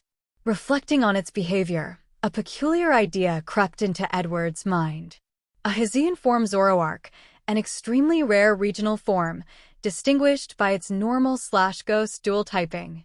Edward scratched his head but ultimately decided to bury the speculation deep within his heart. Regardless of what regional form Zoroark might be, it didn't matter much to Edward. All he cared about was whether Zoroark did its job well as his secretary. As long as it was capable, that was enough. Before long, Zoroark returned, bringing along the Pikachu and Malamar actors. Both had passed their physical examinations with flying colors, meaning that filming could now officially begin. Edward rubbed his hands together in excitement. Over the past few days, he had already drafted out the script. The first episode would be based on a study in Scarlet, and the second would be the Sign of Four. The final climactic episode would be based on The Hound of the Baskervilles. A Study in Scarlet was a no-brainer. Almost every film or TV series featuring Holmes began with that case. It provided a necessary introduction to how Watson met Holmes, and it effectively showcased Holmes' distinctive personality and his method of deduction. As for choosing The Hound of the Baskervilles for the finale, that was because Edward wanted to experiment with combining mystery with horror elements to see if he could generate fear points from it. If this method proved effective, then future cases might be adapted with similar tweaks. Perhaps even the infamous serial killer case known throughout Gaylor, Jack the Ripper, could be reinterpreted into an arc. Breaking news! A spaceship launched from the Hoenn region has suffered a malfunction, leaving 2 astronauts stranded in orbit. Rescue preparations are now underway at full speed. Just as he was leaving the hospital, Edward caught sight of a news broadcast on a nearby TV screen and paused in surprise. He hadn't expected the Hoenn region to be launching space exploration missions so soon. Could it be that someone had already foreseen the prophecy and was preparing a response in advance? Regardless, there was little Edward could do to help. He lacked the hardcore knowledge needed to build rockets or space shuttles. The only solution he could think of was to somehow locate Rayquaza and persuade it to intervene. That was likely the most effective option in the Pokémon world. When Edward returned to his apartment, the interior renovations had already been completed. Seeing that everything was in order, he began making arrangements for the first day of filming. However, this initial shoot wouldn't focus on Holmes and Watson's first meeting, but rather a scene involving a seemingly ordinary bus stop where a battle of wits takes place. Mr. Sakaki, we'll start with this scene first. Afterward, we'll shoot your solo scene, and with that, your part in Season 1 will be wrapped up, Edward explained. In the first season, Giovanni played the role of Moriarty, but he wasn't given many scenes. Most of his appearances were subtle walk-bys or incidental encounters. The idea was to establish a preliminary impression of Moriarty in the audience's minds, that he was a highly intelligent university professor. Understood. No problem, Giovanni nodded while going over the script and getting his makeup done at the same time. Of course, Giovanni couldn't appear as himself. Those who knew him would find it too distracting. So, Edward asked the makeup artist to give him a fake mustache and a short haircut. With this level of disguise, Giovanni would be much less recognizable, though someone paying very close attention might still be able to figure out who he was. Due to the fact that the first scene required a bus, Edward also called over Leon. The Gaylor champion hadn't left Motostoke City yet, and when he heard that filming was starting, he was so excited that he rode his motorcycle over right away. Once all the actors were in place, Edward directed Giovanni to stand at the bus stop, while Leon, dressed as a bus driver, pulled up in an actual bus. So, in reality, your logic is fundamentally flawed, Moriarty said with a polite smile, finishing his line. He glanced at the arriving bus, then calmly stepped aboard. The camera zoomed in. Leon, now wearing a full public transit driver's uniform, was sitting in the driver's seat. He looked over at Moriarty, who had just boarded and dropped a coin into the fare box, then lightly tapped the horn. Noticing that Holmes was still lost in thought and hadn't boarded, Leon simply closed the doors and drove off. It wasn't until the bus had already left that Holmes suddenly snapped out of his thoughts, staring in the direction the bus had gone, his eyes filled with a mixture of surprise and excitement. He could feel it. An intense mental clash had just occurred between himself and that enigmatic university professor. There's a certain question. Edward rested his chin on his hand, silent as he watched Moriarty's expression. Giovanni's gaze was spot on. He gave off an air of indifference that was unmistakable. Anyone with eyes could see that Moriarty wasn't taking things seriously. He genuinely saw this whole affair as nothing more than a little game to pass the time. Daniel, who played the role of Sherlock Holmes, was also intently studying the newspaper in his hands, analyzing clues. From his actions and demeanor, it was evident that Holmes wasn't taking it too seriously either. Nevertheless, he was listening closely to what Moriarty was saying. How exactly do you answer this question? Standing beside Edward was Leon. He had already changed out of his bus driver uniform and was now curiously observing the filming taking place before his eyes. While he had acted in films before, that had been as a performer.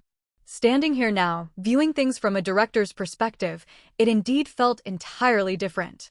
What the eye sees and what appears on screen are two entirely different experiences. The three gods problem. There's actually a relatively fixed method for answering it, Edward said in a soft voice. But the explanation process is extremely convoluted, so, Mr. Leon, just focus on how they respond. The three gods problem, once considered the most difficult or even unsolvable logical puzzle in the world, had, thanks to the efforts of logic enthusiasts and professionals, some known answers. Edward was simply borrowing one of those solutions from his previous life. But while the answer seemed straightforward, explaining it required intense logical reasoning and constructing assumptions, making a complete explanation extremely difficult. There was simply too much to explain, so Edward didn't bother to elaborate. Once this episode aired, curious viewers would certainly discuss and explore it online themselves. That would also help increase Holmes's popularity. Leon watched with fascination as the two actors mentally sparred in front of him, their expressions and body language gradually shifting. After a moment of contemplation, Holmes gave his answer, even offering a brief explanation for it. Moriarty's once disinterested gaze sharpened, and he focused on the stranger before him with a flicker of curiosity in his eyes. He hadn't expected the man to answer correctly. He merely wanted to watch someone become confused and frustrated, unable to comprehend the problem, so he could add a bit of amusement to his otherwise dull life. Yet, to his surprise, this stranger had swiftly arrived at a correct solution. Still, there was a minor flaw, the oversight concerning the random god. Cut. Edward called out. Giovanni's expression had been perfect. You could hardly tell he was acting, if at all. It was more accurate to say that Giovanni, despite not being a professional actor, had through his many years of undercover work within the league developed the skills of a highly capable performer. Especially given that the role he was portraying, Moriarty, was so well suited to his own identity. However, Daniel's portrayal of Holmes was slightly too cautious, and that wasn't quite right. In Edward's vision for the scene, Holmes was supposed to slip up because he was distracted analyzing a case, not because he was being overly careful. If Holmes appeared too cautious, the effect would feel off. So, Edward called Daniel over and explained the issue. Daniel immediately noted it down and adjusted his emotional tone before continuing the shoot. I don't think I understood any of that, Leon said, rubbing his chin. He had just watched the entire shoot and had heard both Holmes and Moriarty's responses. Yet he still felt confused. They were merely asking 3 simple yes or no questions, and somehow, just from those responses, the two managed to deduce the identities of the 3 gods and even figure out which sounds corresponded to yes and no. That completely baffled Leon. Actually, the explanation is incredibly complicated.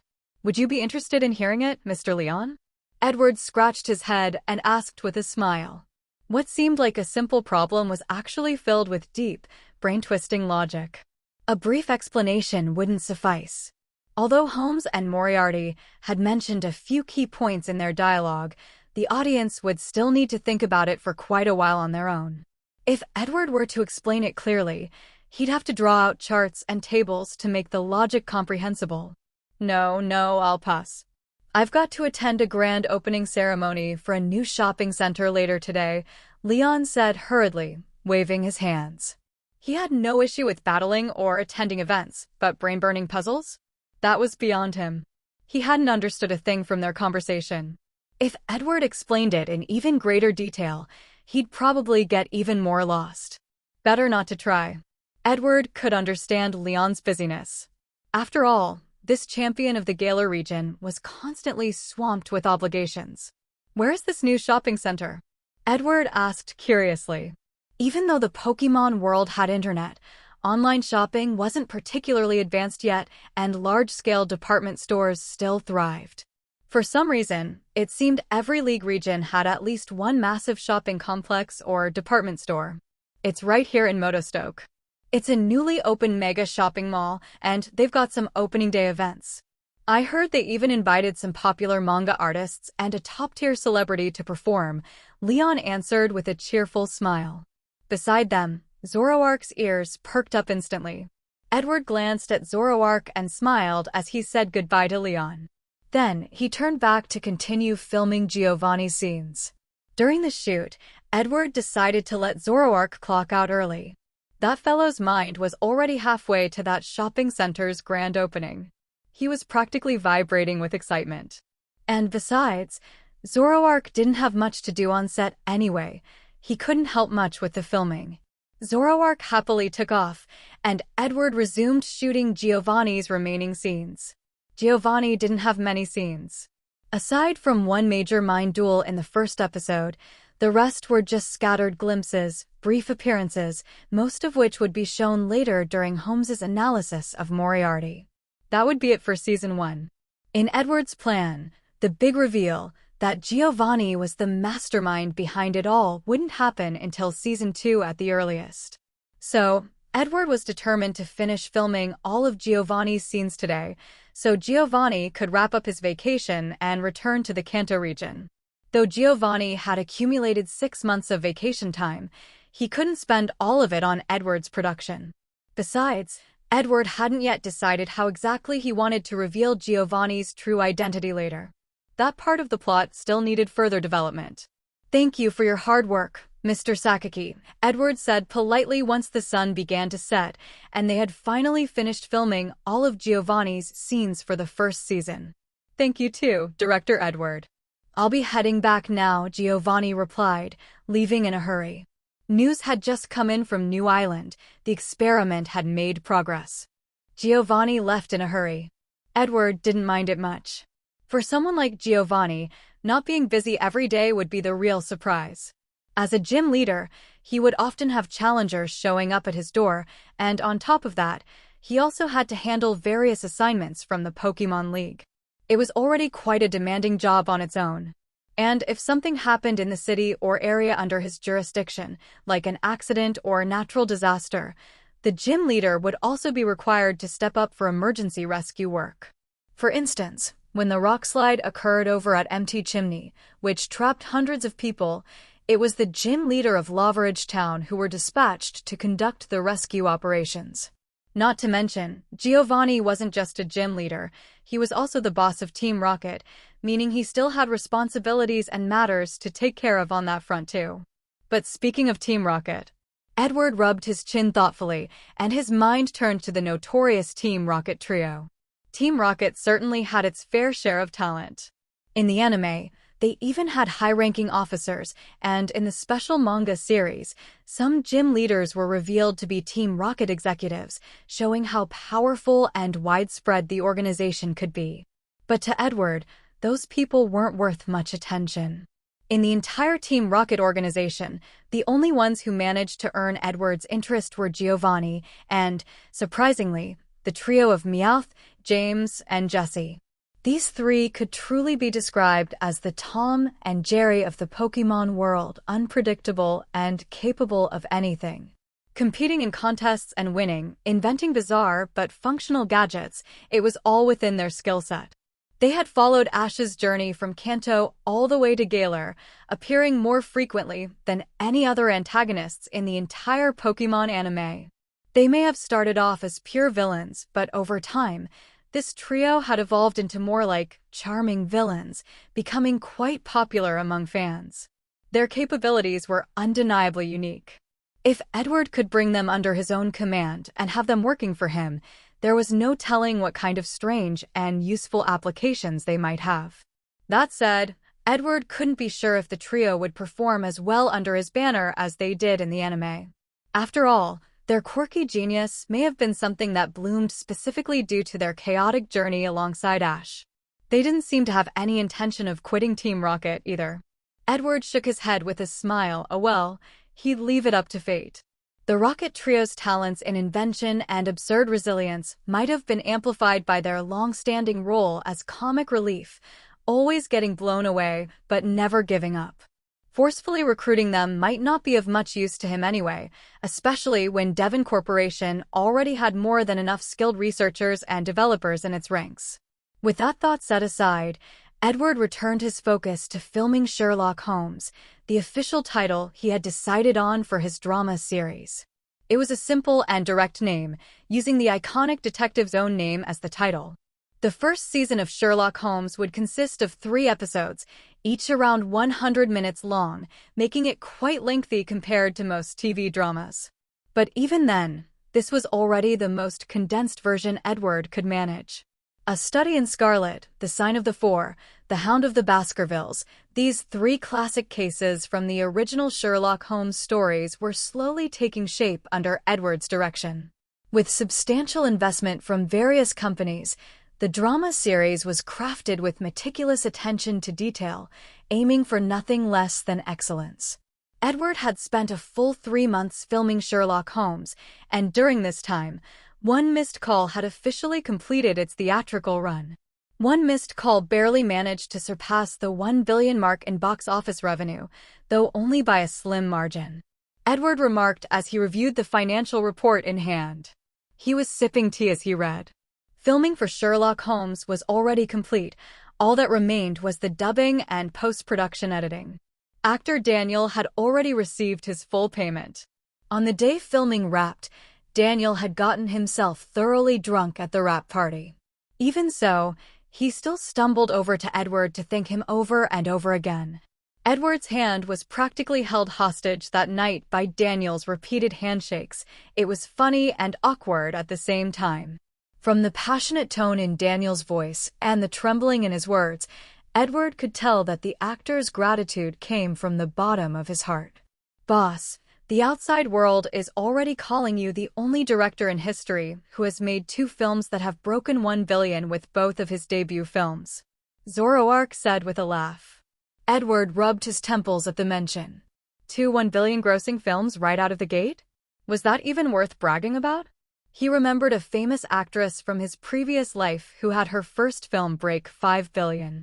And with the second film, a weight loss drama, it almost pushed her 2-film total to 10 billion in revenue, overshadowing even the most prestigious veteran directors. So honestly, Edward wasn't particularly impressed by his own 1 billion performance.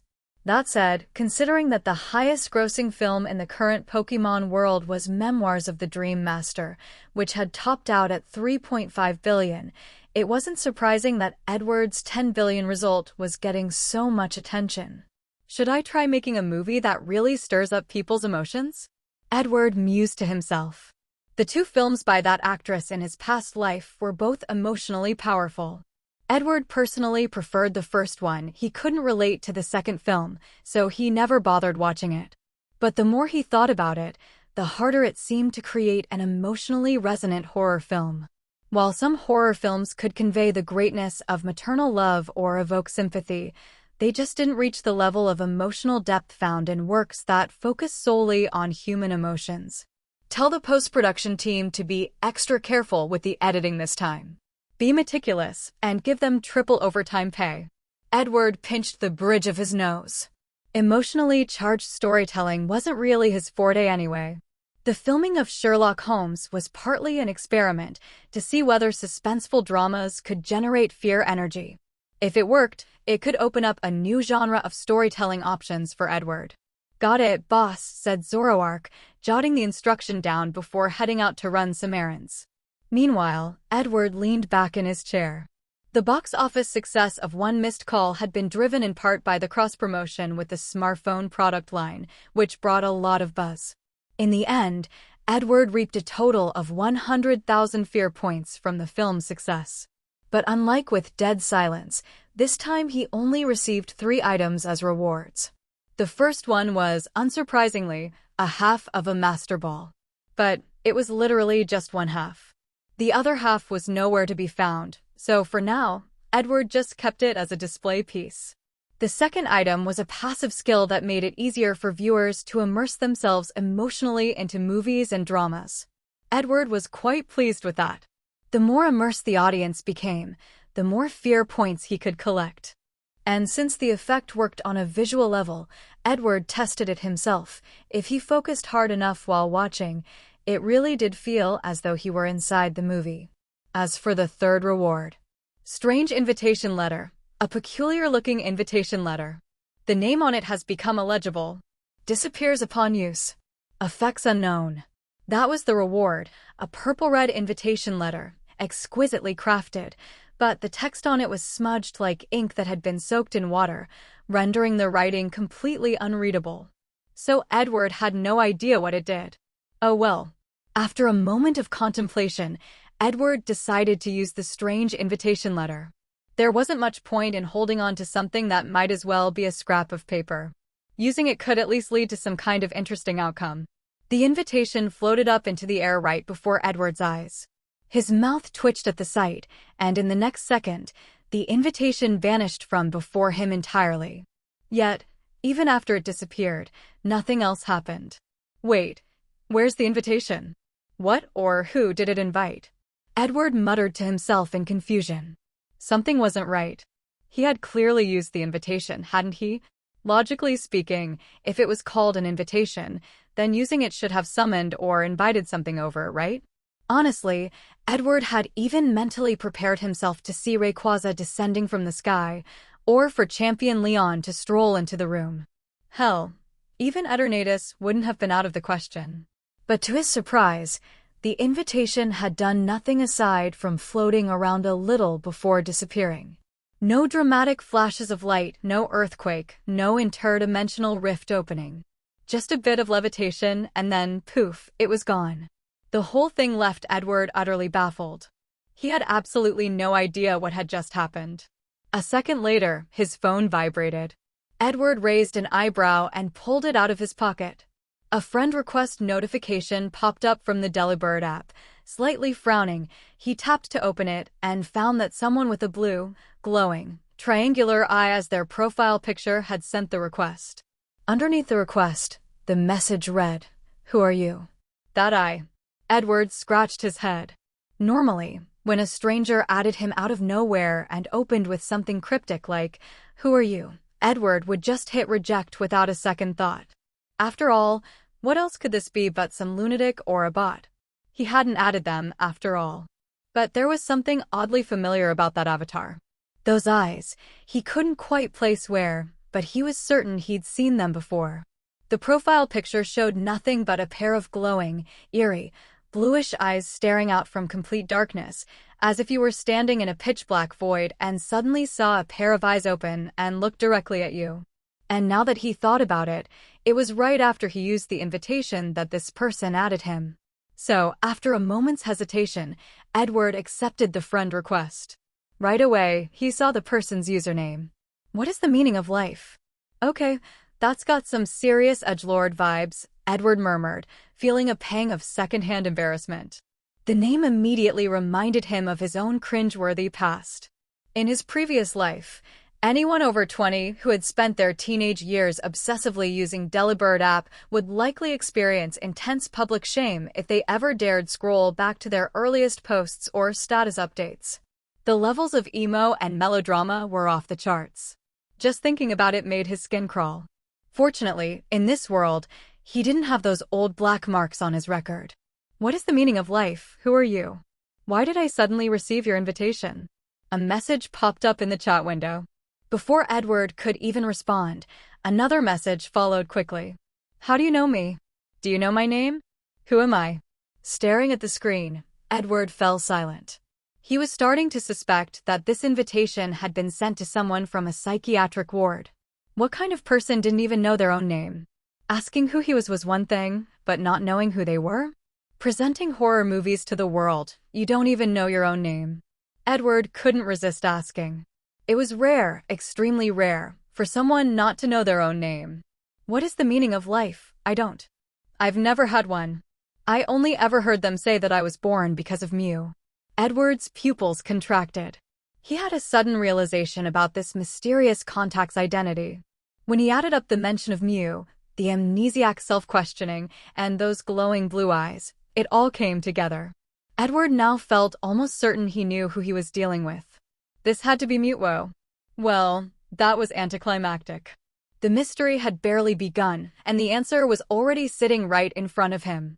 Edward had been hoping for a detective game, some suspenseful back and forth of deduction and intrigue. But now, the moment the first clue had been revealed, the whole puzzle fell apart. If this wasn't Mutwo, Edward swore he'd write his own name backward as punishment. Mutwo, the first man-made legendary Pokémon, was once a figure of immense prestige.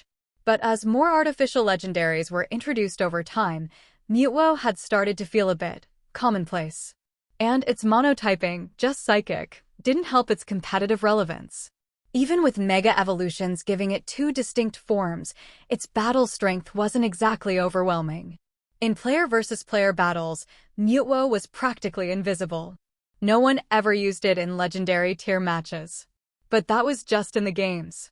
Here, in reality, legendary Pokémon were terrifying forces of nature. Each and every one of them, no matter their game tier standing, was an unstoppable powerhouse.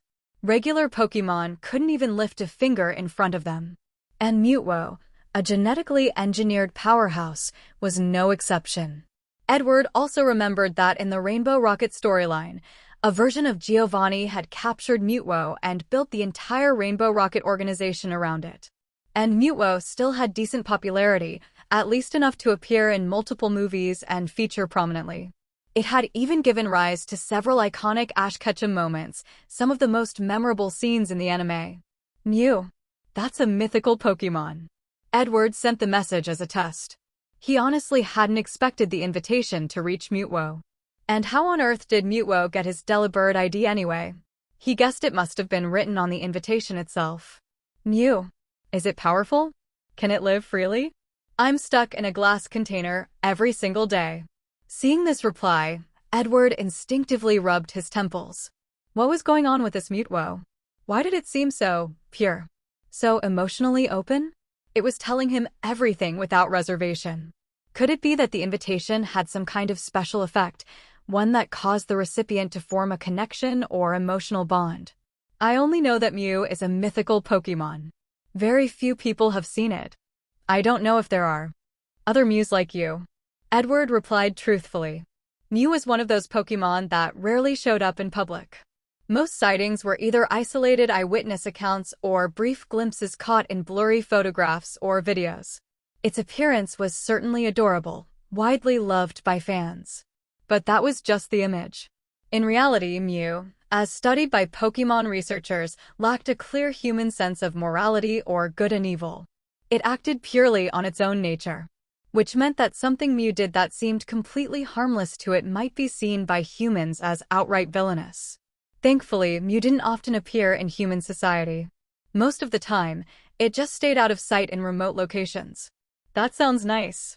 Could you talk to me more? I don't know why, but even though we've never met, I feel a strange sense of comfort from you. Another message popped up from Mutwo. Edward agreed.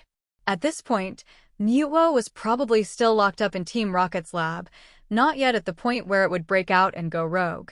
That made him think back to Giovanni's sudden departure earlier. Could it have been because of something related to Mutwo's experiments?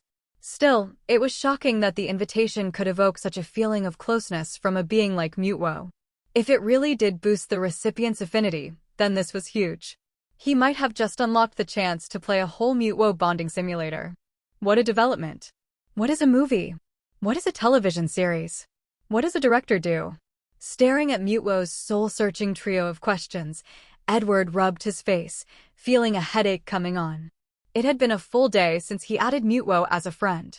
Originally, Edward had intended to chat with Mutwo a bit longer yesterday, but the psychic type suddenly stopped replying. It wasn't until today that Edward learned the reason. Mutwo had used psychic manipulation to control someone just to use the Delibird app and add him as a contact. It even went as far as registering its own account. But after that researcher left the room, Mutwo naturally lost the ability to continue sending messages. Its body was still quite weak and couldn't exert control over humans at long distances. Even so, Edward had noticed something very peculiar about Mutwo, its curiosity. The artificial legendary Pokémon was like a toddler, full of wonder about everything in the world. Edward couldn't help but wonder, could it be that the reason the Mutwo from the games and movies turned out the way it did, bitter and vengeful, was largely influenced by the environment of the Team Rocket lab it had been born into? And let's be honest, what kind of people worked in Team Rocket's old secret bases? Villains. Pure and simple. Their thoughts and values were fundamentally malicious.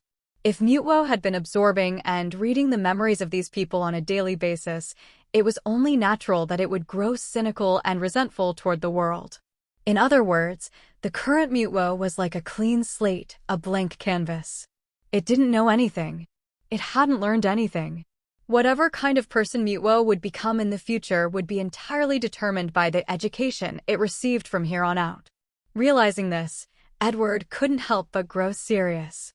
But for now, he decided to respond to Mutwo's earlier questions. Meanwhile, on New Island, Mutwo floated in a glass container filled with nutrient fluid. Outside the chamber, a researcher who was supposed to be working was hiding in the restroom and mindlessly scrolling through his phone. A movie? Moving art? What is art exactly? It moves. Mutwo's mind was brimming with questions. Its current psychic power still wasn't strong enough to fully absorb large swathes of memory, so most of its understanding of the world came from bits and pieces. And yet, for reasons Mutwo itself didn't entirely understand, it felt an odd warmth and comfort when thinking about that person, the one it had contacted via the invitation. It was that strange invitation that had first awakened its consciousness. Without it, who knew how long it would have continued to drift in an unconscious fog, unaware of its own existence. Thinking of this, Mutwo once again took control of the researcher and sent a new message. What is the meaning of life? Who are you? Edward couldn't help but laugh helplessly when he saw the question. This Mutwo was really persistent. It had asked the same thing yesterday, hadn't gotten a response, and was still fixated on it today. I'm Edward. I'm the director of Dead Silence and One Missed Call. Edward sent the reply and took the opportunity to remind Mutwo to delete their chat history. While Mutwo's control over humans was impressively strong, Team Rocket was no small fry either. Who knew what surveillance methods they had in place? It was better to be safe than sorry. That said, Edward himself wasn't particularly worried. Team Rocket would find it hard to mess with him. After all, the Stone family's influence gave him more than enough security. And besides, he was no pushover now either, he had strength. He reached over and stroked Q's head while glancing at Fortune, who was reading a copy of Freakonomics with rapt attention. These two little guys might seem like total slackers, Q always acting like some lazy NET and Fortune obsessed with economic theory, but that didn't mean they were weak. On the contrary, the two Pokémon were extremely powerful. Thanks to the daily supply of fear candy from Edward, both had been growing steadily stronger. If I've done the math right, Hugh should have enough fear candy to last a few more months. By then, its awakening value should hit the full 200. A Mimikyu with plus 200 to all stats? Heck, it could go toe-to-toe with a legendary Pokémon. Even dragon types might get wrecked by a single dazzling gleam, Edward murmured to himself, scratching Q under the chin. Q lifted its head in delight, purring and snuggling into his arms. Though it often clung to Edward's body, he barely felt its weight. After all, it was a ghost-type Pokémon and naturally quite light. Fortune, on the other hand, was heavier. It couldn't be compared to the really bulky Pokémon, of course, but its weight was still noticeable. Nevertheless, it was still small and cute. Edward glanced at his phone again. No new messages from Mutwo yet. He figured it might be looking up his information online. But the thought of Mutwo accessing the internet filled Edward with a sense of unease. The internet, regardless of whether it existed in the real world or the world of Pokémon, was still fundamentally the same, a warehouse of human knowledge, full of boundless information, interesting facts, and even positive, inspiring content. But alongside all that came the darker elements. In his previous life, some social platforms were often mockingly referred to as cesspools, and for good reason. The sheer amount of vile, bizarre, and deeply disturbing content found in certain corners of the web was enough to make your skin crawl. Sure, the Pokémon world had systems in place, like Porygon's internet moderation, to keep things relatively civil, but there were still shadows lurking online. Edward couldn't help but worry. What exactly would Mutwo learn if it began absorbing online discourse? Fortune, how many economics books have you read now? Edward asked as he walked over and patted the Pokémon's head. It was hard. Like slapping a metal pot. Cold, too. Might come in handy as a hand cooler in the summer. Goal, Fortune chattered, shaking its head. Edward didn't understand a single word of it. But Fortune seemed to realize this and started rustling around before finally tossing out a few coins. Edward counted them 70-something. "You've read 73 books?" he asked. Fortune nodded solemnly. Edward's expression became thoughtful. 73 books? Maybe he should enroll Fortune in a Pokémon university. The little guy clearly had an interest in economics, and a university curriculum would help broaden its perspective even more. Just as Edward was considering this, his phone buzzed. A message from Mutwo. "What is the meaning of life? Are you really that super famous, super perverted director from the internet, Edward, the one who's constantly casting actresses through the casting couch, switching out 10 girlfriends a day, knocking them up and not taking responsibility, who bullied his classmates in school and confessed to the prettiest girl in class in front of everyone?"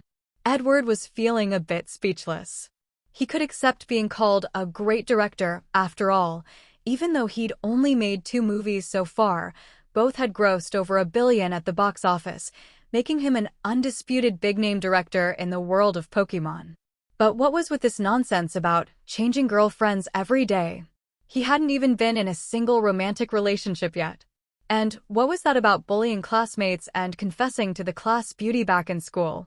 When Edward was a student, he had always been the model of academic excellence and moral integrity.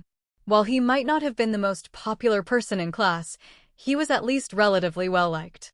Now, thanks to the internet, he was nearly being portrayed as some kind of schoolyard tyrant. You can't believe everything on the internet. People can say whatever they want without any consequences. A lot of the information out there is false. Edward sighed helplessly. No wonder Ultron had wanted to destroy humanity shortly after accessing the internet in that other world. If Mutwo spent its days deeply surfing the web, it might very well decide to wipe out humanity within the week. "Oh, so that's how it is. I thought it was real." Mutwo replied quickly this time. Edward scratched his head, then sent another message, suggesting Mutwo look up some videos about how to identify online rumors. That way, it would understand just how much false information existed on the internet. Though, somewhat ironically, even those so-called debunking videos could sometimes be debunked themselves. The internet was simply too full of traps and manipulation. There were just too many people out there stirring up emotions. Even someone like Edward, who considered himself cautious, couldn't say with confidence that he wouldn't be misled online. "I'm leaving now. Let's talk tomorrow." That was Mutwo's last message. After that, its avatar dimmed, indicating it had gone offline. Edward didn't press it. That was just how Mutwo was for now. Once its powers grew stronger in the future, its online time would likely increase as well, but so would the risk of exposure. Looks like I'll have to ask Mutwo tomorrow if it has any clues about New Island's location. If I can get any leads on that, Edward murmured thoughtfully. If he managed to uncover New Island's location, he planned to bring his older brother along and completely raise the place, rescue Mutwo, and finally begin his Mutwo Reformation project. Whether Mutwo eventually turned into Superman or Homelander would entirely depend on how it was educated during this crucial phase. Stretching lazily as he looked out at the skyline of Motostoke City, Edward decided he'd stay in the city for a while longer. The reason? They might need to film some extra scenes for the Sherlock Holmes drama. Staying put would save him the hassle of traveling back and forth. Meanwhile, Daniel was continuing his acting practice every day, which hadn't gone unnoticed by Edward. He had to admit, Daniel was genuinely hardworking. He just didn't have much luck. Before the filming started, Edward had Zoroark do background checks on all the actors, a standard procedure to ensure no one had any shady history, like tax evasion or criminal records. Daniel, being the lead actor, was naturally a priority. It was thanks to this investigation that Edward learned the truth behind Daniel's obscurity. The poor guy had once offended a famous local director and had been blacklisted ever since. As for why Daniel had been able to join Edward's crew despite all that, well, it was simple. That famous director had yet to break the $1 billion box office threshold and naturally didn't dare to challenge a heavyweight like Edward. Edward felt a bit helpless about it all. Daniel was genuinely unlucky. But maybe that period of suppression had also toughened him up and honed his acting skills. You could say it was a blessing in disguise. Lying on the couch, Edward casually scrolled through his phone. He was looking into Pokémon universities. In the world of Pokémon, universities did exist and were divided into two categories: Pokémon universities and normal universities. The former were institutions specifically designed for Pokémon to receive higher education. These schools were home to many Pokémon students, though Edward didn't know much about their operations. The latter were conventional universities, largely similar to those from his previous life. Even in these regular universities, you could still spot the occasional Pokémon, especially psychic types. In some rare cases, even doctoral advisors were Pokémon themselves. Now enrolling, Galar Pokémon University. Our institution boasts a century of academic excellence, with a wealth of experienced faculty and a strong foundation. We offer a wide array of disciplines, from culinary arts to computer science, from education to human resource management. If you want to learn it, we can teach it. Click www for more details. Edward pondered as he glanced through the accompanying images. A few of them were pretty interesting. He even saw some Psyducks playing water polo. That made him wonder, were those Psyducks enrolled as students, or were they just there for fun? He even spotted a Scolipede furiously typing away at a computer. Edward found that oddly believable.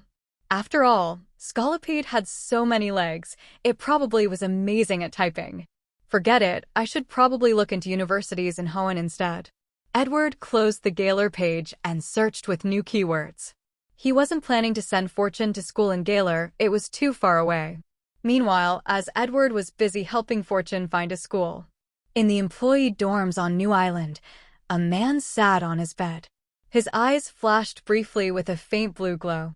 A moment later, he suddenly picked up his phone and hurled it at the ground.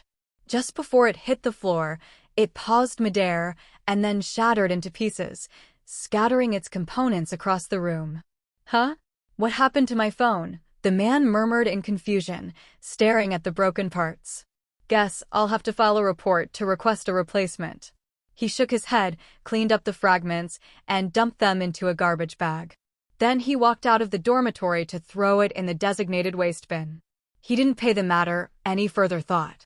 It was just a phone, after all, nothing important. But the moment the man left, something eerie happened. The shattered phone components in the trash began to move, floating out of the bin and into the air. Slowly at first, then faster and faster. As they flew toward the laboratory, the pieces began to reassemble themselves in midair, forming a fully functional phone once more. Then, completely silently, the phone slipped into a ventilation duct. Following the winding path through the vents, the phone eventually arrived above the laboratory. It powered on by itself, and the screen began to move as if guided by an invisible hand. It opened a search engine. Mutwo was getting excited. It wanted to see what kind of movies that mysterious stranger, Edward, had made.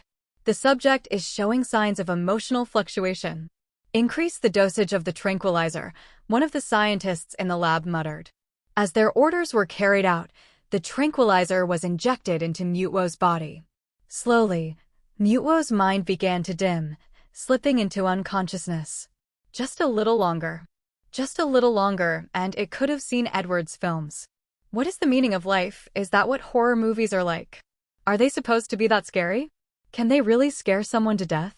So, what should I do to be scarier? Mr. Edward, after watching your film Dead Silence, I've come up with some new ideas. Are you available to discuss them?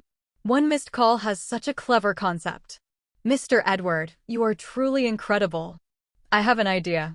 Early the next morning, Edward lay on his bed, blankly staring at the flood of messages on his phone, his eyes somewhat vacant. What exactly had happened?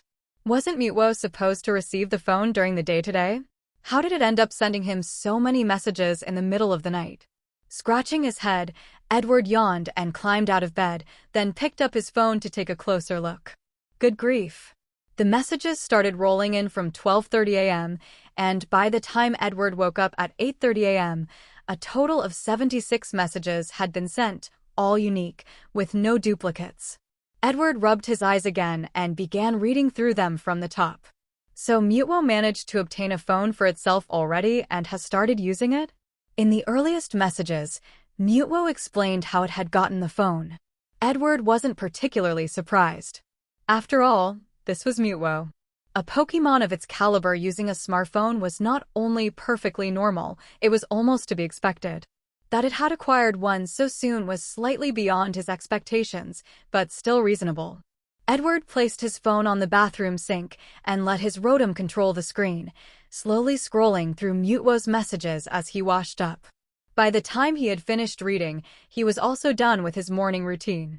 What exactly is Mutwo planning to do on New Island? Edward muttered, pressing his lips together.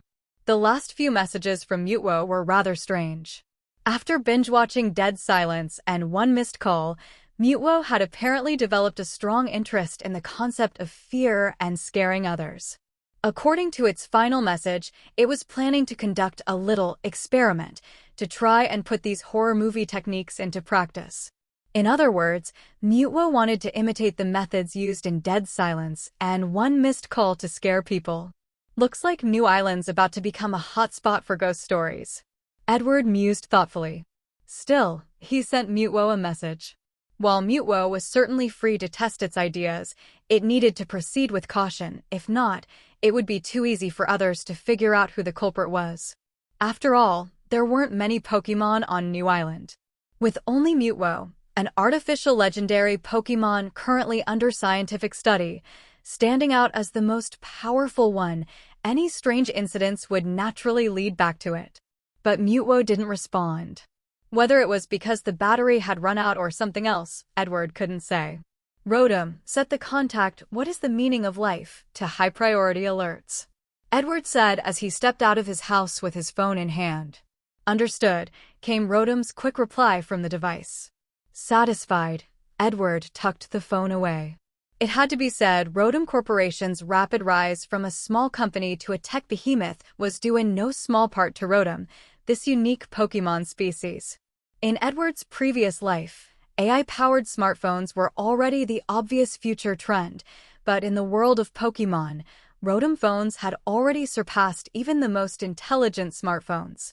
Rotom Pokemon possessed incredibly high intelligence and could even engage in conversations, practically living, breathing artificial intelligence. Plus, Rotom could control other household appliances. Based on Edward's personal experience, the convenience was unparalleled. He only had to speak a command, and Rotom would handle the rest. After waking up and organizing everything, Edward and his company employees returned to Hoenn. After thorough checking, the Sherlock Holmes series was confirmed to need no reshoots, meaning the project had officially entered post-production and editing. Daniel, the actor who played Holmes, was also now free to leave. But before he departed, Daniel excitedly invited the whole team out for a meal. Edward, of course, accepted the invitation without protest. Edward held high hopes for this Sherlock Holmes series. Its overall quality alone was enough to make it a milestone within the mystery and detective drama genre. Additionally, in the final episode featuring the Hound, Edward had incorporated some horror elements to test whether such a hybrid genre could also generate fear points. If successful, this would open the door for future iterations of the Sherlock Holmes series. Daniel, therefore, was essentially the pre-selected actor Edward intended to continue casting as Sherlock Holmes in future seasons. In any successful film or series, the main characters tend to leave deep impressions in the audience's hearts. If the cast were to change later on, even if the story quality remained the same, many viewers would feel disconnected or uncomfortable. That's also why Edward took such care in choosing the right actor for the lead role from the beginning. It was much like the case of iPartment from his previous world. Despite its bad reputation due to plagiarism, the consistent cast still drew a loyal fanbase. But in the final season, when the actor for Guan-Gu didn't return, it sparked waves of discussion and disappointment. Or take the Pirates of the Caribbean series. After Johnny Depp became entangled in legal issues and was dropped, the franchise considered recasting. But market surveys indicated overwhelmingly negative responses to the idea, which is why the sequel was shelved indefinitely. Edward absolutely didn't want such a melodramatic situation happening to his own work. Boss, our newly founded charity fund has officially started operations. Code is planning to inspect the first potential beneficiary. Would you like to come along? In the office of Ghost Film Pictures, Zoroark approached Edward while holding a file and handed it over. Edward glanced at the document, which contained the names and profiles of several candidates whom the Foundation was considering helping. He gave it a look, then put it aside. I'll pass. I trust Code to handle it. Edward replied calmly, turning his head away and speaking softly. Zoroark watched his boss, a smile playing on his lips. Boss, are you avoiding it because you're afraid it'll upset you? Zoroark chuckled. Edward squinted at him. This damn fox really knew how to talk too much. There's too much suffering in the world. I just want to do something concrete. Edward didn't deny it. His fingers tapped rhythmically on the table. He had read those files, and every single one of them was heartbreaking. Just reading them had left him feeling heavy. Zoroark's gaze softened as he looked at his boss, a gentle smile flickering in his eyes. This boss of his really was a good person at heart. Maybe it wouldn't hurt to let him know after all? That thought flashed silently across Zoroark's mind. Hey, Emil, don't you feel like there's something strange about the atmosphere in the lab today? On New Island, a scientist quietly nudged his friend in the ribs and whispered with a hint of nervousness. You mean the rumors about the lab being haunted? Emil naturally understood what his friend was referring to. After all, he worked in the lab himself and was quite familiar with the circulating rumors. Earlier that morning, when they showed up to work after getting a decent night's rest, they found the two Team Rocket members who had been on guard duty at the main entrance lying unconscious on the ground. When they were finally awakened, both men started screaming hysterically like madmen, shouting about ghosts with expressions of sheer terror on their faces. It didn't look like they were acting. However, their claims didn't gain any recognition or acceptance from the head of the lab. Haunted? Ghosts? What ghosts? I think these guys must have just seen a ghost-type Pokémon. How could there be ghosts in this world? I'd sooner believe there's a white-colored Snorlax than believe in ghosts. The head of the research lab had scolded the two guards harshly before taking them back inside to continue their research, clearly dismissing their claims. At present, the most significant project on New Island was the humanoid artificial Pokémon curled up inside a nutrient tank. Everyone's research revolved around that single Pokémon. What are you two whispering about? A cold voice suddenly interrupted. Emil and his friend both jumped, nearly dropping the experimental vial and the gun-shaped equipment they were holding. Director, we were just discussing whether manual injection or using the injection gun is more efficient. Emil laughed awkwardly as he turned around, only to see the expressionless face of Director Aoki staring at them. In their hands was a device that resembled a firearm, though it wasn't an actual weapon, it was simply a specialized tool used in the lab. As scientific researchers, how could you believe in such superstitious nonsense? Even if you did see a ghost, you should be excited. After all, it'd be an unprecedented experimental subject. Director Aoki lectured them with a cold tone. Emil and his friend could only nod and agree obediently. After all, they didn't want to get scolded any further. Only after Director Aoki walked away did the two of them finally exhale in relief. They didn't dare continue the conversation about the so-called haunting and simply went back to focusing on their work. Meanwhile, Aoki made his way to the restroom, clutching his stomach in discomfort. As he pushed open the door and sat down on the toilet, the lights in the restroom suddenly went out. Since there was no natural lighting design in the lab's internal facilities, the restroom was immediately plunged into pitch darkness. Aoki frowned. Looks like I'll need to speak to the logistics department about replacing the restroom lights. He muttered to himself. He didn't think too much of it. Several explanations popped into his head instantly. Maybe the bulb burned out, maybe it was a wiring issue, or maybe the filament inside the bulb broke. In the dark, Aoki pulled out his smartphone. Just as he did, he heard the faint sound of water droplets falling onto the floor somewhere in the empty restroom. drip.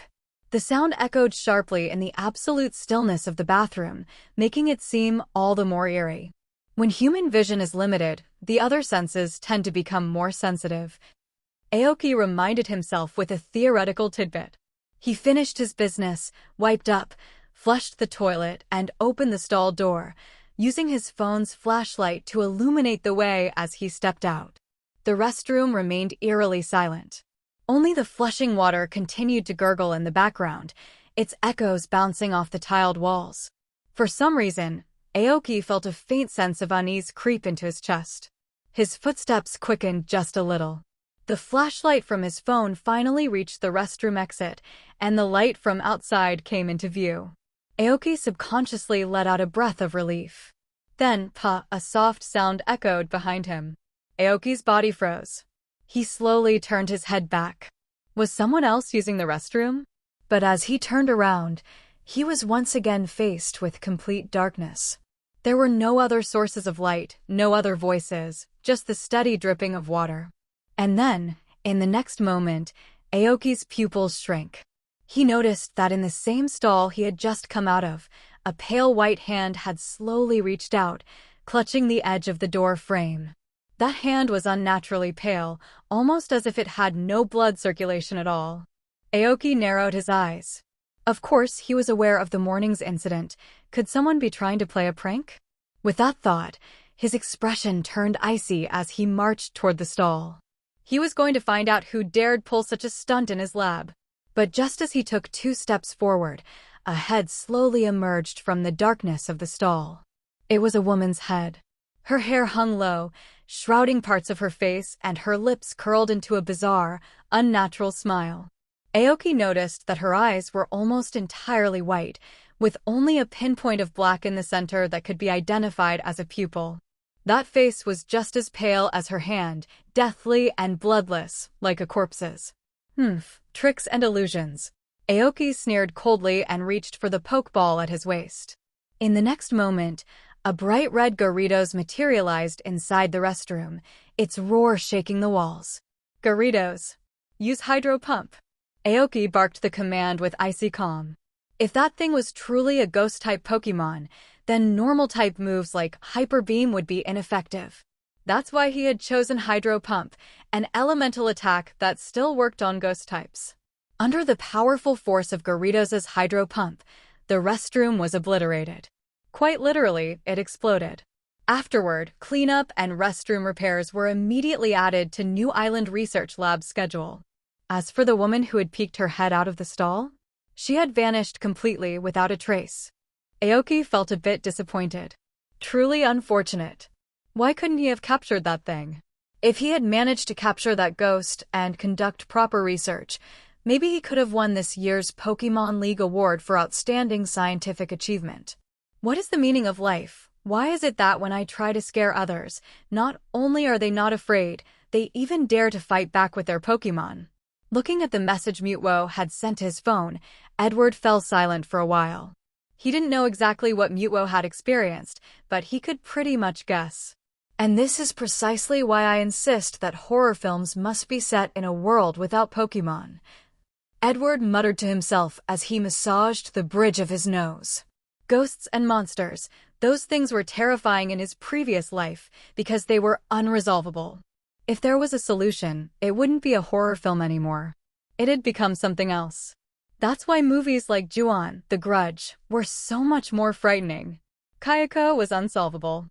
There was no way to defeat her. All you could do was despair and wait for death. But in the Pokémon world, that approach simply wouldn't work. Everyone knows how to deal with ghost types. There's nothing mysterious or unknowable about them. There are counters and strategies. That knowledge strips away the fear. Therefore, Edward had to base his horror films in settings where Pokémon don't exist. Otherwise, the whole plot could easily get derailed into something like a Pokémon punches out a ghost. Still, maybe next time I could try incorporating Lovecraftian elements.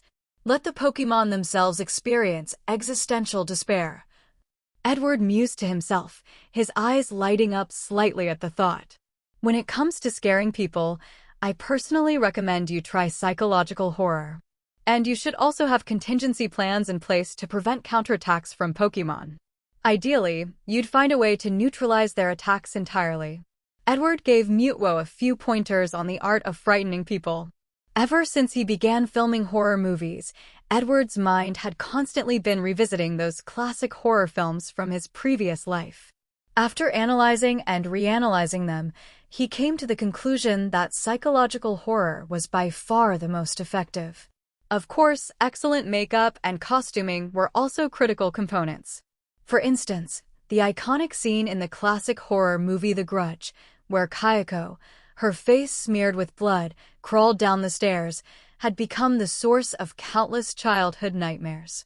But if you replaced Kayako with a beautiful girl with a perfectly normal appearance and expression, the scare factor would plummet dramatically. That said, if someone really wanted to overcome fear, Edward had a secret ultimate technique hidden up his sleeve, the legendary, "As long as you're bold enough, even a female ghost will go on maternity leave." If you could reach the point in a dream scenario where the ghost becomes the female lead, that's when you've truly achieved mastery. Boss, the trailer's finished. Want to take a look? Zoroark pushed open the door and walked in. Edward, now curious, glanced at his phone. Mutwo hadn't messaged back yet, so he put the device away and followed Zoroark out to view the trailer. The trailer had been crafted by the company's copywriting and planning departments, and Edward found it fairly satisfactory. It effectively showcased the key elements of suspense and detective drama, while also following Edward's instructions to avoid revealing any jump scares or horrifying scenes. This way, when the actual drama aired, it would still be able to deliver the intended shock and fear to the audience. Release it, then. Also, good job, everyone. Once it passes review, I'll hand out bonuses. Edward nodded in approval, adding a cheerful comment that instantly boosted morale throughout the company. Having once been a wage slave himself, Edward knew very well how to motivate employees. The best method? Cold hard cash. Dreams and big promises might have worked in the past, but not anymore. And so, with the Sherlock Holmes trailer officially released on Ghost Film Pictures' official website and their video platform accounts, a fresh wave of discussion began to surge across the internet. Hello everyone, I'm your favorite film reviewer, Detective Pikachu. Today, we're going to take a look at the latest updates from several production companies. On the Pokepoket network, a man speaking in a thick Alolan accent smiled brightly as he held his Pikachu close and addressed the camera. Bullet comments shot across the screen in rapid succession, creating a dazzling flurry of viewer messages. But with 3.7 million followers under his belt, Detective Pikachu was more than used to this sort of chaotic attention. Let's start with the Alola Film Company's updates. The good news is they have a new series scheduled to air soon. The bad news? Well, it looks like yet another workplace romance drama just begging to be roasted. Detective Pikachu tapped on the poster displayed on the official website, his expression helpless as he poked Pikachu's cheek. A zap of electricity shot through his fingers, making Detective Pikachu shudder from head to toe. Here it comes. Detective Pikachu confirmed to be into electric-type alphabet soup. I want to know how many volts that little Pikachu used this time. Shock me, Pikachu. Mommy loves you. No male mommies, please. As the comments streamed across the screen, Detective Pikachu chuckled and continued voicing his thoughts. Folks, have you noticed this trend in modern urban dramas and movies? It seems like nothing can get made anymore unless it involves romantic entanglements. Take this one, for example, supposedly a legal workplace drama, but it already screams forced romance between male and female leads. And don't get me started on the title, Defending After OX. What kind of tacky nonsense is that? Detective Pikachu criticized without mercy. He had long been known for his acerbic tongue in the film review community, and quite a few fans were drawn to that persona. And then there's Cold Winter. That poster makes no sense at all. I attended the media screening last year, and let me tell you, it was confusing, aimless, and utterly pointless. I wanted to die from boredom. Please, just skip it. Oh, and this one, Letter from the Vengeful Ghost. You can tell at a glance that it's a blatant imitation of director Edward's One Missed Call. Personally, I don't hold out much hope for it. In the current Pokemon League's film industry, there are very few who can match director Edward's skill when it comes to horror films. Detective Pikachu, Ghost Film Pictures just dropped a new trailer. Can you review it? One bullet comment immediately grabbed Detective Pikachu's attention, sparking his interest. Ghost Film Pictures. Now there was a company that used to be completely unknown in the film review scene. Only a few critics had ever taken their promotional deals, and that was quite a while ago. Of course I can. Speaking of Ghost Film Pictures, I actually know a few inside scoops about them. Detective Pikachu began typing at lightning speed, searching for Ghost Film Pictures' name while chatting in his live stream. This company used to be just another one of those no-name studios that pop up and vanish without a trace. Back then, their only works were online releases like Heroic Trainer and The Trainer Who Started with Ho-Oh. Detective Pikachu quickly found Ghost Film Pictures' account and clicked on it. He had already followed them, but with so many studios on his list, it was easier to search directly than scroll forever. Ho-Oh 1? I remember that. It had a tiny bit of buzz, but that fake Ho-Oh looked terrible. Yeah, it even won the Golden Tomato Award for Worst Drama of the Year. Worst of the year? Still made a ton of cash though. Detective Pikachu, of course, saw his viewers' comments flying across the screen. Hey, don't be so quick to dismiss them. Sure, that show is awful, but compared to some studios that never even get a release or disappear without a trace, they're actually doing okay. And ever since director Edward became their boss, Ghost Film Pictures has finally entered a golden age. Detective Pikachu spotted the trailer posted just 10 minutes ago. The title was simple and direct. Director Edward's new series, Sherlock Holmes, trailer. Huh? A television series? Detective Pikachu frowned slightly. A director known for big-screen horror films making a TV show? Was this really going to work? Still, he clicked play. The trailer wasn't very long, about 2 minutes, but when it finished, Detective Pikachu had a contemplative look on his face. Guys, I don't really get it, I'll be honest. He smacked his lips together, still puzzled. The trailer ended on a scene where an older man looked directly at the screen and asked a single question. That question alone had piqued Detective Pikachu's curiosity. Boss, it's gone viral. Zoroark shouted excitedly, practically bouncing as it burst into the room. Edward rubbed his forehead with a wry expression. I know. Edward put down the phone in his hand. He was already aware that the trailer for his latest project had exploded in popularity, though the way it had gone viral left him both amused and speechless. True enough, the name Sherlock Holmes had appeared on trending searches all over the internet, but it had gotten there thanks to the now infamous Three Gods problem. The idea to include the Three Gods problem in the trailer had been a spur-of-the-moment decision by Edward.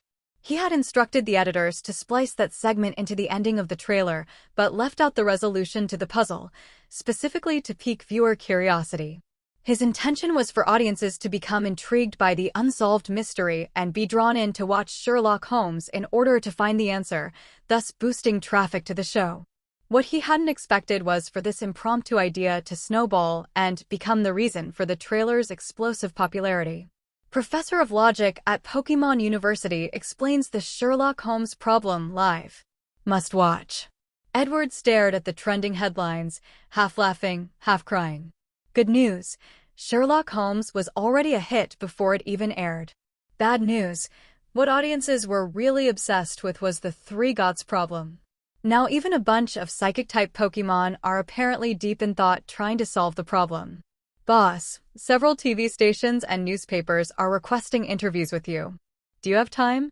Zoroark said, holding up 3 official interview request letters as he continued his multitasking routine. Edward took the papers and scanned them briefly.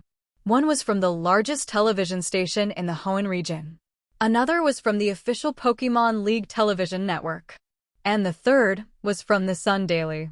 The first 2 are fine. Skip the last one. Edward pinched the bridge of his nose.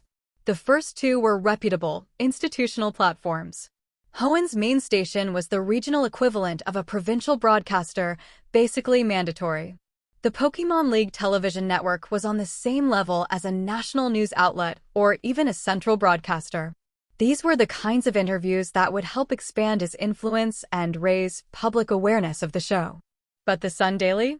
That was a no-go. It was infamous, very much like that unscrupulous tabloid back in his previous life's England. The Sun Daily in this world also had a reputation for exaggerating, sensationalizing, and gossip-mongering.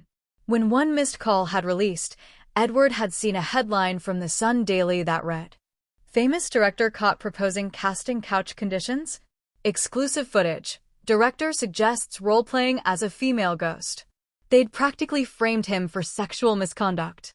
But when he clicked into the article, it turned out to be about a horror film funded by a mining magnate, not even his movie. Yet the headline had deliberately made it look like one missed call was the culprit.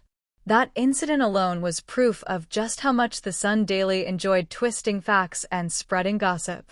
Even now, they were the only media outlet that consistently featured a cover girl of the week on their newspaper's front page. Because of their provocative style, the Sun Daily had grown significantly in popularity and even had rumors circulating that they planned to launch a television station. If Edward agreed to their interview, being misquoted or taken out of context was practically guaranteed. Better to avoid them altogether. Sure, they'd probably still write stories about him, but that was better than giving them ammunition through a direct interview. Edward was well aware of their skill in selectively editing quotes. They were true masters of the art. "Got it, boss," Zoroark replied. He had already expected this answer and dutifully noted it down.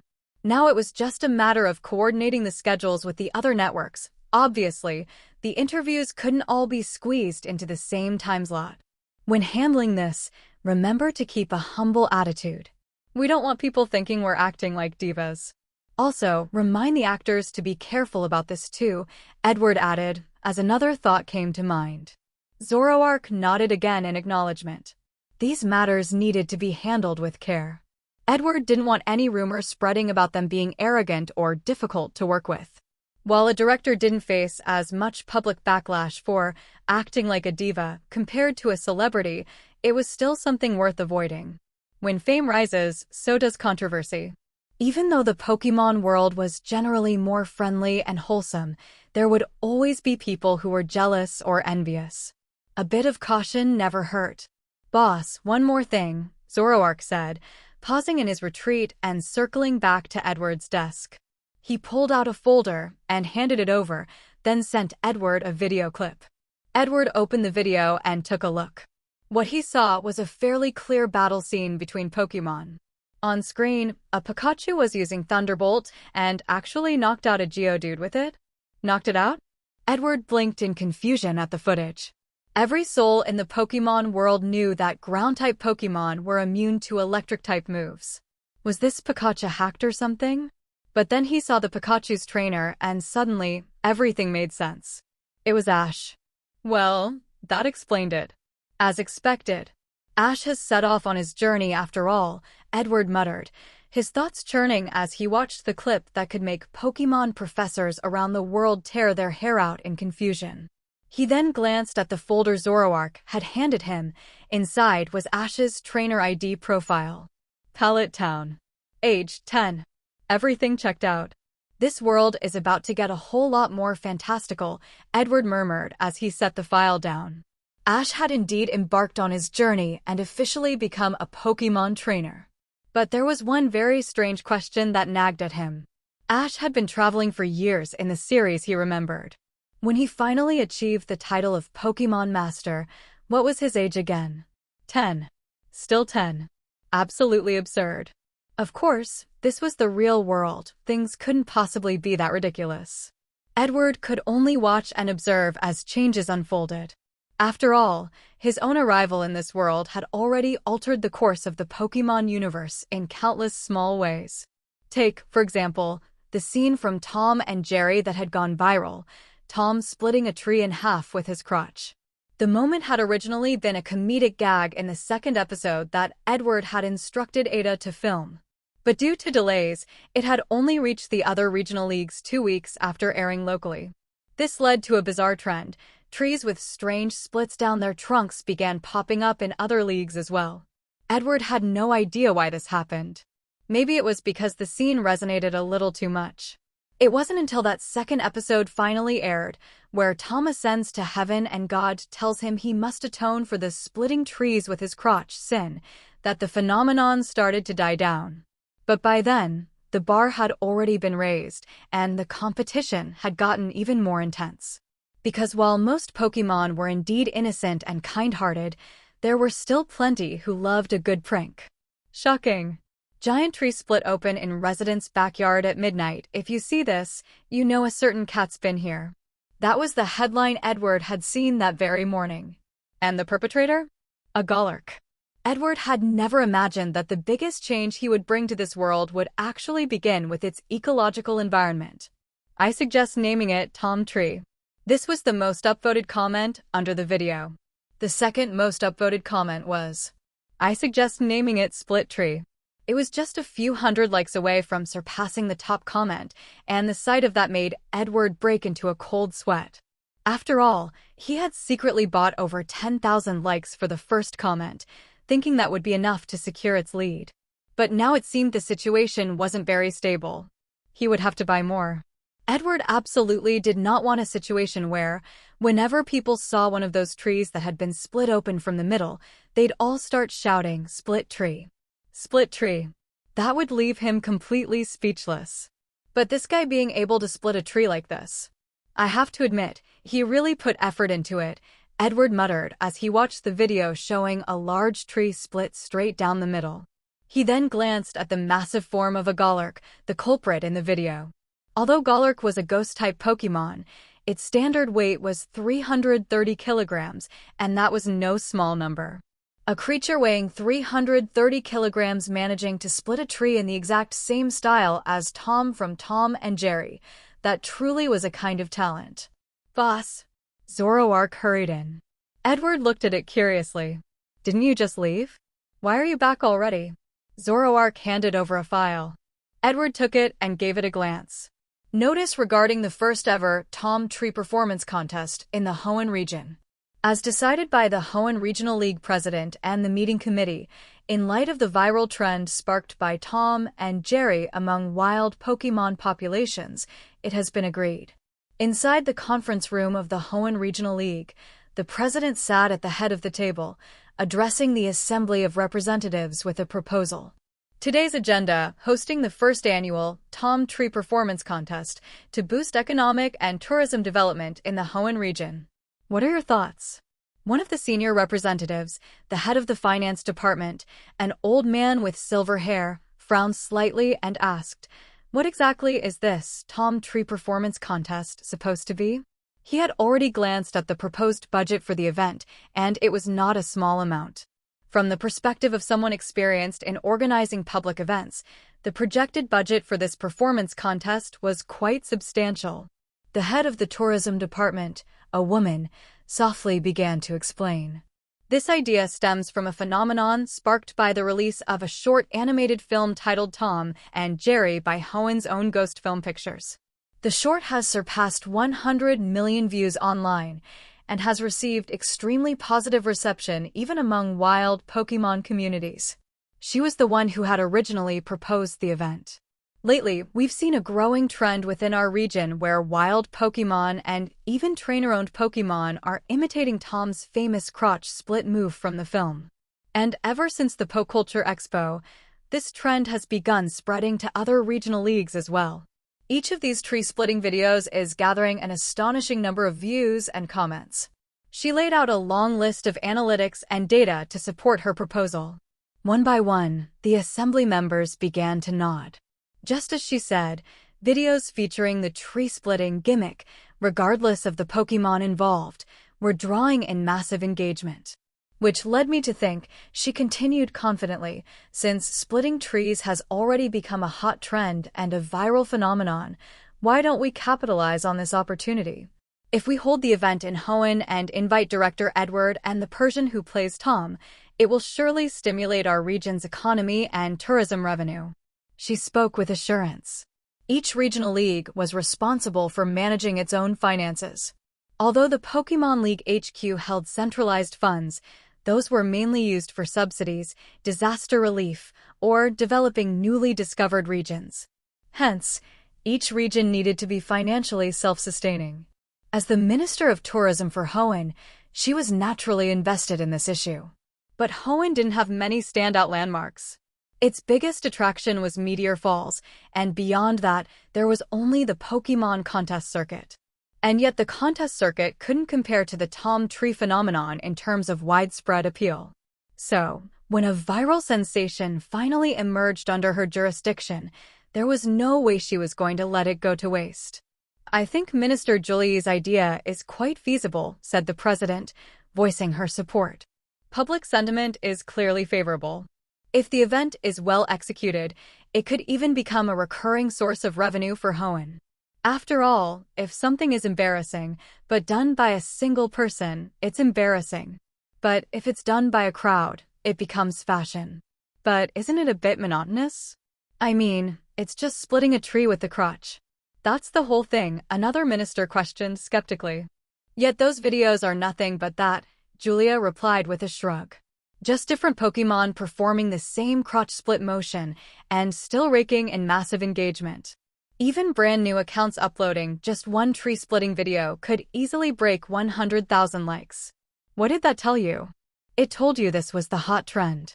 There was now even a dedicated section on the Eternal Trend video site for these crotch-splitting videos. If they didn't capitalize on this now, they'd be dumber than a slowpoke. So, with 70% in favor, 10% opposed, and 20% abstaining, the proposal was passed. Wait a second. Guest attendees include Stephen Stone? My brother? Why is he going? Edward was visibly shaken. He wouldn't have been surprised if Stephen's name showed up in a list of people busted for illegal mining, given his obsession with digging. But Stephen always applied for proper excavation permits, so he never technically did anything unlawful. Still, Edward was very surprised. As far as he knew, his older brother had absolutely zero interest in splitting trees with his crotch. It was like seeing Yao Ming squatting at the starting line of a 100-meter Olympic sprint. Pure absurdity. "Boss, you're also on the list of invited guests," Zoroark reminded him. As is the actor who plays Tom the Cat. In fact, Jerry had also been invited. I know. I figured as much the moment I saw the title of the document. Edward replied calmly. As the scriptwriter and owner of the production company, there was no way he could skip out on this. It was his responsibility to attend. Fortunately, in the meantime, Tom and Jerry had released 2 more original episodes thanks to the hard work of Ada and the rest of the team. Though sadly, neither had quite reached the same level of discussion or virality as the earlier episodes. A bit of a shame, but still progress. Welcome to the first ever Tom Tree Performance Contest, sponsored by Dream Hypercars, Miltank Milk, Psyduck Trade Association, Devon Corporation, and Dragonite Department Store. For herbal tea, drink Abomasnow Herbal Tea, the best choice for cooling down during the hot summer season. On TV, a sharply dressed host rattled off the sponsor names and slogans at lightning speed. Not bad at all. Edward smacked his lips. These hosts were really something.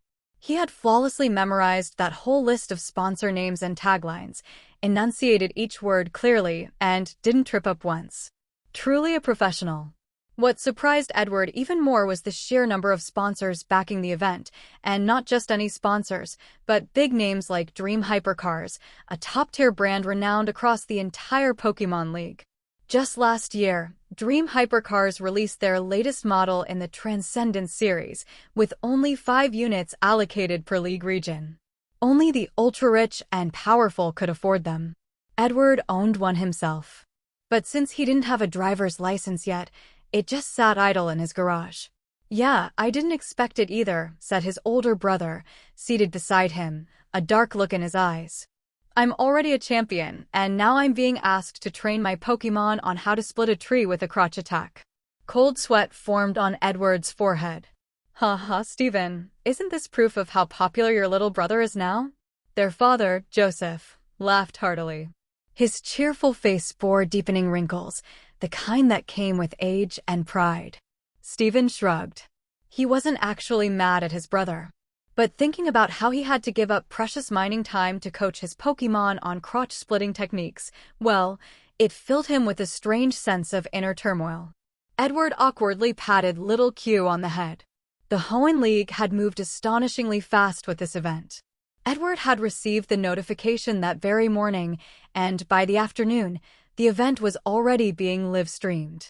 Yes, this time, the Hoenn League had boldly chosen full live broadcast. They'd even notified the other league regions, and somehow, incredibly, the other regions had actually agreed to join in. As a result, now let's interview a contestant from the Kanto region. Indigo champion Lance Wataru. The television switched to a shot of Lance, whose face bore a forced smile. In stark contrast to his strained expression was the jubilant, over-the-moon Dragonite standing proudly behind him. "Champion Lance, why did you decide to participate in this competition?" asked the host, standing beside him with a professional smile. Because it's the league's decision.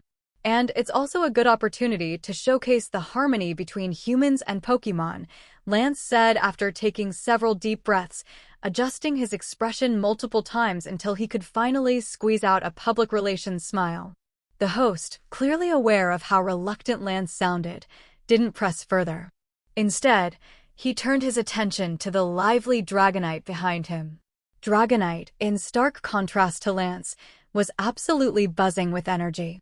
It stood on tiptoes, wagging its tail, its entire demeanor practically screaming, "Interview me and you'll get headline news." Seizing the opportunity, the host boldly stepped forward. "Champion Lance, is this your competition Pokémon? Your Dragonite seems quite determined to win the championship," the host asked with a smile. Before Lance could answer, Dragonite let out a loud roar and took to the sky. It immediately locked onto a large banyan tree nearby, then shot high into the air, so high that it almost disappeared from view. The cameraman quickly followed with a tracking shot, but even through the lens, Dragonite was barely visible. Lance's face turned dark. He hadn't even had time to stop it, and now, in the middle of a live broadcast watched by the entire league, what was he supposed to do? The next second, a sonic boom cloud exploded across the sky. Accompanied by a fierce burst of wind, a glowing streak shot downward from the heavens, cleaving the banyan tree cleanly in half before stopping just shy of the ground. When the glow faded, the attacker's identity was revealed. Lance's Dragonite. It hovered triumphantly, wagging its tail in glee, clearly pleased with itself as it returned to Lance's side. On screen, Lance's face twisted in frustration, but only for a moment, before reverting to that practiced, plastic smile. Edward silently watched the TV screen, staring at Lance's face. Then, unable to hold it in, he covered his own face. It was over. Absolutely over. Lance was clearly forced into this. Which begged the question, what about the other regional champions? Were they participating too? If so, how were they feeling? Edward didn't know for sure, but judging by Lance's expression, he could guess their feelings were similarly conflicted. That twisted face just now looked like something out of a ghost possession scene. "Brother." Edward suddenly felt a strong hand on his shoulder. He looked up to see his big brother's solemn face. "When the champions all gang up to beat you down, could you help me get their autographs?" Stephen gave a gentle, cheerful smile. Edward broke down. Yep, no doubt about it. Definitely his biological brother. Maybe it's just Lance participating? Edward still clung to a shred of hope. According to the latest news received by our station, every regional champion of the Pokémon League has confirmed their participation in the Tom Tree Performance Contest. So, what are you waiting for? Take out your phones and vote for your favorite champion now. The announcer's excited voice rang out from the television as a string of pre-recorded champion declarations began to play. Though I must say, the strength of Indigo is truly boundless. Lance's face wore the same strained smile from earlier. Edward glanced sideways at his brother. Stephen turned away slightly. Sure enough, the next scene was Stephen's clip. In the end, I will be the strongest. Stephen's voice was firm and resolute. Edward took a deep breath. He was on the verge of losing it. Stephen had even turned his whole body to face away now. I will participate. Sinnoh will emerge victorious. Cynthia appeared, her spirit blazing with determination. To restore Unova's former glory is a duty I will not shirk. Alder declared solemnly, in a tone so flat it sounded like he was reading from a teleprompter. Please allow me to bring home the championship trophy. Diantha stuck out her tongue playfully. Ha ha. Here in Alola, crotch-splitting trees is everyone's favorite activity. Alola. Professor Kukui flashed his trademark giant grin. I've never lost before, and I'll be bringing the title back to Galar. Leon still radiated his usual confidence. Finally, there was Gita. Champion tier? I am the strongest champion. Her eyes sparkled with ambition and certainty. Edward scratched his head. Wasn't this supposed to be a crotch-splitting tree competition? Why did it suddenly feel so epic? Edward, said his father with a kindly smile, every champion is actually quite curious about how strong the others are. As the saying goes, there is no first place in literature, but there is in martial arts. Literary works, no matter how classic, can never please everyone. If people were to vote for the greatest literary masterpiece in history, there's no doubt that such a vote would never yield a universally agreed-upon answer. Back in his previous life, even something as simple as choosing the top of the for great fantasy novels stirred endless debates. Lord of the Rings and a Game of Thrones fans would argue incessantly, both looking down on the fictional nature of Dune. Meanwhile, Dune fans insisted it contained profound knowledge on human interaction and social philosophy. Harry Potter fans? They simply smiled and said nothing. TN, I changed it to English books, so if it doesn't match, do forgive me. 1,000 readers have 1,000 interpretations of Hamlet. That's why it's so difficult to determine a definitive number one in literature. But when it comes to martial arts, or fighting, for that matter, you can tell who's the strongest. As long as it's not a case of kung fu versus karate, most battles between contemporaries can produce a clear victor. The same is true in the Pokémon world. Each regional champion earned their title by being the strongest in their region. But of course, champions themselves can't help wondering, which one of us is actually the strongest? Isn't that what the Masters tournament is for? Edward asked, a little confused. He understood his father's implication, but wasn't that what the tournament was supposed to determine? The current Masters tournament still mainly involves gym-level or Elite Four-level battles, his older brother replied seriously, finally dropping the teasing tone. Champions rarely take the stage. And even when they do, the league usually goes out of its way to avoid having them fight each other.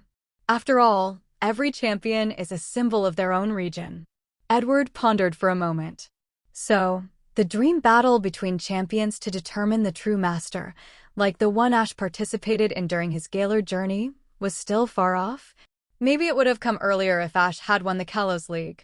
That's why this Tom Tree Performance Contest is such a rare opportunity for champions to go head-to-head, his father said, glancing at the television before pulling out his phone and casting a vote. The butler, who was serving dishes, noticed and smiled subtly. As expected of Mr. Stone, always the odd one out. He actually voted for Champion Diantha. Thank you for your support, everyone.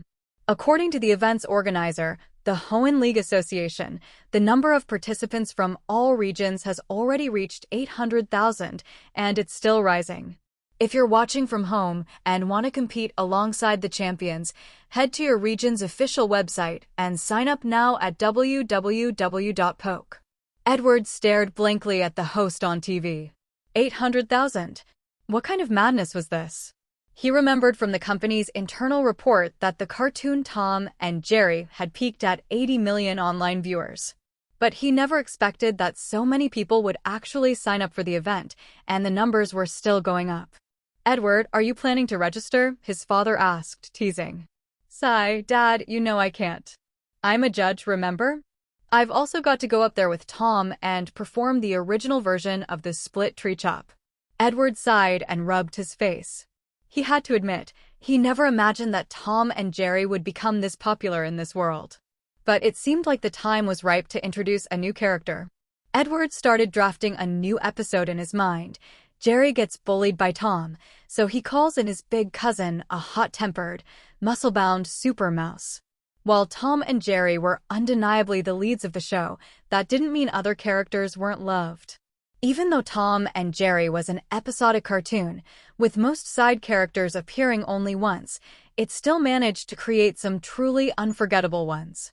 Like Jerry's cousin, Muscle, a powerhouse of a mouse who beat every cat in the city into submission. His appearance left an indelible impression. Maybe I should introduce Merlin first, then use him to introduce the concept of magic and sneak in a Hogwarts Easter egg. Edward mused. Still, he wasn't sure whether Harry Potter would be well received in a world that already had psychic powers, even if magic technically didn't exist. These days, that Tom actor is a bona fide celebrity, Stephen said with a sigh. He had met that Persian before. An ordinary Persian with a slightly expressive face, but its eyes were striking. Just a glance from it could convey all kinds of emotions. A remarkable talent. Back then, it had been a complete nobody. Who would have thought it had become so famous? Stephen also knew that since then, Persian adoption rates had skyrocketed across the Pokémon League regions. Tom the Persian had become a household name. Even Rattata had gained fans because of it. You know, their father added, I even saw a report about Rattata dyeing themselves brown and going around begging for food. He recalled an article he'd seen on his phone, a proud smile on his face. It was clear his younger son's work had become a cultural phenomenon in the Pokémon world. That thought made Joseph very pleased.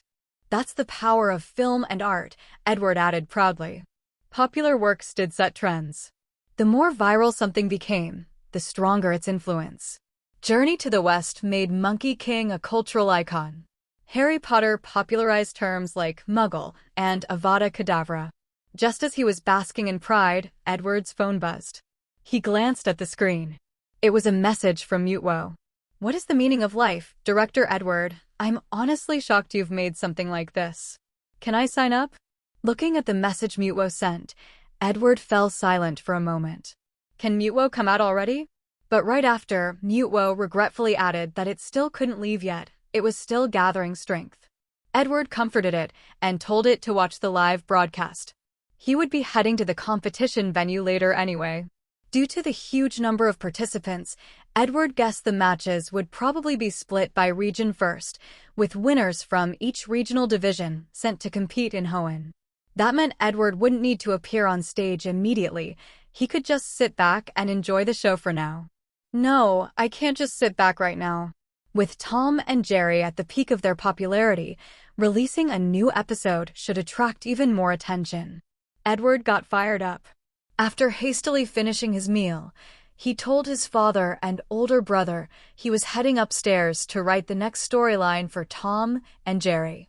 Jerry's second cousin and big cousin were about to make their debut, and Edward was going to show the audience just how charming those two new characters could be. And new characters meant new revenue, especially now, with Tom and Jerry's merchandise licensing already generating over $300 million in income. Ghost Film Pictures was practically swimming in profits. The two cousin characters were also highly marketable. If they became popular, more licensing deals would follow, and making money would be guaranteed. Right now, Edward had plenty of places where money was needed. Code's foundation had already begun operations. Code had collected information on several families in need of financial aid for medical treatment and was now visiting them in person to verify the situations. Though the foundation had been made public, it had received very few donations so far. The funding mainly came from Edward himself. It looked like a lot on the surface, but once it was divided among all those families, it wasn't much at all. Edward estimated that he'd have to continue injecting funds for a while. Only after the foundation had done some real, visible good would its name start to spread and attract public support. The next day, when Edward brought the script he had written overnight to the company, the office was already bustling with people. They were even putting up new banners. Edward took a quick look. The number of registrations for the Tom Tree competition had already surpassed 1 million. An absurd figure. Back in his previous life, even the wildly popular Got Talent competition had peaked at just over 100,000 applicants. But then again, considering the massive number of Pokémon trainers in this world, Edward found himself calming down. In the Pokémon world, nearly everyone owned, or had once owned, a Pokémon. Pokémon were, after all, the most abundant creatures here. If the league opened up wild entries, the number might even double. Edward knew this well. Among wild Pokémon, Tom and Jerry were both incredibly popular. With that many people, even if everyone only chops one tree, that's a million trees. Does the league even have that many trees ready? Edward narrowed his eyes, murmuring to himself. And that was just the second-day number. By the time registration ended, it might surpass 2 million or more. Gym battles had entry requirements. The Tom Tree Performance Contest, on the other hand? As long as you could split a tree, you were in. Edward had even seen someone online who trained a Weedle to complete the Tom Tree Challenge. It took a long time, but the Weedle eventually managed to chew its way through the tree. And the chance to perform on the same stage as champions? That kind of appeal was irresistible. Boss, the Tom Tree registrations have now exceeded 1.3 million. Zoroark came running over excitedly. Even its illusioned human face was tinged with a rosy flush. Got it, Edward replied calmly. Call the Tom and Jerry production team. This is the newest script. Also, get me a little Rattata actor and have them sign the contract. Let's get this episode filmed. 1.3 million? Edward didn't bat an eye. Compared to the league's 135 million registered trainers, that number was a drop in the ocean. Understood. Zoroark took the script and hurried off. It realized just how successful the release of a new Tom and Jerry episode would be right now. Edward leaned back in his office chair, rubbed his temples, and picked up the schedule Zoroark had left on the side. Nothing major was planned for today, only one task stood out. That afternoon, he needed to take the actors playing Tom and Jerry to the Hoenn League branch to shoot a few promotional posters and teaser clips. Just something to give the competition's popularity another push. And after that, he'd be free for the day. Currently, Edward didn't have any other productions in progress. Sherlock Holmes was still in the editing phase. Though on the trending list, things were feeling a bit chaotic, as if a flood had washed into the Dragon King's temple. The Tom Tree event's popularity had completely eclipsed the three-god riddle, pushing it down to 7th place. The top 5 trending topics were now all Tom Tree related. But Edward didn't mind. After all, they were all his works anyway. And the more hype surrounding them, the more attention Ghost Film Pictures received. He'd originally bought the studio just to make movies, but he knew he couldn't be the company's only director forever. He simply didn't have the time. Eventually, he would need to recruit more directors. Boss, here's a list of new projects scheduled to begin filming this quarter. Please take a look, see if there are any you'd like to invest in, said Pharaoh, knocking and entering respectfully. Edward accepted the folder and glanced through it. A film company could produce its own movies and also invest in others. As a director himself, Edward had received investments from other companies before. It wasn't unusual in the film industry. Waiting for you in the future fantasy romance. Director, Black Cat. Basic details were listed for each project. Edward knew this, Black Cat director, though that wasn't their real name. They just liked using it as a pseudonym.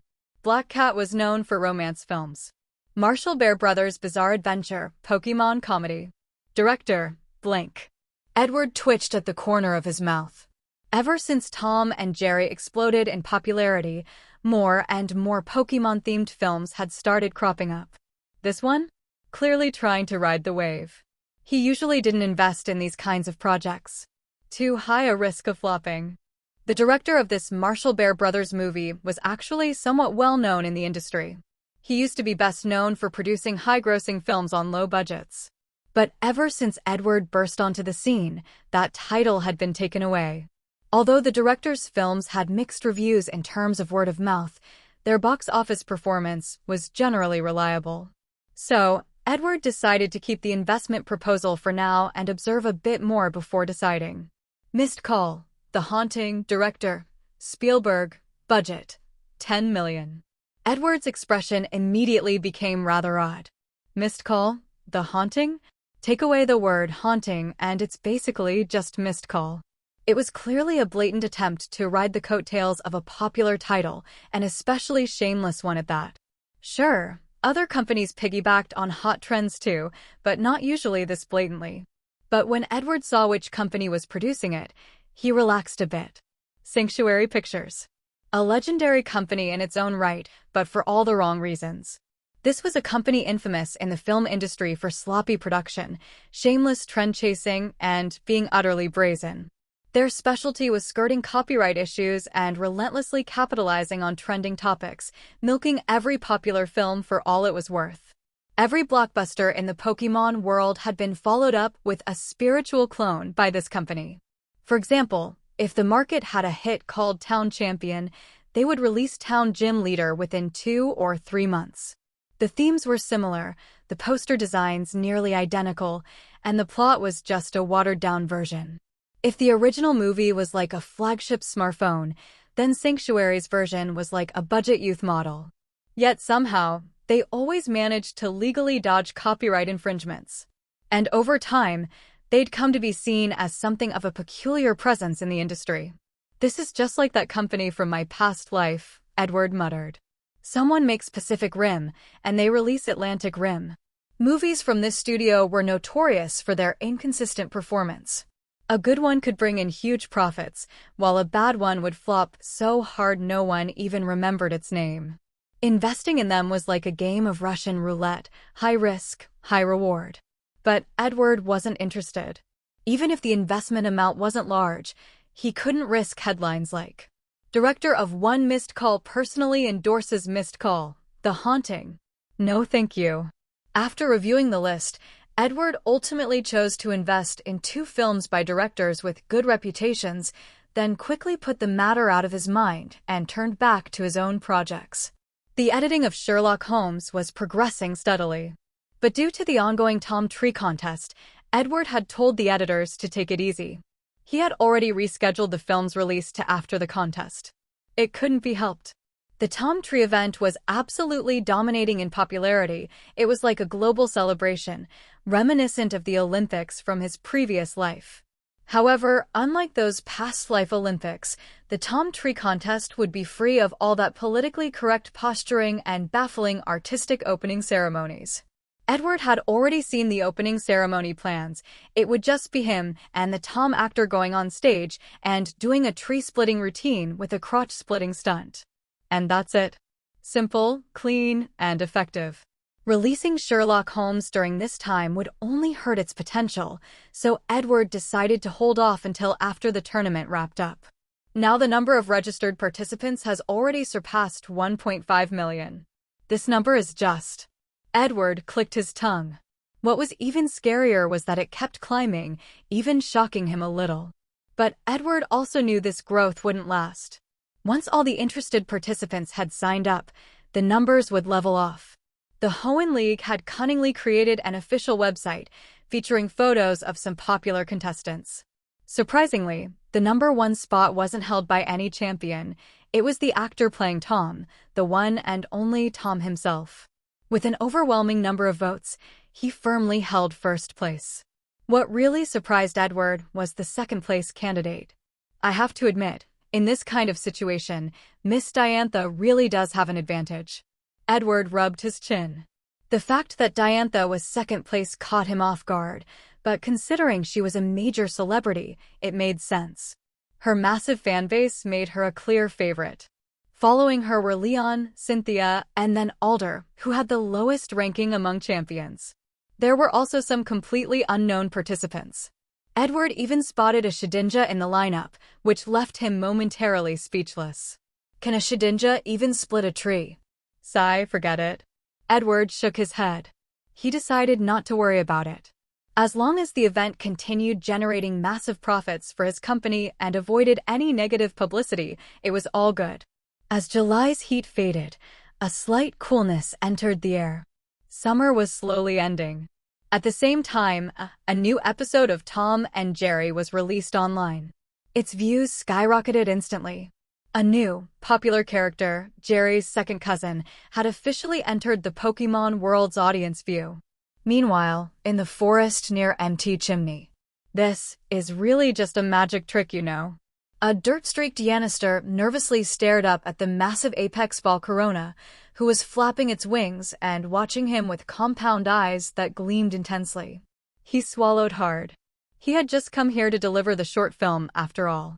Edward's Tom and Jerry had always been extremely popular among wild Pokémon populations. But he hadn't expected this. Just remembering the last time made Yanister's stomach churn. Time to watch the new episode of Tom and Jerry. Yanister clapped his hands and took out a loudspeaker, shouting loudly. Immediately, the whole forest came alive with excitement. Yanister ignored the ruckus and focused on setting up the big screen. As soon as the screen was ready, a whole crowd of Pokémon began emerging. A Trico wobbled out carrying a pile of berries. Then a Sceptile dragged out a massive leaf and laid it in the center with practiced skill.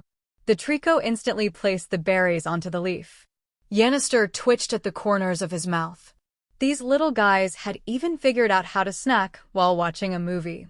Several Zigzagoon came trotting out, dragging along some unknown nuts. They dropped them onto the big leaf in the center, then the whole Zigzagoon family obediently sat down at the front. Since they were short, they needed to sit up front to see clearly.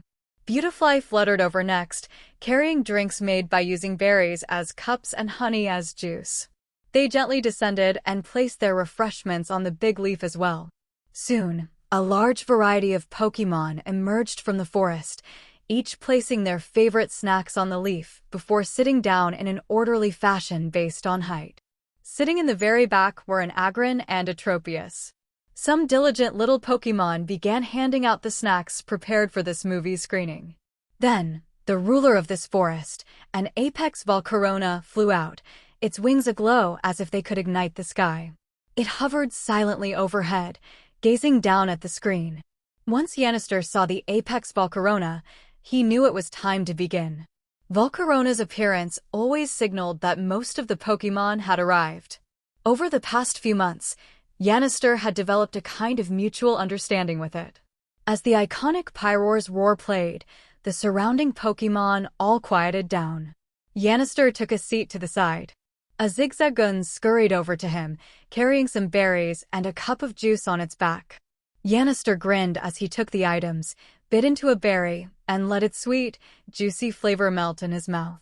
He leaned back comfortably against a tree. At first, he had done this whole thing for Edward's annual donation of 500 million. But now, he did it for the joy of it, for the pleasure of watching movies together with Pokémon, sharing a life filled with common interests. But as he continued watching, he found himself absent-mindedly finishing the berries in his hands, a look of surprise creeping into his eyes. At first, when he saw the new Rattata, Yanister had thought it was just Jerry in disguise. But it quickly became clear that this wasn't Jerry. It was a new character, someone Jerry referred to as the Magician, who called himself a wizard and also happened to be Jerry's second cousin. On this second cousin's cloak, there was a tiny emblem, which only flashed on screen for a brief moment, a yellow and black badge with a strange creature at the center. That piqued Yanister's curiosity. Having screened so many of Edward's short films, Yanister had come to understand this now famous director from Hoenn a bit better. Edward had a fondness for planting little surprises in his work. Almost no shot was meaningless. So now, Yanister couldn't help but wonder about that yellow and black emblem. But before he could think too deeply, his attention was stolen away by the second cousin's dazzling magic performance. At the end of the short, the magician's second cousin left with a smile after toying with Tom. Jerry waved a handkerchief to see him off. Then, as the cousin stepped into the wall and vanished, Tom, chasing after him, slammed right into it face first, flattening himself like a pancake. The final shot lingered on a sign. Platform 9 3/4. And that was the end of the episode. One look, and you can tell this was Edward's script. Yanister smacked his lips. Previous episodes of Tom and Jerry were charming, but fairly standard. None had surprises or such whimsical creativity. But this second cousin? He was something else. He said he was a magician, but it felt more like he was performing real magic. In the Pokémon world, there were magicians too, but their tricks couldn't come close to this. Yannister couldn't help wondering, who was this mysterious second cousin of Jerry's? And how had he walked into that wall? The questions itched at Yannister's mind. He felt an overwhelming urge to fly back to Rustboro right this minute, grab Edward by the collar, and demand he write the next script right away. But just then, the forest erupted into a flurry of excited chatter. The Pokémon were all talking animatedly, mimicking the second cousin's magic tricks with exaggerated flair and making the others burst out laughing. Beside him, Volcarona flapped its wings and drifted down to Yannister's side. Glimmering embers danced in the air, rearranging themselves into glowing words. What is a wizard? How do you become a wizard? Yannister's mouth twitched. This is just a magic trick, really, he said nervously, swallowing hard. But clearly, Volcarona didn't believe him. It remained unconvinced and very persistent. So, this is why you called me out here? Edward's face was dark as he looked at Yannister, then at the imposing Volcarona beside them. He was clearly not pleased. I had no choice, Director Edward. I really don't know how to answer what a wizard is, or how to become one. Yannister whined miserably. Just a little while ago, he had been lounging under a tree, munching on berries, sipping juice, and watching the film. The next second, he'd been kidnapped by Volcarona. And not just any Volcarona, this one was an Apex Volcarona. Apex Pokémon were incredibly powerful, ruling over their territories with overwhelming force. Other Pokémon had to submit to their dominance to acknowledge them as the boss. Even the Pokémon League generally avoided provoking them. So, under Volcarona's persistent questioning, Yannister had no choice but to pass the buck. Edward wrote the script, let him explain it. Which is how Edward ended up here, near Meteor Falls. Hello, Edward. The glittering embers shimmered again. Volcarona greeted him warmly. Edward wasn't afraid. An apex? So what? There was still that Jengar in Petalburg Forest, always fighting and always losing. Edward wasn't intimidated in the slightest. So, he returned Volcarona's greeting just as politely. But then, Volcarona eagerly asked him about wizards, leaving Edward a little flustered. In the world of Pokémon, psychic powers could imitate magical effects, and Pokémon of other types had abilities that could be considered magic too. Well, a wizard is basically someone who... Edward began explaining the general concept of magic. Whether Volcarona understood or not was unclear, it just continued flapping its wings. Then suddenly, Volcarona flared its wings. The sky caught fire. A massive flaming creature appeared in the sky, formed from 3 strange heads fused together. It was enormous, bigger than a plane. The creature roared and howled, growing even larger with every second. Is this what they call incendio? Volcarona asked excitedly. Edward stared at the fiery monster in the sky. Well, yeah, that was definitely incendio. After finally sending off the gleeful Volcarona and the visibly relieved Yannister, Edward looked up to see Zoroark walking in, holding a few documents. Boss, tomorrow's the start of the contest, Zoroark said, handing the papers to Edward. Edward took them and gave a quick glance. It was the program for the opening ceremony of the first Tom Tree contest. Yes, that's right. The Hoenn League had rather dramatically arranged an opening ceremony. Edward didn't really understand why there needed to be one, but the thick stack of documents in his hand made it clear the Hoenn League was dead serious about this. They probably intended to turn the Tom Tree contest into a formal, recurring competition or even a festival. And the benefits of doing so were obvious. It would attract large numbers of people from other regions to travel to Hoenn. Lately, Hoenn had been stealing the spotlight. Go on stage, perform the split tree stunt with the Tom the Persian actor, wave to the crowd, and sign autographs? Edward read off the list of things he had to do, his eye twitching slightly. Was this an opening ceremony or a celebrity concert? Thankfully, Ada and the others would be joining him on stage for the autograph session. After all, the whole league was very curious about the core creative team behind Tom and Jerry. How many participants are signed up now? Edward asked, glancing at Zoroark. The plan was to hold the opening ceremony tomorrow, then have each region crown their local champion on the first day. On the second day, All the champions would come to Hoenn and compete together to determine the ultimate winner. The entire event spanned just 2 days, a very short schedule.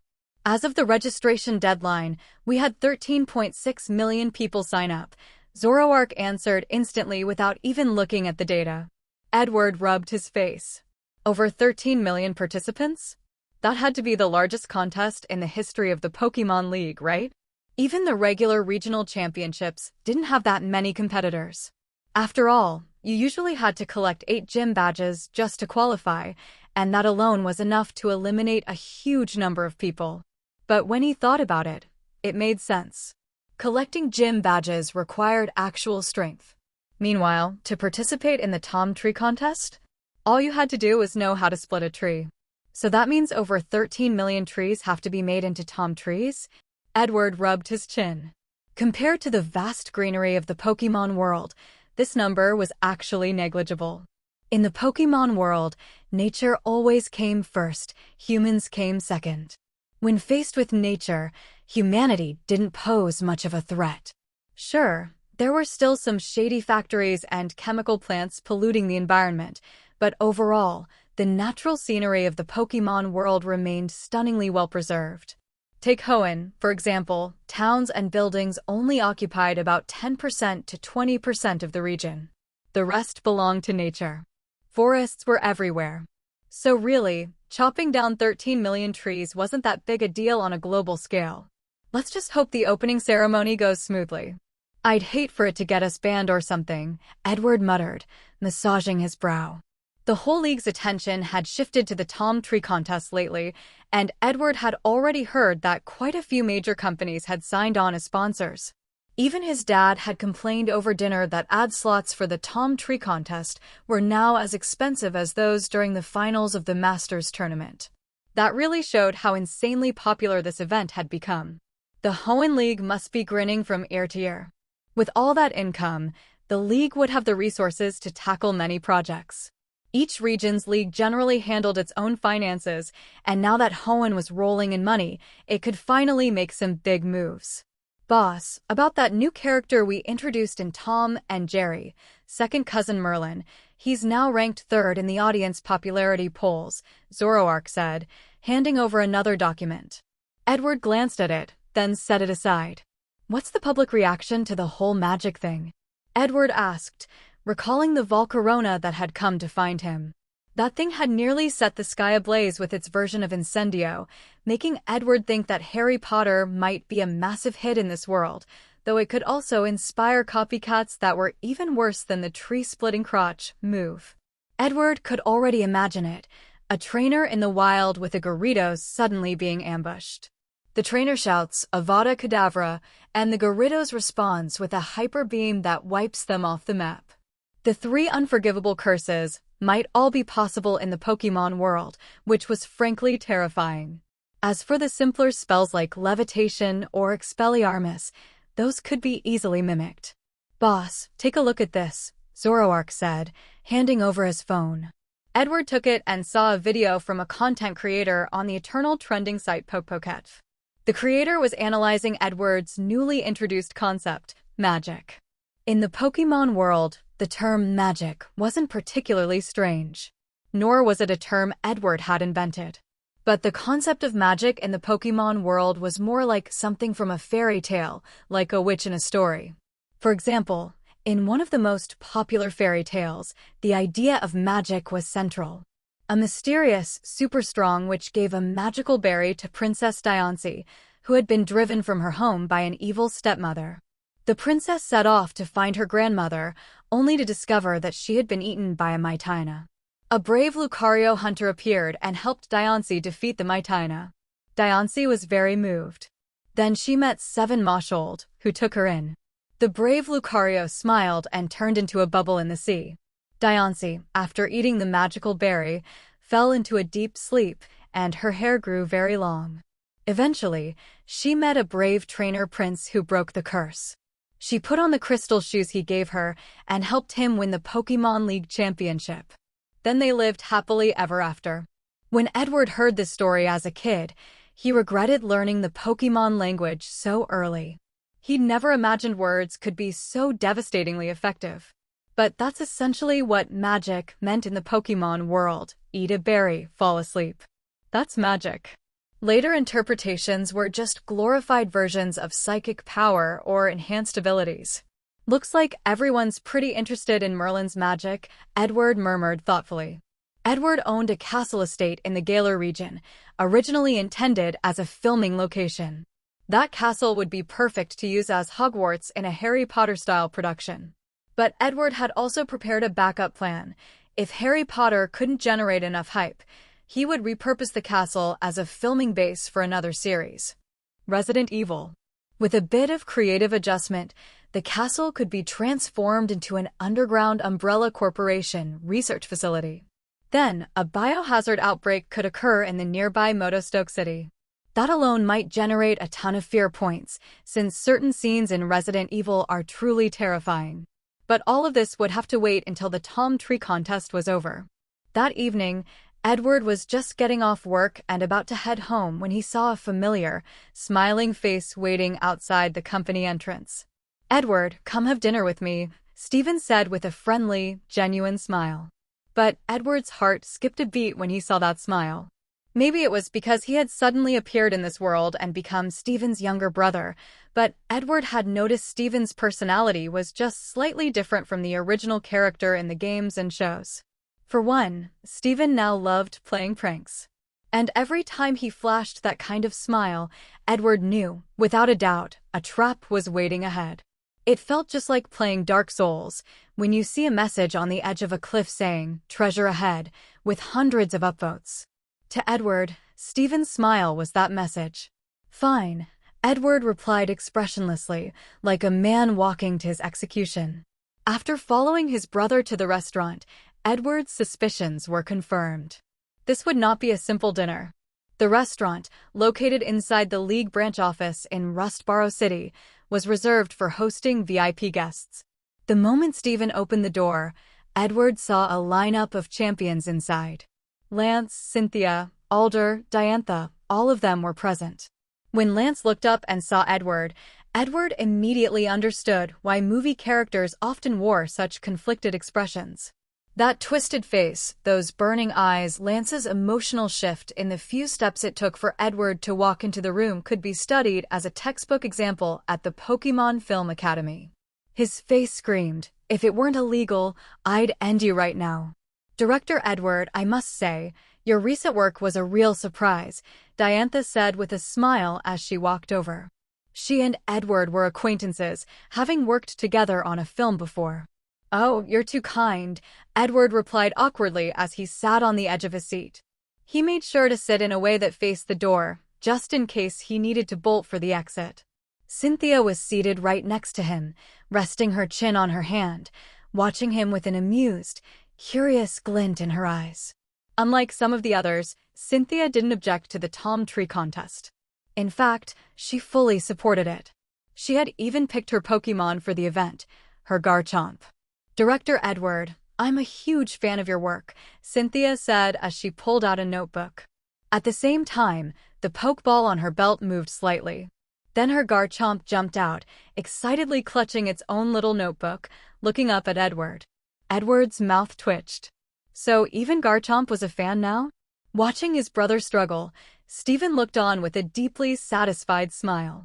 This dinner was painfully awkward for Edward. He hardly ate a thing. By the time he left the restaurant, his clothes were disheveled, and his hair was a total mess. Courtesy of Alder and Lance. But once he stepped outside, Edward finally let out a deep breath. Despite how much of a menace Stephen could be, there was no denying he was an outstanding brother. That dinner had been agonizing, yes, but by the end, Edward had grown closer to many of the champions. If not for Stephen's invitation, meeting all those champions at tomorrow's opening ceremony would have been far more awkward. At least now, the tension had been somewhat diffused. "I still can't believe Alder's successor is one of my fans," Edward thought, remembering the girl who'd been seated next to Alder, an energetic dark-skinned girl named Iris. To his shock, even she was a fan. By the end of the night, even Stephen, Leon, and Lance came over to ask for Edward's autograph. In that moment, Edward felt as refreshed as if he'd just taken a sip of ice-cold soda in the middle of a scorching summer day. Though just like soda in summer, you had to pace yourself too much at once and you could get heat stroke or worse. Stephen didn't go home with him that night. He still had to escort the champions to their league-sponsored accommodations. So many champions in one place. Won't the evil teams across the regions try something? Edward wondered aloud as he lay sprawled out on his cozy bed. After all, the Pokémon world had no shortage of shady organizations. Almost every region had its own villainous team. Hoenn even had two, Team Magma and Team Aqua. But Edward was confident that, for the next few days, Hoenn would be the safest and most peaceful region in the world.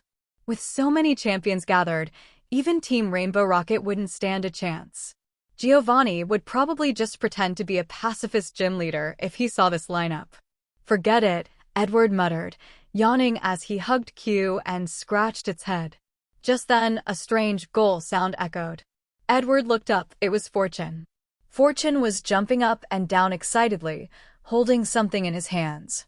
Edward squinted and took a look. It was the admissions brochure for Hoenn University. He shot up straight. Looking at the ecstatic Fortune, he stroked his chin thoughtfully. Fortune, you want to study at Hoenn University? Edward asked tentatively. Fortune nodded enthusiastically. Edward massaged his temples. Hoenn University was one of the rare institutions where both humans and Pokémon could study together. But it had higher academic standards than traditional Pokémon academies. On the flip side, it also produced higher caliber professionals. Even Professor Birch graduated from Hoenn University. Many renowned experts and researchers came from there.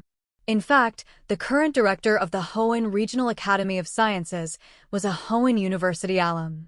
Still, Edward wasn't entirely confident Fortune could pass the entrance exam. Well, let's give it a shot. Early the next morning, Edward was woken up by the old butler, who immediately started helping him get dressed and washed up. Young Master Edward, you're attending the opening ceremony today. Would you like to change into a formal outfit? The old butler asked, nagging a little while having the maid Pokémon NDD assist Edward with his clothes. Yeah, I should. It's a formal occasion after all. Edward rubbed his eyes and yawned. With over 10 million registered participants, this year's Tom Tree Performance Contest was destined to become a milestone in the history of the Pokémon League. Edward didn't want to appear on stage in casual wear while under the watchful eyes of so many, so changing into a formal outfit was necessary, not just out of respect for others, but also for himself. The outfit, while stylish and classy, was a pain to put on. Even with help from NDD, it took quite a while. But once dressed, Edward looked at himself in the mirror and was fairly satisfied. After breakfast, he got into the butler's car, holding Q in his arms and looking out the window. Beside him sat Fortune, reading a book. Fortune had officially decided to apply for Hoenn University, the largest university in the Hoenn region, so it was currently in full-on exam prep mode. Even though Fortune was studying, its strength was steadily increasing. With one fear candy a day, its power was climbing rapidly. Edward glanced at Fortune and quietly pulled out a Geiger counter. The radiation levels it showed were very low. Nuclear radiation, it's harmful to both self and others. But since Fortune is a Ghost/Steel-type Pokémon, it seems mostly unaffected. That thought flashed through Edward's mind. Still, the official Pokémon League would never allow Fortune to enter battles carrying anything radioactive. After all, most Pokémon have no resistance to nuclear radiation. If a battle ended with Pokémon falling ill due to exposure, who could tolerate that? That's why Edward routinely checked Fortune's radiation levels. Q yawned, curled up in Edward's lap, and suddenly sat bolt upright, body stretched out as it peered out the window. Edward followed its gaze. The car had arrived at the contest entrance. At the entrance stood Headmistress Lillian with a scarred-up Salamence beside her. She was holding a sign that read, "Go Edward." The sight made Edward feel oddly embarrassed. As soon as Edward stepped out of the car, the cheers of the crowd surged into his ears, echoing in his head. Edward! Edward! That was still manageable. Tom Tree. Edward. Tom Tree. Edward. This chant made Edward suspect that the crowd supported naming a giant tree split down the middle after him. What dominated the scene even more were the constant camera clicks. Edward smiled and waved to the crowd. In his arms, Hugh curled into his shoulder, terrified, peeking at the crowd with just its eyes. Fortune followed behind Edward, its gleaming gold appearance stealing who knows how many rolls of film. The next moment, another car pulled up behind Edward's. Out first came Zoroark, followed by the actor playing Tom, a very theatrical Persian.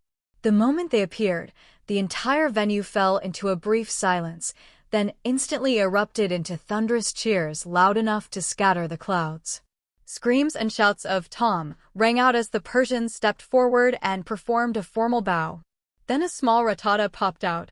It had been dyed a brownish yellow and also happily bowed to the crowd. "Jerry! Jerry!" The chants grew louder and louder. Media shutters clicked furiously, almost overheating from overuse. "Boss, our timing was perfect, right?" Zoroark trotted over, smiling as he left the two stars behind to be photographed. "MHM." Edward nodded, glancing over at Tom and Jerry. These two had now become some of the most recognizable Pokémon stars in the world. At the very least, their popularity rivaled that of some legendary Pokémon. A sense of inexplicable satisfaction filled Edward's heart. Watching two of his hand-raised Pokémon become global stars filled him with pride. He finally understood why so many people loved simulation games. This kind of accomplishment was unparalleled. After signing new contracts, Edward no longer had to worry about any unnecessary disputes with Tom and Jerry. Soon, Tom and Jerry walked over and greeted Edward respectfully. They both bowed like professionals, and Edward chuckled as he led them into the contest venue. Today was the first day of the contest, during which each region would decide its champion. The second day would involve battling alongside those champions.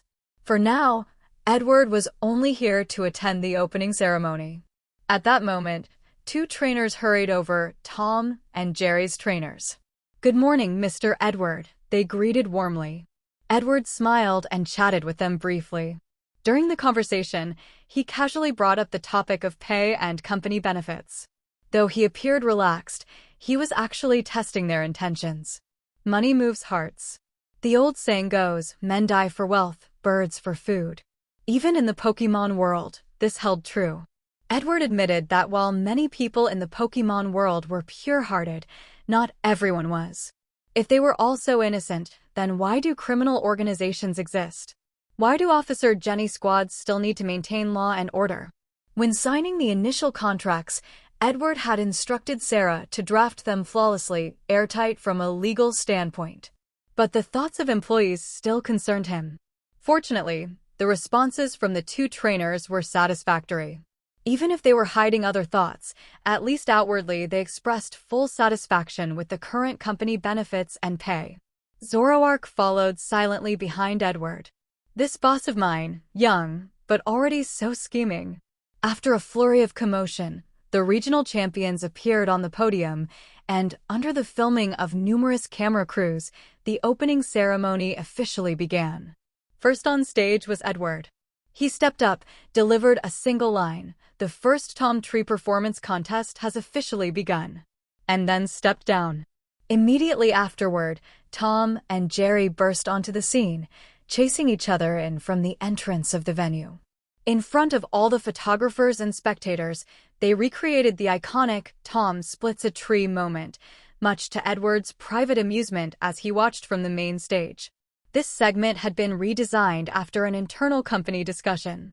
The idea was, Tom sees other Pokémon on TV mimicking the infamous crotch-splitting tree move and is utterly shocked, only to be mocked by Jerry. Determined to prove himself, Tom starts splitting trees, failing with the first two, but succeeding with the third. The entire act was as comical and exaggerated as possible. From the laughter and cheers echoing from the crowd, Edward could tell the new script was a hit. At the very least, the audience loved it. As Tom successfully split the third tree and jumped down to take a bow with Jerry, only to be stomped on the foot and resume the chase, knocking over countless props and bursting out of the arena in a puff of smoke, the Golden Tom Tree Performance Contest logo rose into the sky. I gotta say, the league's design team was pretty creative with this one, Edward muttered as he watched Tom and Jerry's chaotic exit and glanced back at the center of the arena. Yeah, super creative, said Lance, who was sitting to Edward's left with a blank expression. On his right were Stephen Stone and Cynthia. Edward let out an awkward cough. Q peeked out from behind him, mostly staring curiously at the Dragonite behind Lance. Well, looks like it's our turn now, Stephen sighed and rubbed his face. There was still one part of the opening ceremony left. Each champion had to send out a Pokémon to perform a version of the Tom Tree Act. At the end, they would strike a collective pose before switching to the regional selection broadcasts. Next, Lance took a deep breath, plastered on a businesslike smile, and went on stage. The other champions followed one after another. Among them, Diantha seemed the most enthusiastic, her smile genuine. Considering Diantha was a professional actress, Edward believed her excitement was likely real. After all, this was a great opportunity for exposure. The second happiest person was Leon. As soon as he got on stage, he began dramatically flaunting his cape, an absolute mess of sponsor logos that made people's eyes spin. But when the cameraman quickly skipped over his cape and focused instead on Leon's face, Edward almost couldn't hold back his laughter. Clearly, the league didn't want free advertising on Leon's cloak. Zoroark, how much is the current advertising rate for the Tom Tree contest? Edward asked, smacking his lips as he looked at the overwhelming number of ads around the venue. Gold milk, 100% gold medal Miltank milk, protecting your health. Silky hair shampoo, get flowing hair like a Primarina's. These were relatively normal. But then Edward spotted a tiny ad in a very remote corner of the venue. Squinting, he couldn't make it out, so he pulled out a pair of binoculars and finally saw what it said. Clobopus Safety Umbrella, bringing you the ultimate sense of security. What did Clobopus ever do to deserve this? Edward twitched at the corner of his mouth. The Clobopus Protection Society should call the police. But thinking about Clobopus's design, he figured maybe it kind of made sense. In the Pokémon world, nearly every Pokémon's name had been registered as a trademark. However, these names weren't protected by the League, meaning almost any company could use names like Mew for branding, think Mew Mart, Mart Mew, and so on. But once Mew Mart was in use, others couldn't use that exact name again. Yet, switching the order to Mart Mew was still fair game. Even the standalone name Mew had already been registered as a brand by the famous Mew Supercar company. Boss, the current rate for an ad billboard at the Tom Tree contest is $3 million League dollars per square meter per day, Zoroark reported. Even Edward, with his deep pockets, pursed his lips at that. $3 million per square meter meant that the roughly 15 square meter Mew Supercar billboard in the center of the venue was raking in $45 million per day for the Hoenn League. Thankfully, the contest only lasted 2 days. That's $90 million total. It sounded like a lot, but actually wasn't that outrageous. In his past life, a single 30-second ad slot during a top-tier contest could cost over 50 million yuan. Nearly $7 million US dollars, so just like a Super Bowl ad. So, 45 million for a premium ad slot in the Hoenn region seemed pretty reasonable. TV ads go for 49 million per 30 seconds, Zoroark added. Edward smacked his lips again. He had a feeling that if this contest ended up a huge success, the Hoenn League might very well turn it into a recurring event. Still, I guess it makes sense why that one ad was so tiny. After all, this contest has a lot of young viewers, Edward mused, stroking his chin. Compared to some real-world opening ceremonies filled with suggestive content, forced political messaging, and eye-searing aesthetics passed off as relaxed or romantic, the Pokémon World ceremonies were refreshingly normal. At the very least, Edward found himself laughing heartily at the champions' performances. Especially when his brother used Agron to split a tree, and the tree almost turned to sawdust. Edward laughed so hard that tears welled up in his eyes. Dad's probably still recording this, right? Edward wiped away his tears and looked around. There were a few luxury viewing suites in the stadium. Early that morning, his father had skipped work to come see the opening ceremony. According to the old butler, his dad brought a camcorder too. Edward knew exactly what that old man was thinking. But then he remembered he himself had been filmed too, and his smile disappeared. Better not talk about brother anymore. As the champions finished their comedic performances, the opening ceremony came to an end. Edward rested his chin on his hand, seated at the main podium. Today's opening ceremony had a lighthearted and playful tone from the champions.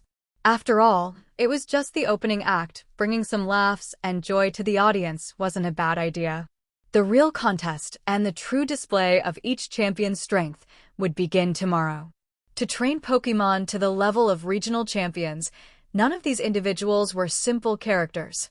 Although the Tom Tree performance held no real combat value, it was purely recreational, the champions still put on solid performances. Thinking about it now, I'm actually starting to look forward to tomorrow's showcase. Edward rubbed the head of the little Q in his arms.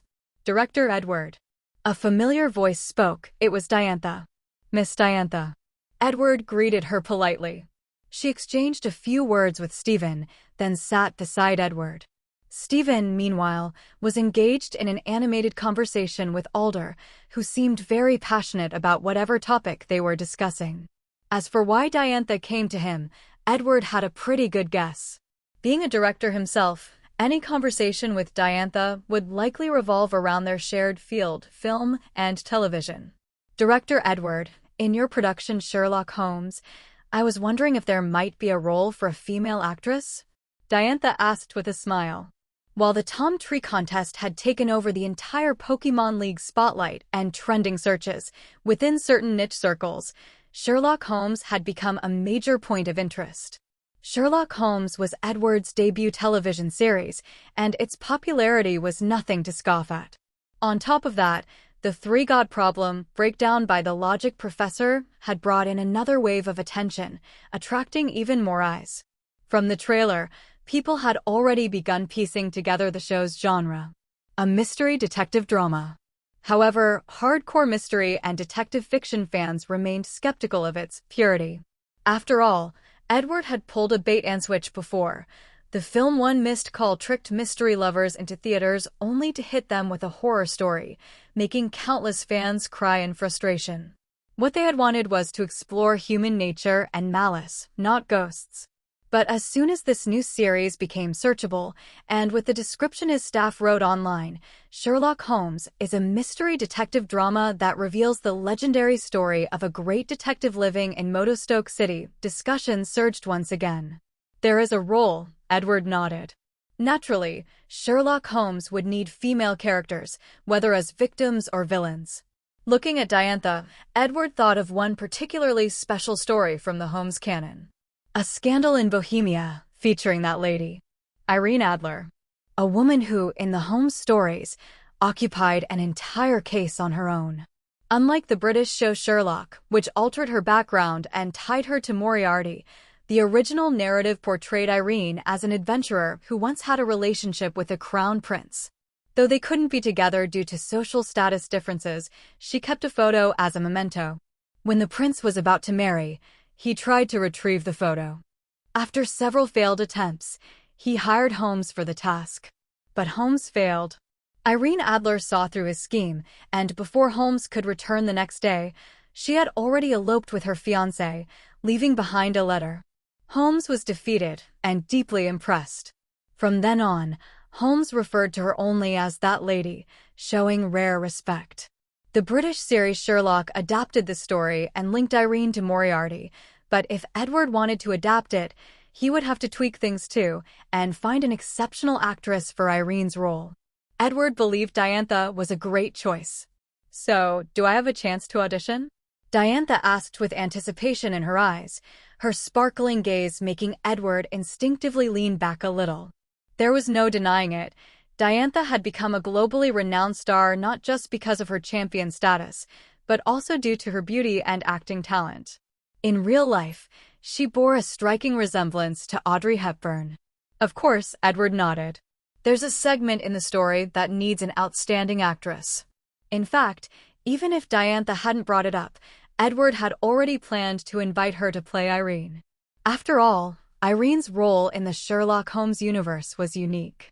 Unless you completely gender-swapped Watson, she was practically the only character through whom you could explore any hint of romantic subplot. Of course, out of respect for the original, Irene could never end up with Sherlock Holmes. The British show Sherlock handled this very well. Although Holmes had unusual feelings toward Irene, the story ended with her going into hiding, not becoming his wife. That's wonderful.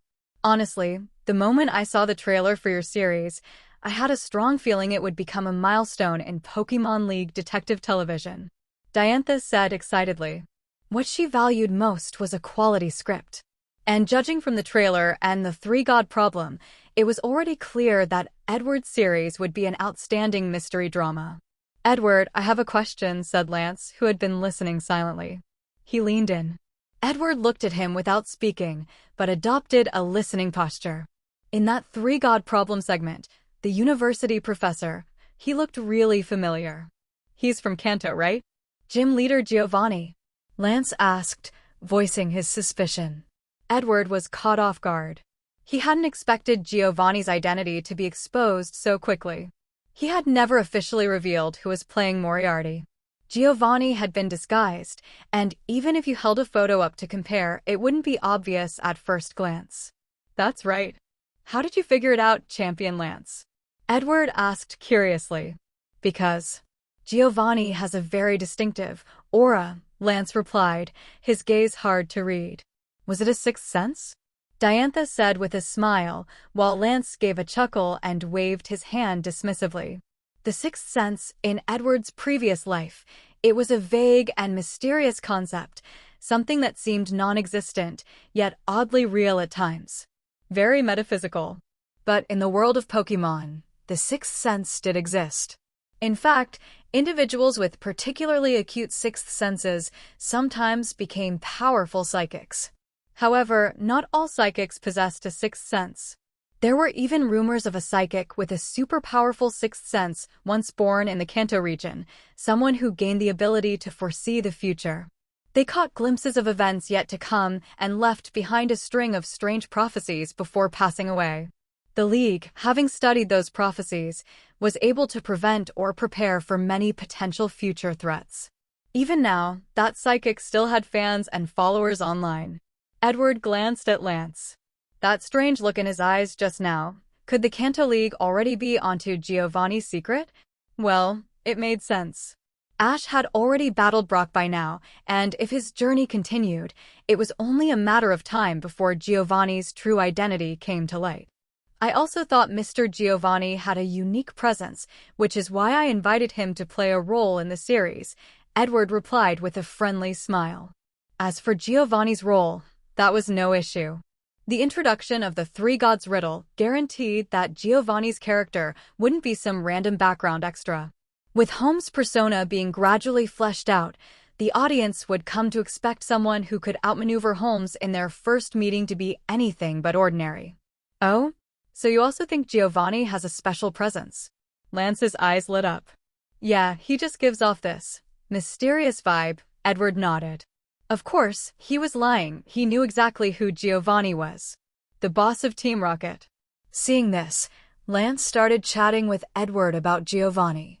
Meanwhile, the large screen in the venue began broadcasting the Tom Tree competition from different regions, each on its own display. Viewers could choose to watch whichever region they preferred. After a while, Lance excused himself to use the restroom, and Edward finally had a moment to check out the big screen. And the moment he did, he saw a familiar face. Or rather, he felt the guy was familiar, but the other person probably didn't feel the same. Ash Ketchum. Ash had entered the Tom Tree competition, and in the Kanto region, no less. Edward silently pulled out his phone and started recording. Once the match was over, he planned to ask for the full video. If Ash really did go on to become a Pokémon Master, Edward could show him this footage someday. Who knows, it might make for a fun little memory. Pikachu. On screen, Pikachu leapt from a great height and tried to slam its tail into the tree only to bounce itself backward from the impact. Ash scrambled to catch it, only to get zapped by a thunderbolt instead. Well, That clip might become a blackmail-worthy memory. Ash was eliminated quite naturally, really. He didn't even manage to split the tree. Still, one of the judges said Ash's performance captured the quirky humor of Tom and Jerry perfectly and gave him a compliment. Edward couldn't help laughing wryly. Just then, Edward's phone buzzed. Mutwo, I saw you, dog emoji. Edward twitched at the corner of his mouth. Ever since Mutwo got its own phone, its chat frequency had skyrocketed. Presenting horror movies to the world, how's your little project coming along? Edward quickly tried to change the subject. He had no choice. Ever since Mutwo got a phone and started high-intensity web surfing, it had evolved at terrifying speed, almost like an AI in his past life, except even more frightening. AI could still be fooled, misled. But Mutwo? Mutwo acted like a proper artificial superintelligence, absurdly powerful. On the first day of chatting, Mutwo had seemed like a curious child. But now? It had completely mastered internet slang and meme culture.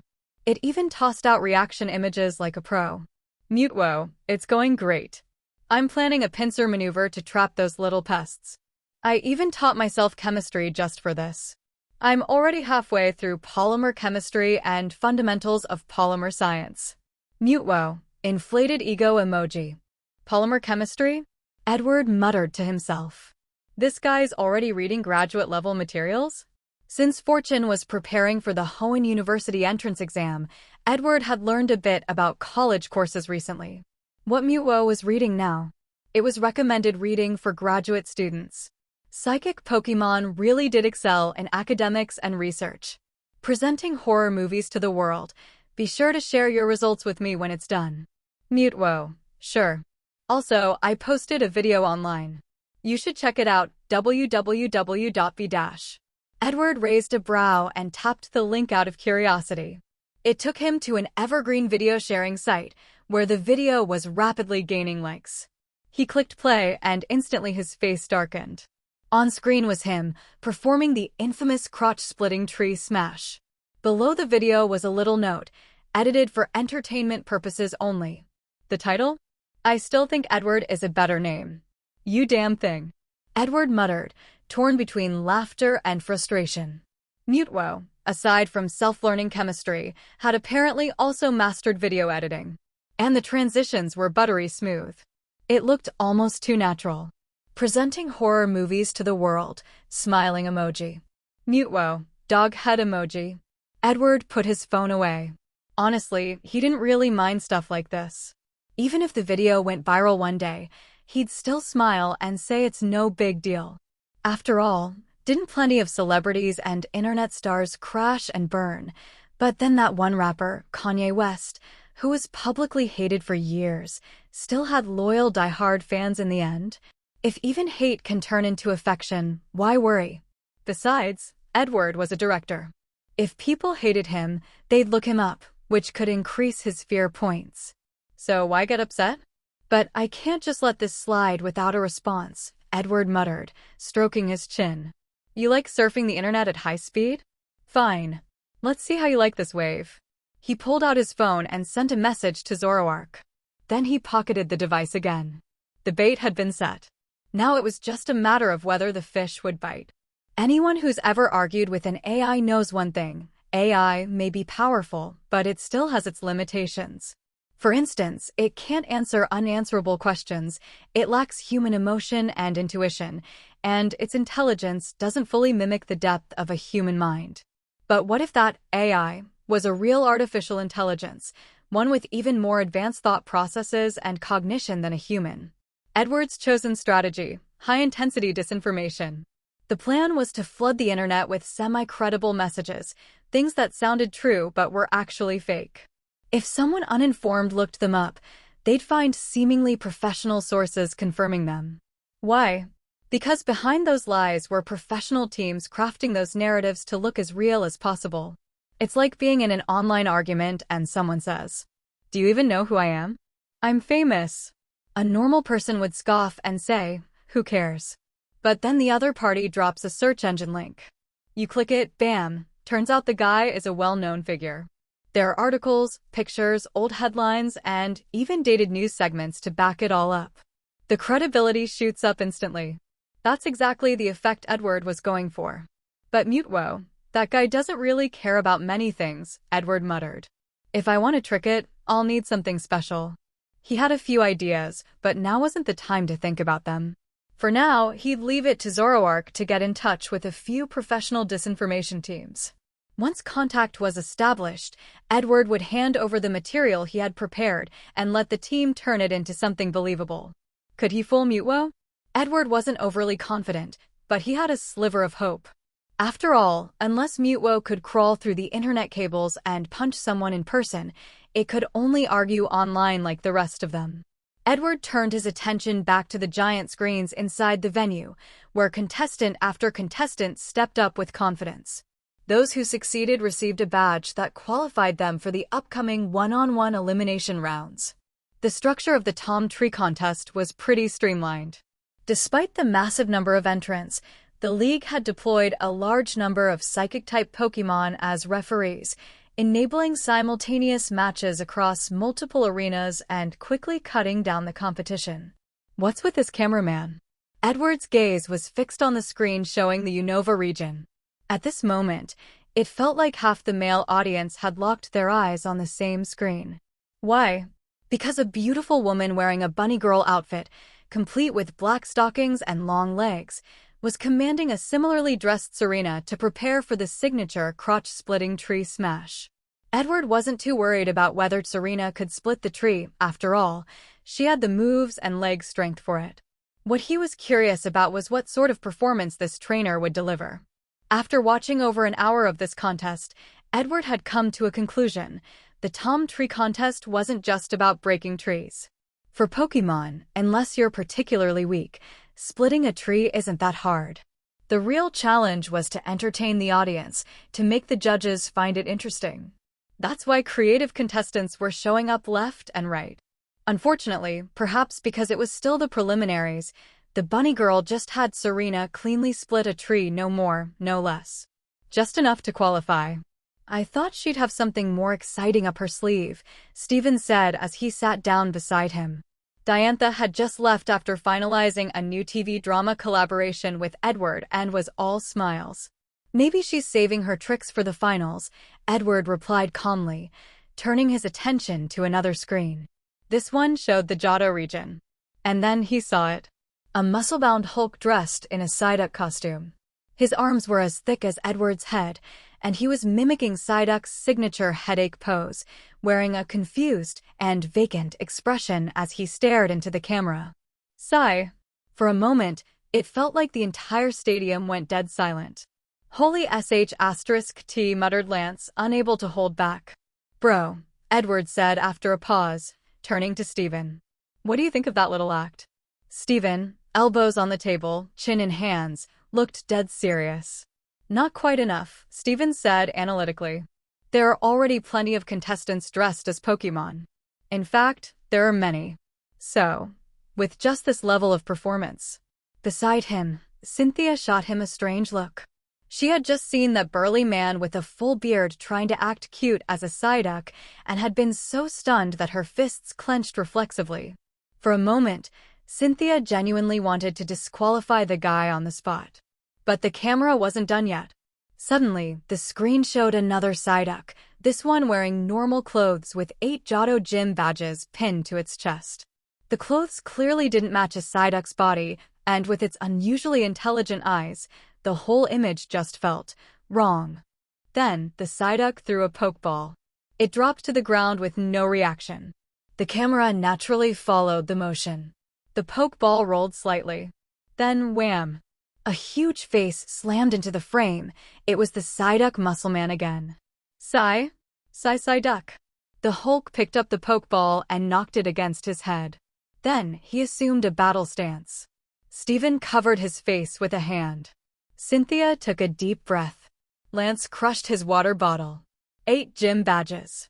Was this man planning to enter the Johto League? Sigh. The Psyduck Pokémon seemed just as confused. But the man appeared to have heard a battle command.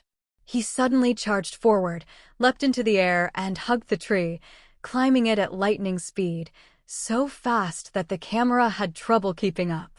He reached the top. Then he shouted, "PSYYY." With a blank expression, he stomped the tree trunk, jumped high, then did a mid-air split. Now that's creative. Stephen, officially acknowledge your standing in the performance scene, Stephen declared, completely serious. Edward stared at his brother with a complicated expression. So Stephen had finally lost it, huh? Still, that guy probably could land an endorsement deal for iron crotch underwear. This guy actually did it. Edward's mouth twitched as he watched the muscle-bound man literally split a tree with his crotch. A small wave of exclamations rippled through the stadium. Clearly, this contestant from the Johto region had earned the audience's respect with his overwhelming physical prowess. After dismounting from the tree, the man pointed both hands toward his crotch. On the camera feed, they could see a line of worn-out text across his pants. "Iron Dojo, get as strong as me." He's even advertising. I have to say, what talent. Stephen looked pleased. Edward gave his brother a sidelong glance. Seriously? This is the time to be saying that? Hey Lance, I didn't know your Johto region produced such geniuses, Cynthia teased, a playful look on her face. Lance's expression darkened. The director quickly cut the camera. They couldn't very well keep pointing it at someone's crotch the entire time. As for whether the man would pass the round, the judges were clearly at a loss. After all, the Tom Tree contest was technically meant for Pokémon to participate in. The organizers hadn't even considered the possibility of a human joining the competition. After all, using your crotch to split a tree? That should have been impossible. But today proved that every strange, ridiculous rule often had an even stranger and more ridiculous story behind it. I think he's just here as a tourist, Lance muttered expressionlessly. As the current champion of both Johto and Kanto, his pride was clearly wounded. Although Lance still officially held the champion title for both regions, even Edward knew that he'd soon be stepping down as Kanto's champion. A new champion was already on the horizon, provided they could defeat the Elite Four and stand before Lance. In the early days of the Pokémon League, especially when it was limited to just Kanto and Johto, some odd things had happened. For example, the supposed Dragon-type champion having more flying types or a Ghost-type Elite Four member barely using any Ghost types at all. It wasn't until Edward had a chat with Lance that he learned those were just Lance's flexible lineups. His true full-power team was only brought out in Masters-level matches or against challengers who had completely steamrolled through the 8 gym leaders. In reality, not every challenger even got to battle the gym leader. Otherwise, gym leaders would have nothing else to do all day. Instead, battles were tiered. If a trainer's skill wasn't high enough, they would be matched with elite members or apprentices. Only those with outstanding strength could apply for a true gym leader battle. Only the 8th and final gym always guaranteed a match against the actual gym leader. This system was meant to support gym leaders. Otherwise, with the sheer number of challengers every day, they'd never catch a break unless they could shadow clone jutsu themselves. Even if a challenger faced a gym leader, that didn't mean they were facing the leader's full strength. Most had 2 teams, one flexible team for regular challengers and a real, serious team used in top-tier battles. I heard that this year in Kanto, there's a really talented young trainer who, on their first gym challenge, defeated a gym leader who used 1 main battler and 2 flex picks, Cynthia added, joining the conversation. For champions, the most exciting thing in the world was battling strong opponents. Naturally, when a prodigy appeared, they paid attention. Yeah, his name is Green. He's Professor Oak's grandson, Lance said, his expression tinged with expectation. If Green could rise to the occasion, Lance would finally be free of his Kanto duties and have way more free time. Green. Edward blinked. No way. This world is that wild?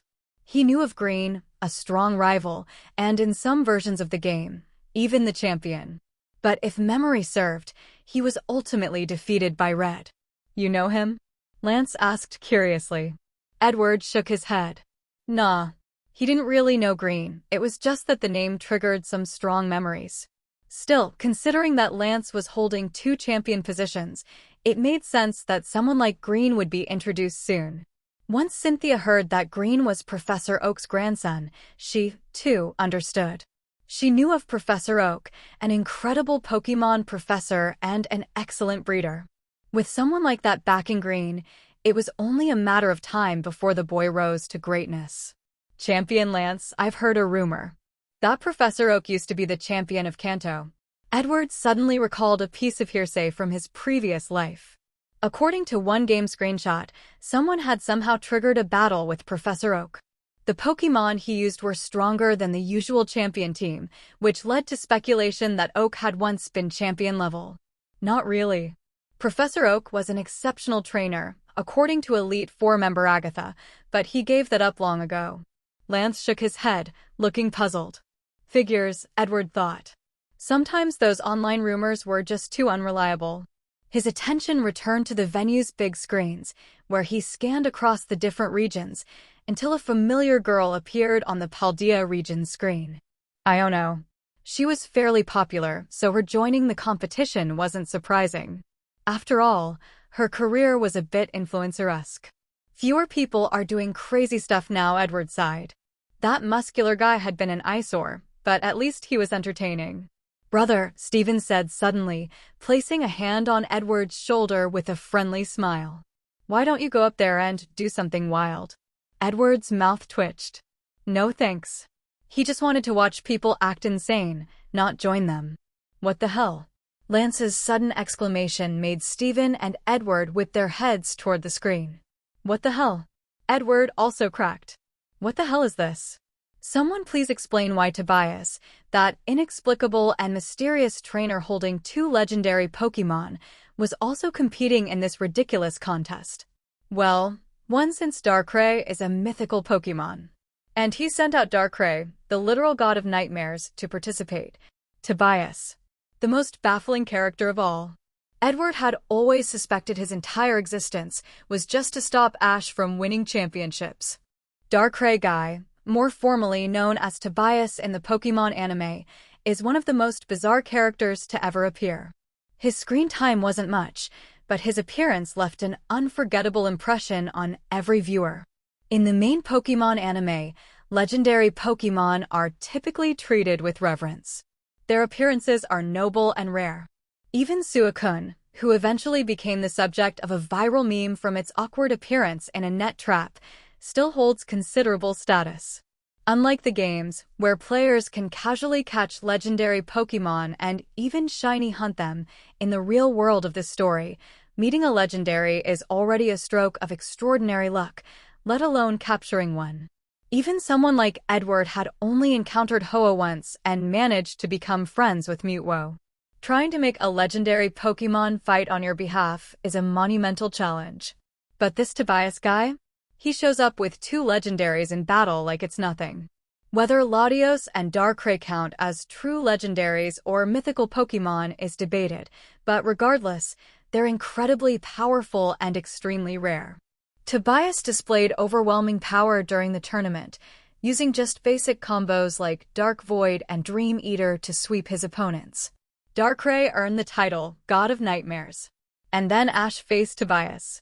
After a hard-fought battle, Ash lost and was forced to swallow the bitter pill of defeat. That plot twist sparked intense backlash from fans at the time. Many believed Ash had a real shot at winning the league that season, but then the writers suddenly introduced Tobias as a mysterious final boss and handed him the championship with virtually no setup. Had Tobias been given some build-up, the audience might have accepted it. But he wasn't. He just appeared out of nowhere like a walking plot device designed specifically to block Ash from winning. Even though Ash eventually won a championship in Alola, many fans still weren't satisfied. It wasn't until the Masters tournament arc, where Ash finally became a Pokémon Master and exited the anime, that the writers truly wrapped up his journey. So, although Edward knew of Tobias from the anime, he never expected to actually meet him in this world. After all, this was the guy who casually walked around with legendary Pokémon. A truly bizarre existence. Is that Darkrai? The god of nightmares. How could that man possibly have a legendary Pokémon? Cynthia was visibly shocked. Her eyes widened as she looked at the screen. As a champion, Cynthia was no stranger to the inner workings of the league or the identities of special Pokémon. And even she had never possessed anything on the level of a legendary. Yeah, that's definitely Darkrai, but technically, it's a mythical Pokémon with a dark typing, Steven added, his expression turning serious. Any battle involving legendaries demanded caution, even from a champion. Didn't the league only recently introduce the mythical Pokémon category? Lance chimed in. Still, their focus remained glued to Tobias. To wield Pokémon of that caliber, Tobias had to be someone extraordinary. Edward said nothing. He knew even more than the champions present. Tobias didn't just have Darkrai, he also had a Latios. That was 2 Pokémon with base stat totals of 600. And the scariest part? That probably wasn't the end of it. Tobias very likely had other Pokémon that he hadn't revealed yet. There was no way his entire team was just Latios and Darkrai. So, Edward was dying to know, what are the rest of his Pokémon? As he pondered that, Tobias began issuing commands to Darkrai on screen. Though the competition was called the Tom Tree Contest, the organizers had made accommodations for Pokémon without legs or, more importantly, without crotches. After all, how could water types or bug types with no limbs perform a crotch-based tree-splitting technique? So instead of sticking to that one rule, the organizers allowed any Pokémon who could replicate the tree's shape in some way to pass. This change opened the door for all sorts of strange performances. The next moment, Darkrai's body expanded dramatically. Edward recognized the move, Shadow Sneak followed by Shadow Claw. With a single sweep of its claw, Darkrai split the entire tree clean in half, leaving a perfect cut behind, exactly matching the Tom Tree template. This guy's definitely going to qualify for Sinnoh's bracket, Diantha commented. I'm more curious whether he plans to enter the Sinnoh Lily of the Valley Conference, Alder added, coming over. Edward looked around and realized that all the champions were gathering around the screen now. And there Edward sat, holding Q, standing completely out of place among these titans of the league. He probably will. That's Darkrai we're talking about. Most trainers wouldn't stand a chance, Diantha said with a smile. Leon nodded beside her, a flicker of excitement in his eyes. To him, undefeated to this day, battling powerful opponents was one of life's greatest pleasures. Normally, a trainer brings a full team of 6 Pokémon to official matches, Edward added. I'm more curious what the others are. The moment he said it, everyone perked up. It wasn't just him, everyone had started wondering the same thing. And then, slowly, all eyes turned to Cynthia. Even though I'm the champion of Sinnoh, I really don't know much about this. Cynthia sighed helplessly. Yes, she was the region's champion, but she only cared about whoever won the Lily of the Valley Conference. Only those champions were eligible to challenge the Elite Four and her. Not every tournament winner even made it to the champion. Many fell to the Elite Four along the way. The champion of a region was like a giant academic figure, a towering intellectual presence. Tobias, by comparison, was like a student who just published a paper in a top-tier journal, impressive, sure, but still unknown to the larger community. I'll ask, Cynthia sighed again. There was no helping it. Everyone here clearly had to know what the rest of Tobias's team was. His team. After a while, Cynthia looked up with a strange expression on her face and glanced around. All the gathered champions looked at her eagerly, their eyes filled with childlike curiosity and excitement, like kids seeing something novel for the first time. Even Edward perked up his ears. He was incredibly curious about Tobias's team too. After all, this was the legendary Pokémon guy, the first known trainer to openly use legendaries in battle. Definitely a big deal. But back in the Sinnoh Lily of the Valley Conference, Tobias had only used 2 Pokémon, Darkrai and Latios, leaving the rest of his team unknown. He only registered Darkrai and Latios, Cynthia finally said. The other 4 are fairly standard, Charizard, Blastoise, Venusaur, and a Ditto. The champions were a little let down by that answer. Well, that's still a solid lineup, Edward scratched his head. He genuinely thought it was a good team. 2 legendary Pokémon and the classic trio of starters. Very few people in the Pokémon world could put together such a roster. Don't be fooled by how everyone in the game seems to have starters. In the real world of Pokémon, starter Pokémon weren't so easy to come by. Most ordinary people started out with things like Rattata, Caterpie, or Weedle. Some got their first Pokémon by fishing. Others didn't even make it far enough to become full-fledged trainers.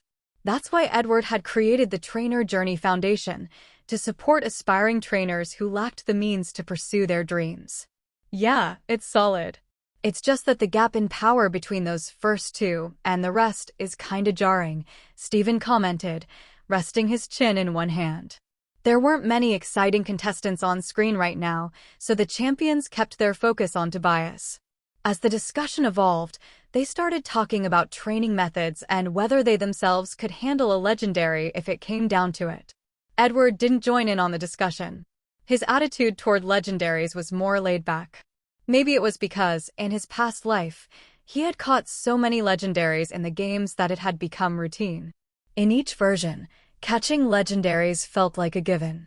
But in this world, Edward had come to realize just how rare it was. Catching a legendary was no easy feat. Being a genius was only the baseline requirement. QQ snuggled into Edward's chest with a contented yawn. Edward chuckled and gently rubbed its head. Maybe most people would never be anything more than average. Look at the champions around him. Each one was a figure standing at the pinnacle of their respective regions. And beneath them, countless ordinary people. Even among the gifted, many couldn't collect all 8 gym badges. And those who did often fell to even more talented rivals. Those who won tournaments still had to get past the Elite Four. And even then, beating a champion was another mountain entirely. Yet, even these champions couldn't guarantee they'd beat a legendary Pokémon. So really, in retrospect, the player characters from the games were the true geniuses. Freakishly talented individuals who overcame every possible hurdle. Now entering the field, it's a master from the Hoenn region. The announcer's booming voice snapped Edward back to attention. Another top-tier contestant? All the champions immediately turned their heads toward the screen. In the world of Pokémon, the title of Master wasn't handed out lightly. Only the winner of the Masters tournament could claim such a title. Everyone was eager to see who this Master was. On screen appeared a handsome and elegantly dressed man, standing before a stormy sea. Yet not even the roaring winds and crashing waves could diminish his presence. Edward's mouth twitched. That is the master of Hoenn's contest scene, Wallace, the announcer declared. A wave of high-pitched screaming erupted from the audience. The sheer volume proved Wallace's immense popularity, especially among the ladies. Oh, it's Wallace. Edward instantly lost interest.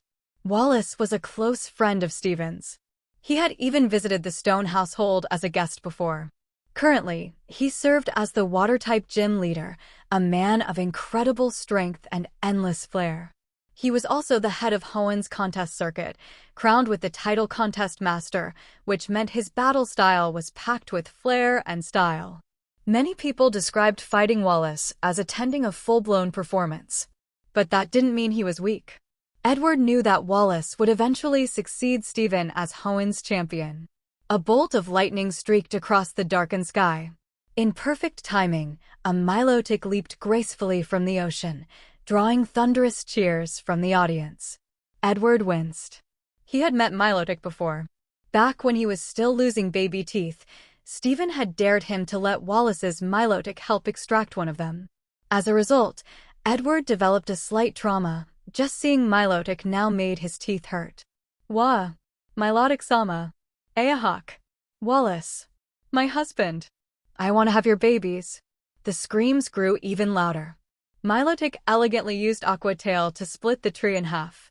Coincidentally, or not, another bolt of lightning flashed across the sky at the same moment, casting the Aqua Tail in an ethereal glow. The scene was dazzling. Naturally, Wallace passed without any issue. As Wallace exited the stage, the regional competitions continued to heat up. Eventually, at 9:30 p.m., the chaos died down. Each region's representative champion stepped onto the awards podium. They would be flying out overnight to Hoenn to participate in the finals tomorrow. Thankfully, the distances between regions weren't too vast, so the flight wouldn't take too long. I don't know why, but today felt so long. Like several days passed all at once, Edward sighed as he leaned back against the car seat on the ride back. Young Master Edward, don't forget, the finals are tomorrow, the old butler reminded him with a chuckle. Edward rubbed his temples. Hopefully, tomorrow's events would wrap up quickly. Still, he couldn't help but feel a twinge of curiosity. Who would win the finals? Could Tobias withstand the pressure from the champions? Or would that wacky guy from Johto pull off another insane stunt and snatch the crown? TCH, Edward smirked. He had to admit, he was strangely looking forward to it. Early the next morning, Edward arrived at the venue. Today was the final day of the Tom Tree contest, and he had to admit, the Hoenn League's efficiency was impressive. If this had been a reality show or some other program with this kind of viewership and advertising revenue, they probably would have dragged the final out for a full week. But considering how busy the champions were, Edward could understand. If you kept all the regional champions tied up in Hoenn for a whole week, every other region would probably start falling apart. Soon, under the passionate narration of the host, the champions from each regional league arrived on stage. Finally, the official champions of each region entered, each wearing the emblem of their league. Only Lance, who held the champion title for both Johto and Kanto, wore 2 regional emblems. What's today's contest format? Edward yawned, rubbed Q's head, and turned to ask Zoroark beside him. Boss, today's format is, each regional champion will draw lots, then pick a finalist to challenge. Winners draw lots again, and the final 2 will face off to determine the overall champion. Zoroark replied while flipping through a small notebook. Edward nodded. Draw lots, huh?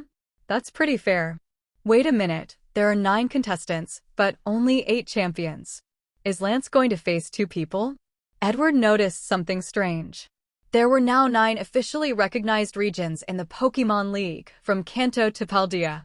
However, due to some lingering historical issues between Kanto and Johto, both regions currently shared 1 champion, Lance. Yet both Kanto and Johto had regional champions advancing to this contest, which meant there were 9 contestants. Zoroark didn't reply. He just smiled kindly at Edward. Edward looked at Zoroark's warm gaze, fell silent for a moment, then slowly raised his hand and pointed to himself. Zoroark nodded. You're telling me I'm the 9th champion? Edward looked confused. He didn't mind participating, but shouldn't someone at least have told him? Wasn't this a bit too random? Was this world really just a massive improv troupe? Boss, the organizers sent you an invitation last night. Zoroark coughed lightly. Edward's mouth twitched. Come to think of it, he had received an invitation when he got in the car yesterday. But as the heir of Devon Corporation and owner of Ghost Film Pictures, Edward received a ridiculous number of invitations every day. As a result, he rarely paid any attention to them and usually just tossed them aside. Whatever. It's not like this needs much preparation anyway. Edward shrugged. But then a problem came to mind. He only had 2 Pokémon with him, Mimikyu and Goldango, both ghost types. And since Q was timid and introverted, although you couldn't tell during battle, it would probably be better to send out Fortune. Edward looked toward Fortune. Since joining his team, Fortune rarely stayed inside a Pokeball. He was usually free to roam around. And ever since he started preparing for university entrance exams, Edward had been giving him more support. Edward was well aware of his own situation. Because of his system, even though his golden cheat wasn't very intrusive, it still required him to shoot movies and TV shows regularly. That left little time for managing Devon Corporation. But the company was a family business. His father was getting older, and letting him keep working without a break felt cruel. His older brother Stephen was incredibly unreliable, which meant Edward had to take over. Recently, Fortune had shown interest in economics, so Edward had the idea to train him academically. If Fortune studied economics in college, he might become Edward's personal secretary at Devon Corp, helping to ease the workload. His father's current secretary, Mr. Kennedy, was incredibly capable, but he had worked with the old man for years and would likely retire alongside him. So, Edward needed someone new to assist with company matters. Fortune. Edward patted the shiny golden head of the Goldingo. Fortune looked up at him with wide, curious eyes. In a bit, I'll need you to come on stage with me and just perform something simple. Nothing big. Edward smiled. Fortune glanced at the battle arena, then gave a small nod. Seeing Fortune's calm expression, Edward felt quite satisfied. Having one socially anxious Pokémon on the team was already enough. If Fortune had the same personality as Q, it would have been a real hassle. Luckily, Fortune was cheerful and easygoing. As the stage was being set for the lottery draw, Edward had a sudden thought. It was a competition, after all. If he went up and lost right away, it'd feel kind of frustrating.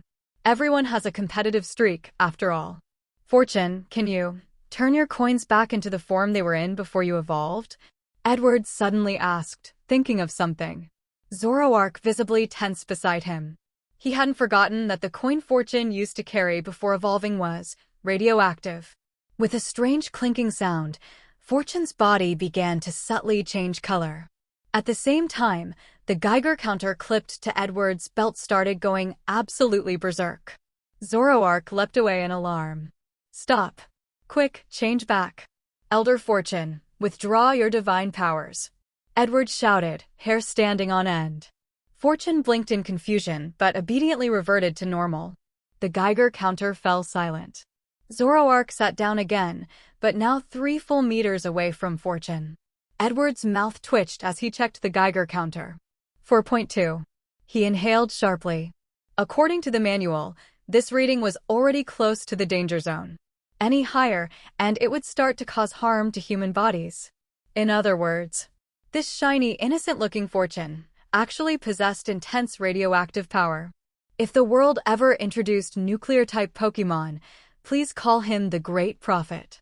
Since Fortune had radioactive properties, Edward realized he could finally implement his idea.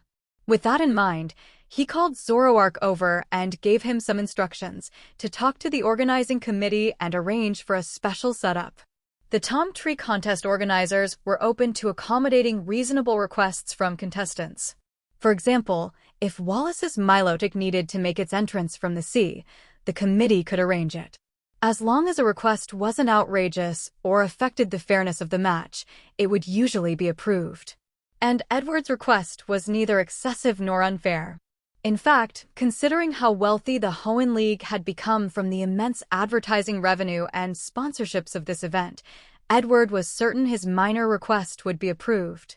Sure enough, Zoroark soon returned with confirmation. His setup was accepted. Edward relaxed. He was planning to pull off a grand performance, and if he still lost after all this effort, he would have no complaints. Director Edward, I'm your fan. After the draw was completed, Edward found himself face-to-face with an overly excited opponent, and he sank into deep thought. That "I'm your fan" line reminded him of a meme from his previous life, someone who claimed to be a fan but proceeded to absolutely demolish their idol in a competition. Hello. Edward glanced at the name badge on the man's chest. Kuroki Yamada.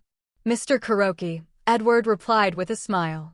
This was the muscular man from yesterday's contest, the guy who actually used his own groin to chop a tree. A true wild card, and clearly a man of unconventional flair. What stood out most in Edward's memory was not only Kuroki's tree-splitting groin technique, but also his cosplay as Psyduck, which was as mentally scarring as watching Schwarzenegger dressed as a catgirl. As for the other matchups, Steven got matched with a beautiful, long-legged girl in black stockings. Grimsley and Wallace were paired together. And most notably, Leon faced off against Tobias. This last match was the one Edward was most interested in. After all, he wanted to see if the champion Leon could beat Tobias, who wielded a mythical Pokémon like Darkrai. Even though this wasn't an official battle, if Leon lost, Tobias would be able to brag forever about beating a champion. Although the remaining contestants weren't exactly nobodies, they couldn't quite compare in notoriety to the names above. Edward's battle was scheduled as the first match of the day. He didn't mind. The organizers had made the arrangements, and Edward felt fairly confident going up against the over-the-top muscle man. Ladies and gentlemen, welcome to the finals of the first ever Tom Tree contest, hosted by the Hoenn League. Our opening match today features the creator of Tom and Jerry, director Edward Stone, going up against Mr. Kuroki Yamada from Johto. The TV broadcast showed the venue. Mutewo, watching through the eyes of someone he was controlling, focused on the screen. Edward's up against that clown? This should be fun, Mutewo muttered. Since becoming internet friends, Mutewo and Edward had grown closer. Mutewo had quite a bit of affection for Edward, the person who had helped him back during the New Age incident. We can see director Edward arriving at the venue now. According to reports from the committee, he's made some special arrangements at the scene. The host's voice was filled with curiosity. On TV, Edward stood outside a large transparent container. Inside was a contest-standard tree, but also a strange, fog-like mist swirling in the air, drifting mysteriously like a dream. This sight caught the attention of not just the host, but also Mutewo and viewers across the venue and beyond. What is director Edward planning to do? The host asked, full of intrigue. On screen, Edward released his Pokémon, a dazzling, golden Gholdengo. The broadcast quickly displayed its Pokédex data, while Mutewo clicked his tongue. Look at this rich bastard, Mutewo muttered. He himself was still stuck in a nutrient tank, forced to act through proxies. But no matter, he was biding his time, waiting to break free, destroy this lab, and take down its director. Gholdengo Fortune walked into the sealed container. As soon as it entered, the mist thickened. The camera zoomed in on the container. Fortune jumped up, extended its leg, and began what looked like a normal Tom Tree performance. But in the next moment, the mist began to form distinct patterns, like swirling lines and arcs dancing through the air. These stunning, never-before-seen shapes converged around the radiant body of Gholdengo at the center. Unbelievable. How is director Edward doing this? Why does the mist have lines? And why are they so beautiful? The host clutched his head in disbelief. The audience erupted in astonishment. Even though Fortune had completed the Tom Tree move, no one paid attention. All eyes were fixed on the incredible cloud patterns. However, the ones most excited weren't the fans or contestants. It was the scientists in their labs, watching the broadcast to kill time. Not bad at all, Edward muttered, smiling as he gazed at the stunning visual effects inside the container. The Wilson Cloud Chamber, a Nobel Prize-winning invention. Its principle: supercooled vapor expands adiabatically to create a supersaturated environment.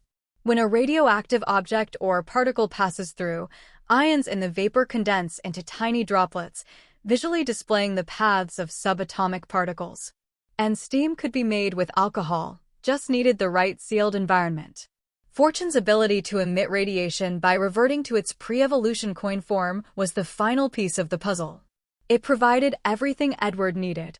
What he had just performed was not just any Tom Tree act. It was a Tom Tree performance based on science. But man, Fortune's radiation is seriously strong, Edward muttered, staring at the stunning patterns in the mist. If you really used that radioactive coin to hit someone in the head, Edward lost. Even though he brought out a Wilson Cloud Chamber that caused the mist to form beautiful patterns and lines, he still lost. The design, while curious and scientifically impressive, didn't appeal enough to the audience in terms of visual impact. Ultimately, the audience voted for the contestant who brought out a Machamp in a maid outfit, and who himself was also dressed in matching black stockings and a maid costume. The two worked in perfect sync, leaping together and using a synchronized kick to split a tree in half. With that, Kuroki advanced to the next round. Director Edward, your performance was really incredible. Kuroki walked up, his tone genuinely sincere. Edward's expression was a little stiff. He wasn't someone who cared much about appearances, and he respected other people's fashion choices and aesthetic preferences. But seeing Kuroki with bulging biceps and muscle lines so defined they showed even through the black stockings was like standing face to face with a humanoid Machamp. Mr. Kuroki, your performance was also excellent. That seamless coordination clearly shows a deep bond between you and your Macamp, Edward replied with a smile. Despite the sarcasm screaming in his mind, he maintained a polite demeanor. His father always said, even if a Groudon and a Kyogre fall from the sky in front of you, you must remain calm. Edward figured this must be the Pokémon world's version of face like still water even as Mount Tai collapses before you. Ha ha. I wrestle with my Pokémon every night and sleep with them too. That's how we forged such a deep friendship, Kuroki said joyfully. What a weirdo. But then again, the Pokémon world was full of weirdos. Some were even more disturbing. Every year, the League's legal awareness programs would feature cases that were incredibly eye-burning, cases that helped drive legal reform and sent countless criminals to prison. After a brief chat with Kuroki, Edward returned to the VIP stands. The next match was the one between Tobias and Leon, and Edward was especially curious about this one. Boss, while you were competing just now, the company received some calls from research institutes and science companies. Zoroark came over quickly and spoke in a low voice. What did they want? Edward gently patted Fortune on the head. Fortune was reading a book, seemingly unfazed by their earlier loss. They were inquiring about what you demonstrated today. They want to collaborate with our company. Zoroark's expression was a bit odd. He never expected that Ghost Films Pictures, a production company, would end up connecting with major scientists and research labs. Even Professor Oak from Kanto had called to express his curiosity. Edward stroked his chin thoughtfully. The Pokémon world had science. Its tech tree was oddly branched, but it wasn't fully comprehensive. Many scientific concepts from his previous world were absent here, like the Wilson Cloud Chamber he just demonstrated.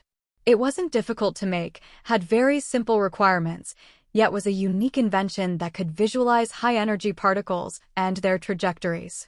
Later, make a few scaled-down versions. I'll call this device the Cloud Chamber.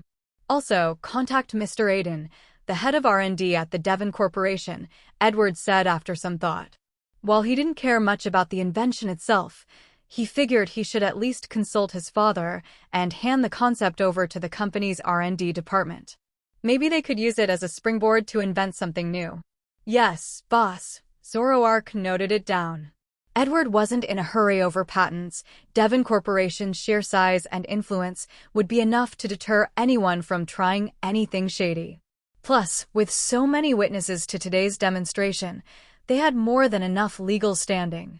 Edward glanced at his phone and saw that 5 minutes ago, while he was still on stage, his father had already sent him a message.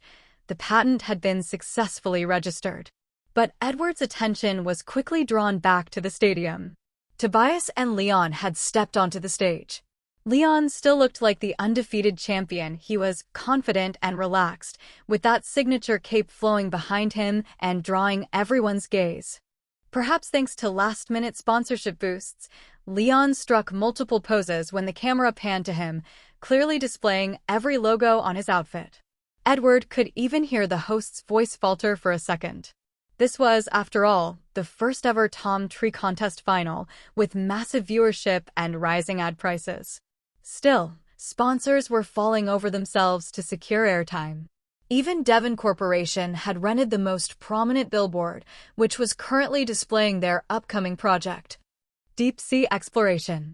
Edward glanced at it silently. It looked like the main storyline was moving forward. The Deep Sea Exploration project was likely being carried out by a submarine, which meant the Team Aqua and Team Magma plots would soon begin. Edward didn't know the exact plans of these two criminal organizations, but he did know this. Whatever they wanted to do would ultimately require the red and blue orbs. As long as those orbs were secure, they wouldn't be able to awaken Groudon or Kyogre. Zoroark, make a note.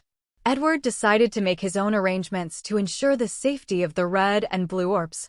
Without those, the criminal teams couldn't trigger their apocalyptic schemes.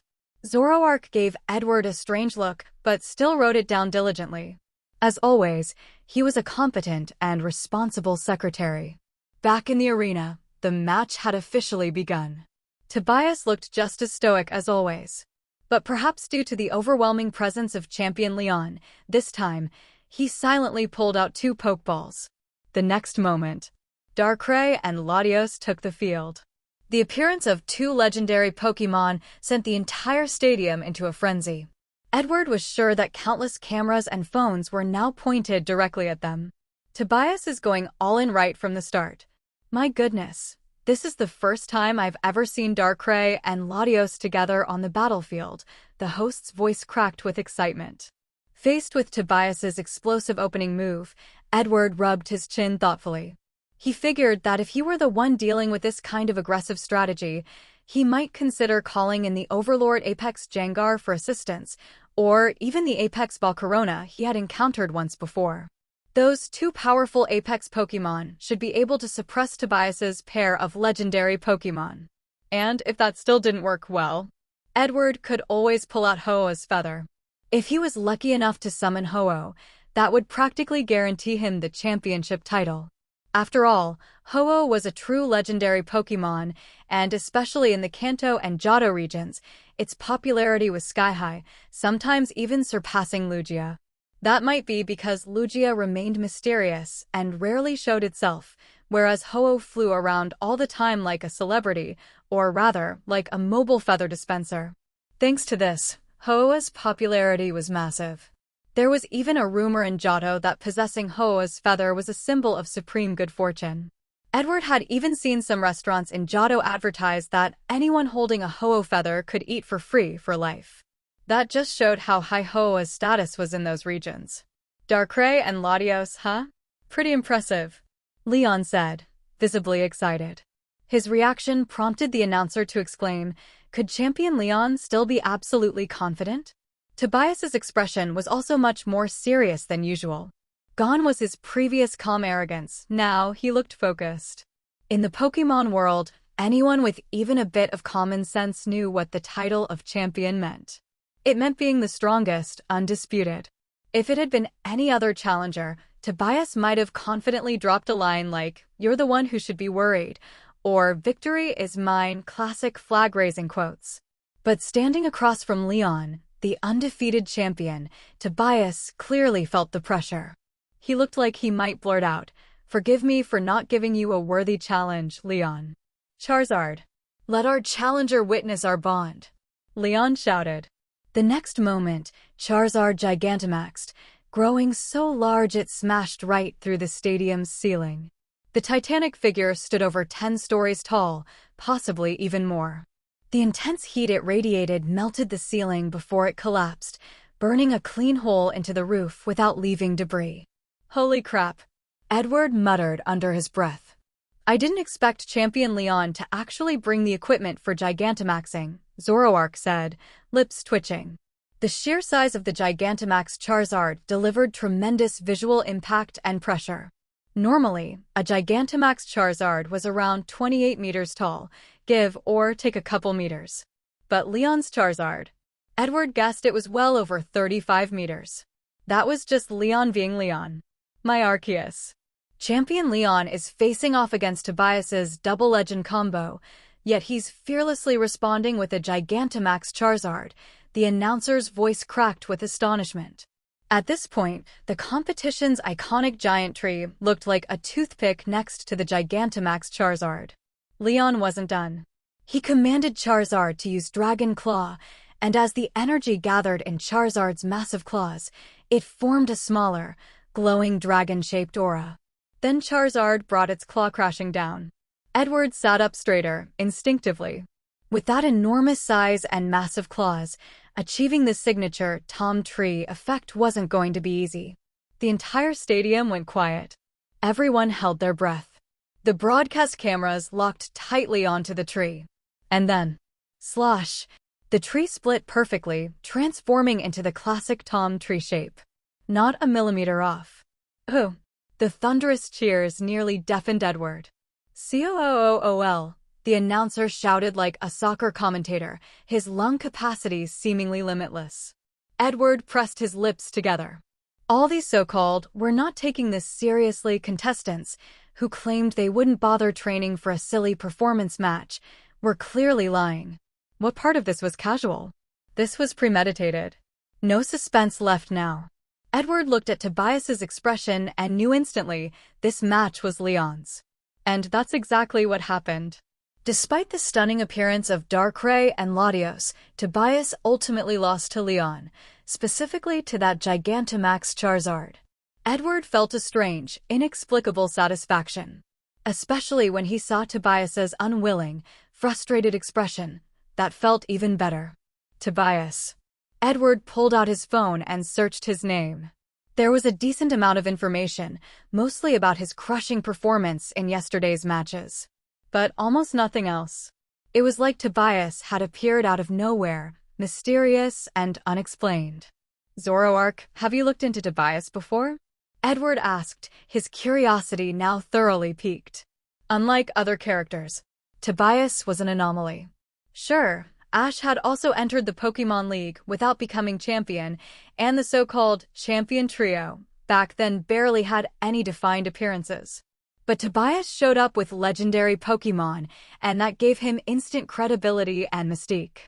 What was odd was how Tobias had just popped into the Sinnoh League, crushed his way through with legendary power, and then nothing. No backstory, no follow-up. Even the official Pokémon channels never offered an explanation. It was as if Tobias was just a random NPC that spawned for drama. There were even fan theories online suggesting that Tobias was actually a player-controlled character, and Ash was living inside a game world. Boss, we've only found battle records, Zoroark said. Against Sinnoh's gym leaders, Tobias mostly used only Darkrai and crushed them all.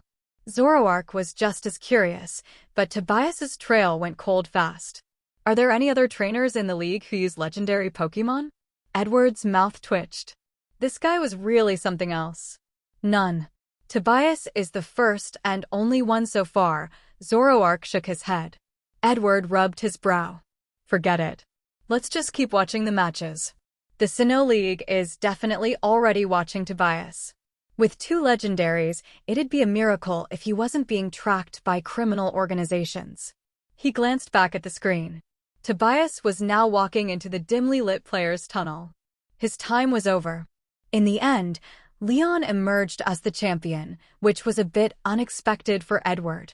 However, Leon's effortless control over his Gigantamax Charizard carried a sense of elegance and power, a surprising contradiction that made his victory reasonable in hindsight.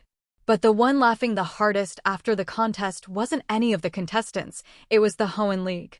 Boss, the final viewership count for yesterday's Tom Tree contest has officially broken 200 million, Zoroark reported, his voice tinged with awe. Edward rubbed his temples. That number was within his expectations. After all, with so many champions competing on the same stage, it was bound to attract a huge audience. Looks like this Tom Tree contest really might become a regular event in the Hoenn region. Edward wasn't too invested in the contest itself. He'd already made a killing off it. His company's hit IP, Tom and Jerry, had seen a massive surge in value. They were swamped with brand deals and partnerships. Edward had even set up an entirely new business development division just to handle the requests. Now that the tournament's over, let's finalize the airing schedule for Sherlock Holmes. We can ride the leftover buzz from the Tom Tree hype. Edward decided it was time to shift focus back to his real job, making TV and film. Understood, boss. What air date do you want to set? Zoroark took note and waited for instructions. Edward didn't hesitate much. Unlike films, which depended on timing and box office competition, TV shows were more flexible. And since Sherlock Holmes only had 3 episodes, he decided to air 1 per week on Saturdays. We'll start this Saturday, 1 episode per week, and wrap up in 3 weeks, he confirmed. Once Ghost Film Pictures began funding promotions, marketing for Sherlock Holmes went full throttle. Professional marketers brought up the 3 gods riddle again, sparking public curiosity. While many professors and influencers had analyzed the topic in detail, people were even more interested in how the 2 leads in the show would address it. So, when Saturday at 7:30 p.m. rolled around, a large audience had gathered in front of their TVs, all eager to watch the debut of Edward's new series, Sherlock Holmes. Hello everyone, I'm Kalos champion Diantha.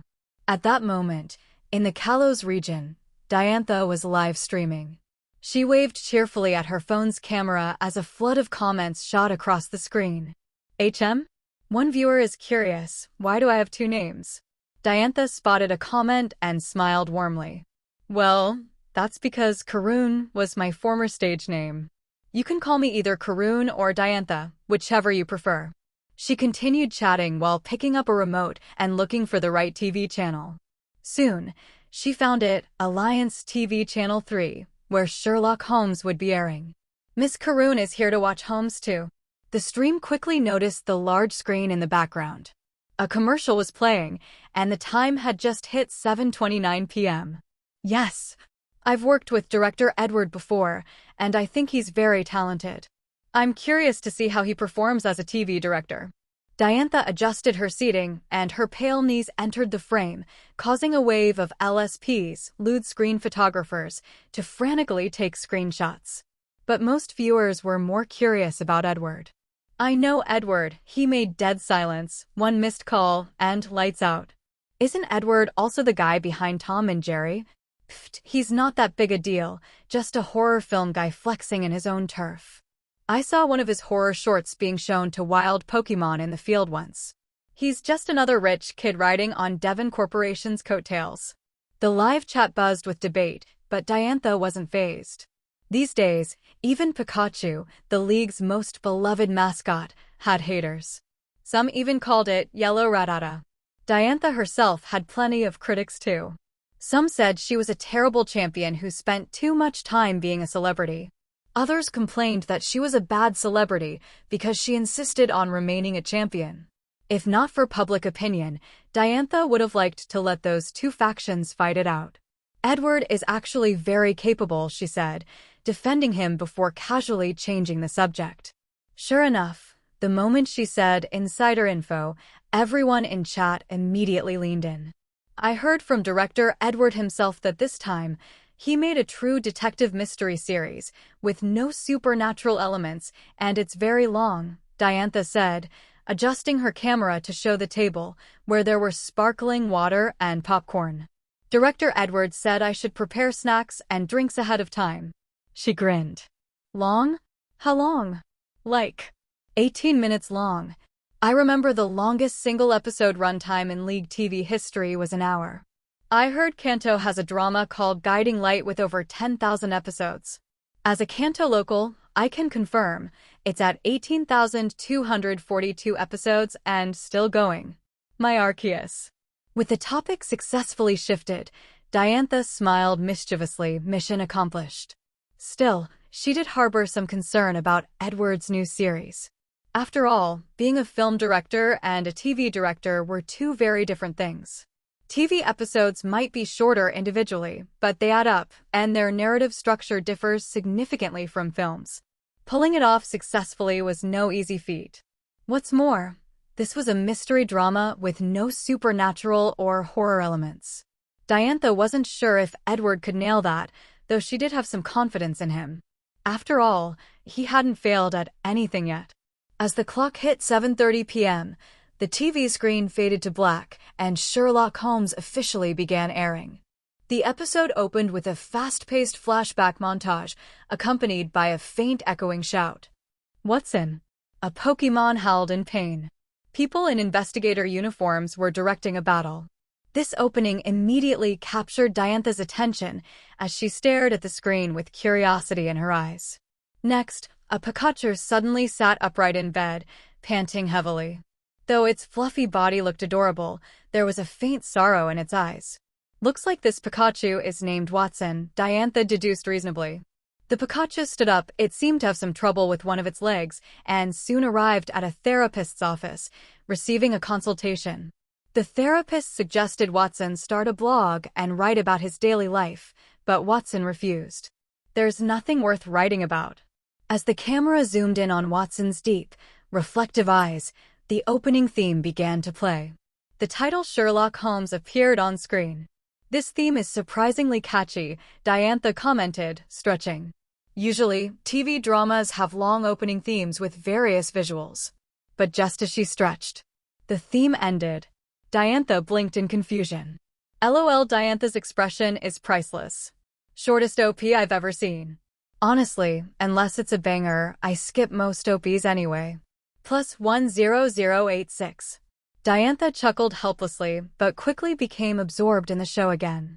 A man dragged a suitcase, smiling as he chatted with his wife on the phone, seemingly a happy moment. But in the next instant, he was seen frantically popping pills, collapsing on the floor, and convulsing violently until he died. His wife was heartbroken, insisting that her husband was an optimistic man, not the suicidal type. That look in his eyes. It means someone must have forced him to take the pills, Diantha muttered, making a quick deduction. Then came a rainy night. A young man, around 18, trembled as he took the pills while holding an umbrella. He died too. His case made the newspapers.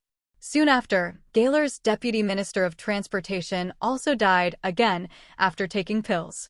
By this point, Diantha's curiosity was fully piqued. Why were these people taking pills? Were they being forced? What was the killer's pattern? The Gaylor Police Department held a press conference. With multiple similar deaths and now a high-ranking official among the victims, the case quickly became a national sensation. As the reporters bombarded the police with questions, everyone in the room suddenly received a mysterious text. This scene only deepened Diantha's curiosity. The last reporter asked a question, and the chief impatiently said, "Don't kill yourselves." But after his assistant whispered something to him, realizing the reporter was from a major news outlet, he changed his tone and gave a more official answer. Diantha smiled knowingly at that. But then the camera shifted again, back to Watson. Watson, hobbling on a little cane, looked a bit dopey but cute. He ran into an old Pokémon friend, and during their conversation, he brought up needing a place to live. Coincidentally, the friend mentioned that someone else had just spoken to him about needing a roommate. The story continued to unfold. I must say, this new character is truly unique," Diantha said, her expression a bit odd as she watched a man on screen whipping a corpse with a riding crop.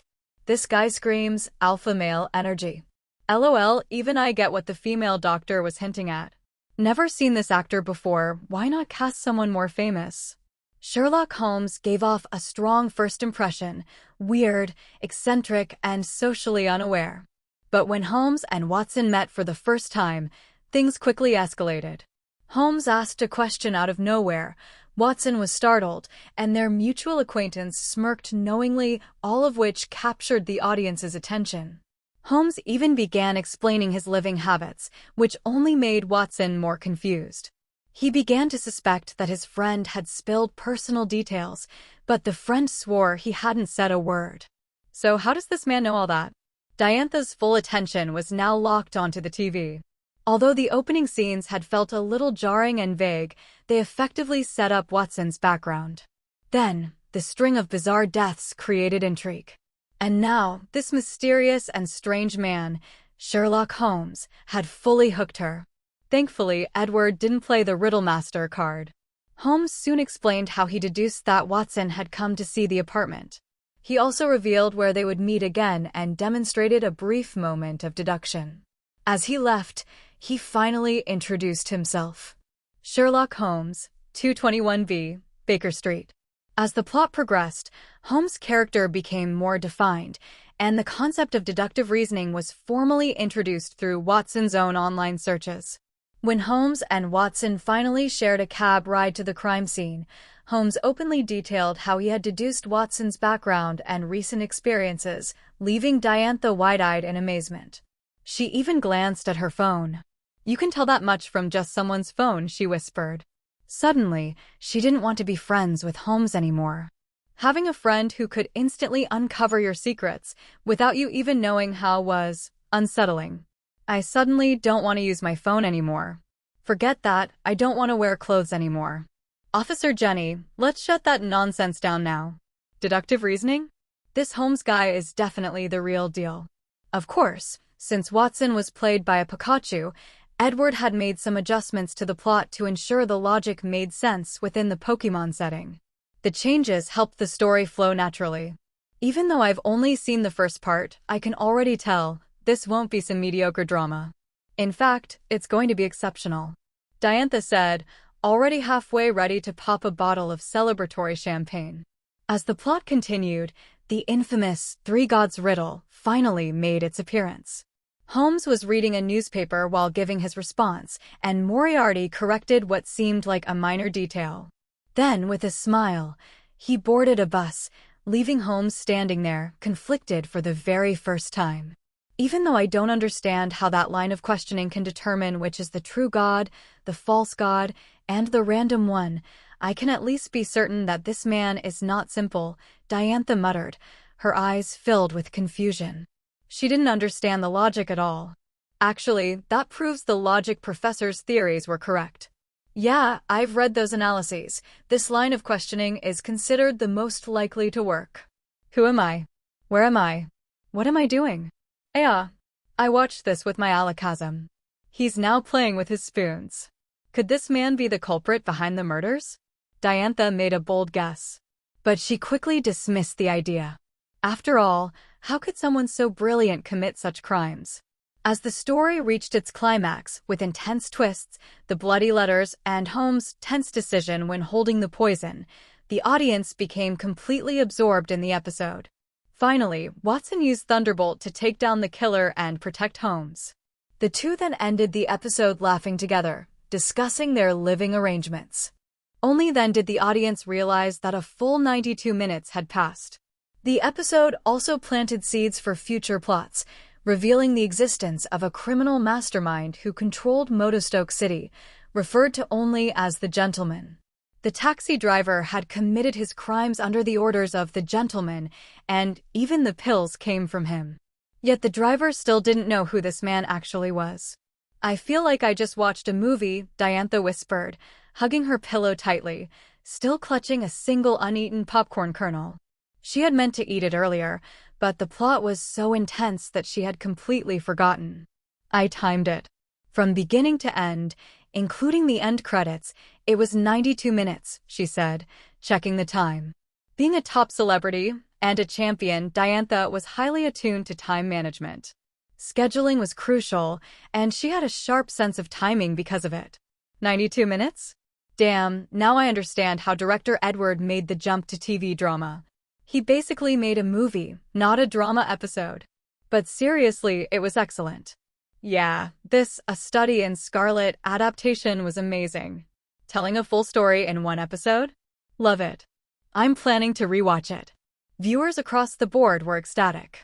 The story of A Study in Scarlet, the compelling portrayal of Holmes, and Watson, adorable yet dependable, had fully captivated the audience. After chatting with her viewers for a while, Diantha ended the stream. She stretched again and collapsed on the couch, still staring at the TV screen. Thankfully, she had already spoken to director Edward beforehand and secured a major female role in the next season of Sherlock Holmes. Detective drama, huh? I'd better start reading some related novels, she thought. With that, she jumped up, intent on studying character portrayal for mystery roles. Meanwhile, with the first episode of Sherlock Holmes airing, related discussions exploded online. How's the viewership? Edward asked as he sat at home, calling Dec. Boss, we've broken 4%. Dec's voice was filled with excitement. Edward couldn't hide his joy either. A 4% TV rating might look small, but in reality, it was a huge deal. Even the most watched drama in the Pokémon League so far had only hit about 2.67%. That had been Edward's target. Hitting 2.67% would have been great. So, surpassing 4% was completely beyond expectations. Excellent. Give everyone a bonus tomorrow. Edward laughed heartily, genuinely thrilled. TV and film had very different audience pools. Watching a movie required buying a ticket, so attendance was always limited, unless it had serious hype. Some people just wouldn't spend money to watch in theaters. But TV dramas were a different story. No paywall, no ticket, just turn on the TV and watch. Even though smartphones had eaten into viewership to some degree, the impact wasn't as drastic as in Edward's previous world. The reason? Strict Pokémon League regulations. TV here didn't have endless ads, mandatory memberships, or pay-to-watch schemes. No premium passes or early episode unlocks, Just open TV, pick a channel, and watch whatever you want. That's why TV broadcasting in the Pokémon world was still thriving. The Masters tournament and other major league events made TV stations filthy rich. Got it, boss. Deck was even happier. What he loved most about this new boss of his. Edward actually delivered on his promises. After hanging up, Edward smiled and patted Q on the head, clearly in a great mood. Sherlock Holmes' success owed partly to strong marketing, but also, it had definitely piggybacked off Tom and Jerry's popularity. Many promotional materials used the Tom and Jerry IP in the title, and only after clicking would viewers realize it was Edward's new show. While some fans of Tom and Jerry might have complained about being misled, many others clicked out of curiosity, and they became Sherlock Holmes' new audience. "Phew, guess I can sleep well tonight," Edward said, placing his phone aside with a smile. And sleep well he did. But not everyone did. Daniel, for one, couldn't sleep at all. He sat in his small house, the one he bought with his previous paycheck from Edward. It wasn't big, but it was his. No more renting. Staring at the constant stream of notifications on his phone, Daniel took a deep breath, overwhelmed by emotion. "Daniel, I remember someone once said something to me." Daniel recalled the night of the Sherlock Holmes wrap party, when Director Edward raised his glass of red wine and smiled at him as he offered a toast. "When you succeed, you'll find that everyone around you seems like a good person. They'll smile at you, offer their help, and want to associate with you." Daniel murmured the words softly to himself as he stared at the messages on his phone. Former university classmates, middle school friends, casting assistants, assistant directors, people claiming to have been his teachers, and even some asking to borrow money.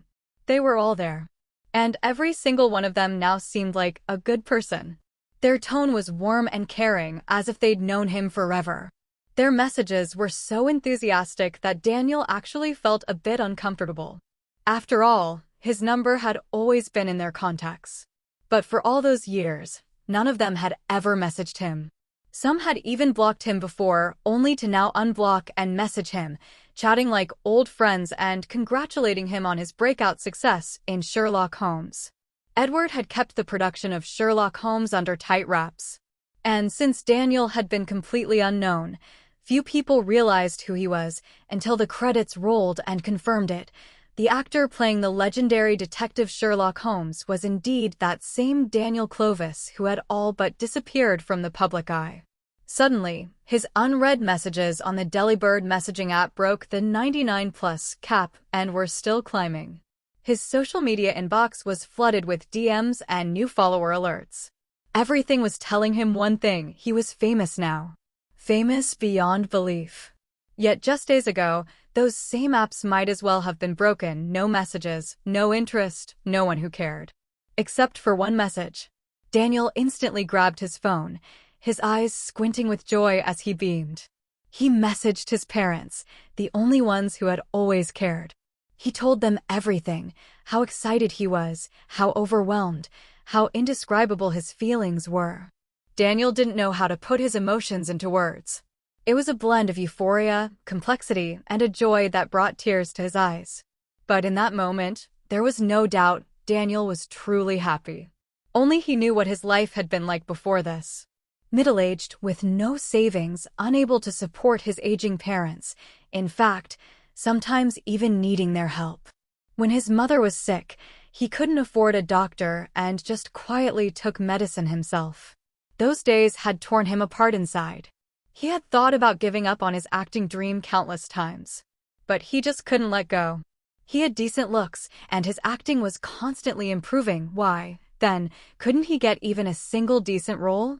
He was always cast as an extra, and worse, an extra without lines. Until Edward gave him a chance.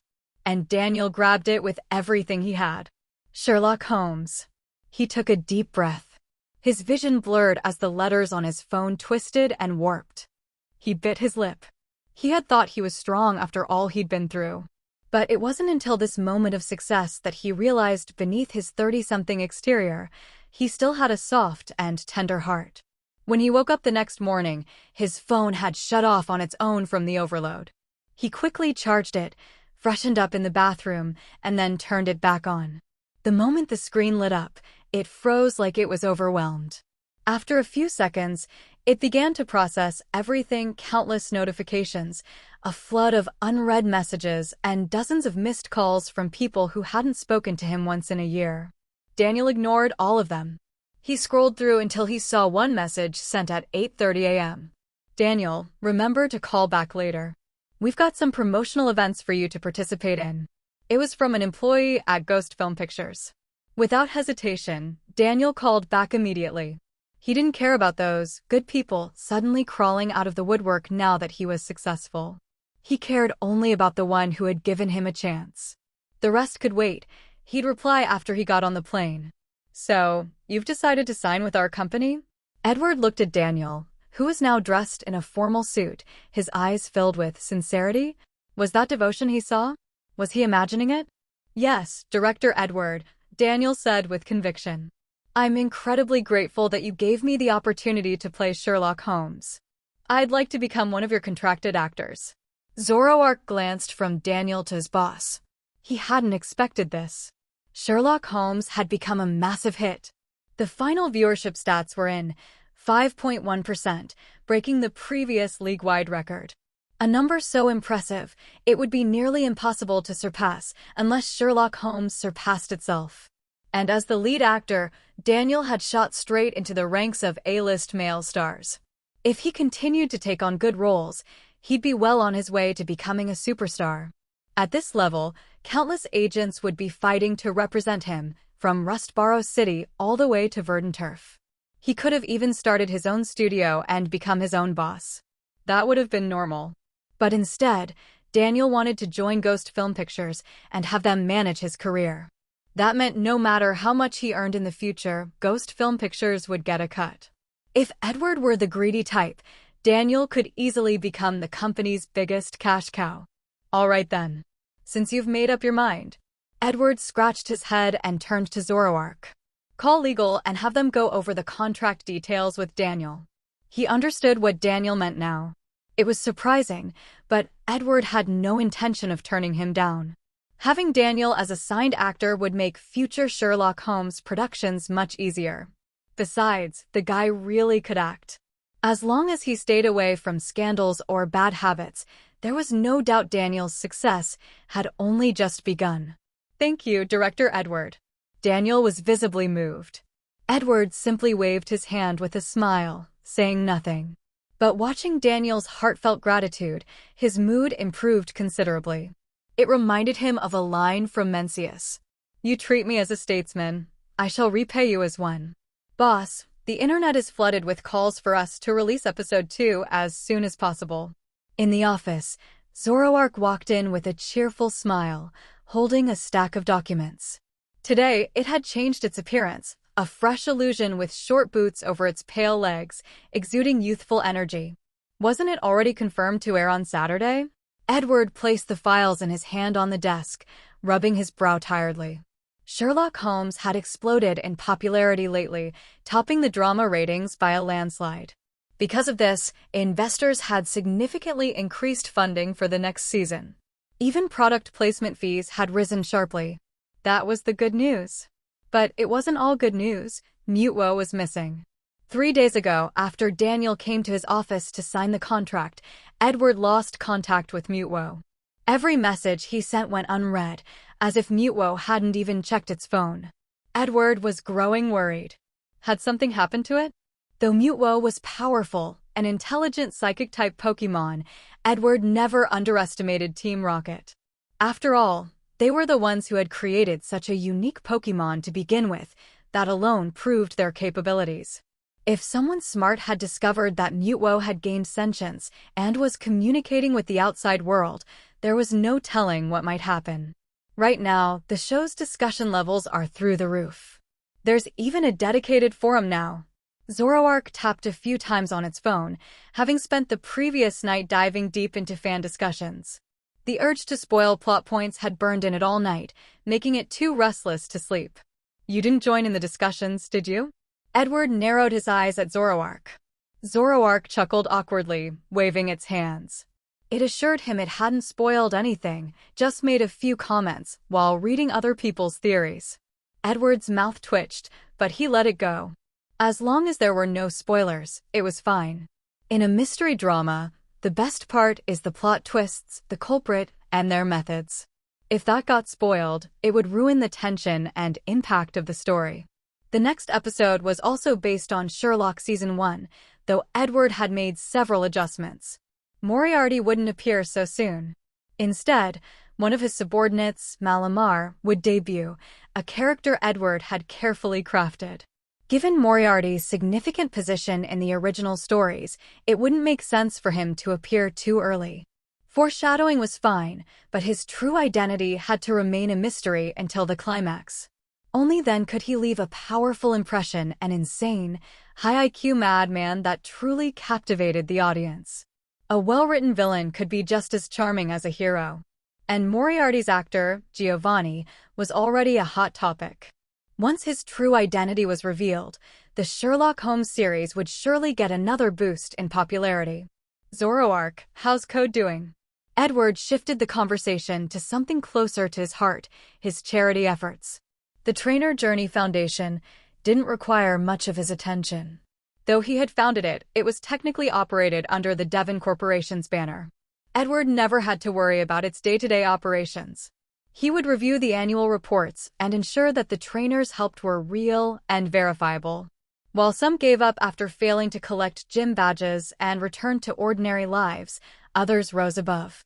This year, though the Hoenn League tournament hadn't started yet, Edward had already heard that one of the trainers his foundation supported had successfully earned 8 badges and qualified for the championship. He planned to attend the tournament to see for himself. Eh? Boss, don't tell me you've mastered deductive reasoning too. Zoroark looked at him in surprise. Edward blinked, confused, until Zoroark handed over the documents it was carrying. Turns out, they were files related to the Prayer Wall Foundation. Edward glanced through them. Code, the Foundation's operations coordinator, had already organized a volunteer team and helped 10 critically ill families. These were families with no means to afford treatment, cases where patients were essentially waiting to die. Although the Pokémon world had insurance and welfare systems, illness came in degrees, some minor, others severe. And there were simply too many sick people. Welfare systems required applications, reviews, and waiting in line. The League could only help the most urgent, life-threatening cases. But the sheer number of these cases was overwhelming. According to last year's annual report from the Hoenn League, alongside impressive numbers for economic growth and environmental achievements, there were also sobering figures. Over 30,000 people in Hoenn were classified as extreme hardship cases. This category included those with no income, no workability, no physical assets, not even a car or house, who survived solely on welfare. For these people, minor illnesses were endured, while major illnesses meant slow death. But aside from these hardship cases, there was another group, the working poor. People who lived paycheck to paycheck. For them, a major illness also meant death, as they couldn't afford treatment. Dying slowly, in pain, that was the tragic fate of the most vulnerable in the Pokémon world. Code's efforts were directed toward helping these people.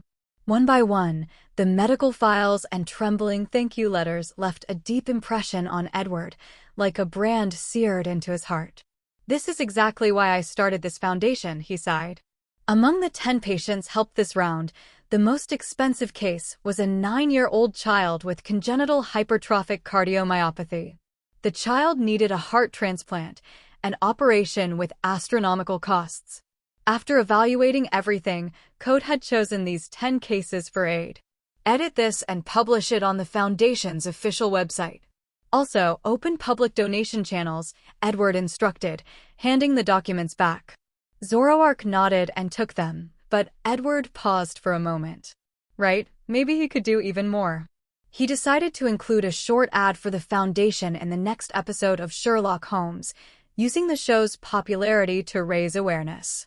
Product placement. It's a topic that neither television dramas nor films can avoid. And the quality of product placement can significantly affect a film or drama's reputation. In turn, it also influences how the advertising company is perceived. Just like when Detective Chinatown 3 was released in his previous life, Edward had gone in hoping for a movie and ended up getting walloped in the face with overwhelming ads. Edward didn't oppose product placement itself. After all, the funding available for a film or drama often depended on advertisers. The more sponsors, the more flexibility in budgeting, naturally leading to a better viewing experience for the audience. In that sense, product placement and entertainment productions were mutually beneficial. But there were cautionary tales. Energy drinks being sipped at every dramatic pause by action stars. Nurses in a country famous for its own instant noodles suddenly fighting over imported ramen. Those were still within Edward's acceptable range. But then came the abrupt insertion of a so-called For Heavenly Kings from a shooter game and a random sports car parked in the middle of the street. That was where Edward drew the line. That film was instantly blacklisted in his mind. He had no interest in watching a movie that felt like one giant commercial. This foundation ad placement. Edward rubbed his chin thoughtfully. Embedding the Heart Foundation into Episode 2's storyline wouldn't be hard. He could simply have a little girl appear, hugging a donation box and asking for help. So, Edward decided to modify the script slightly. He would have the behind-the-scenes villain of Season 1, Malamar, stage a dramatic scene where he forces an uncooperative crime syndicate to donate all their illicit funds to the Heart Foundation. This would not only flesh out Malamar's character, but also serve as an ad for Edward's foundation. However, it would require reshoots. Edward immediately called Zoroark over to arrange it, asking him to contact Gaylor's Actors Guild and coordinate a small reshoot.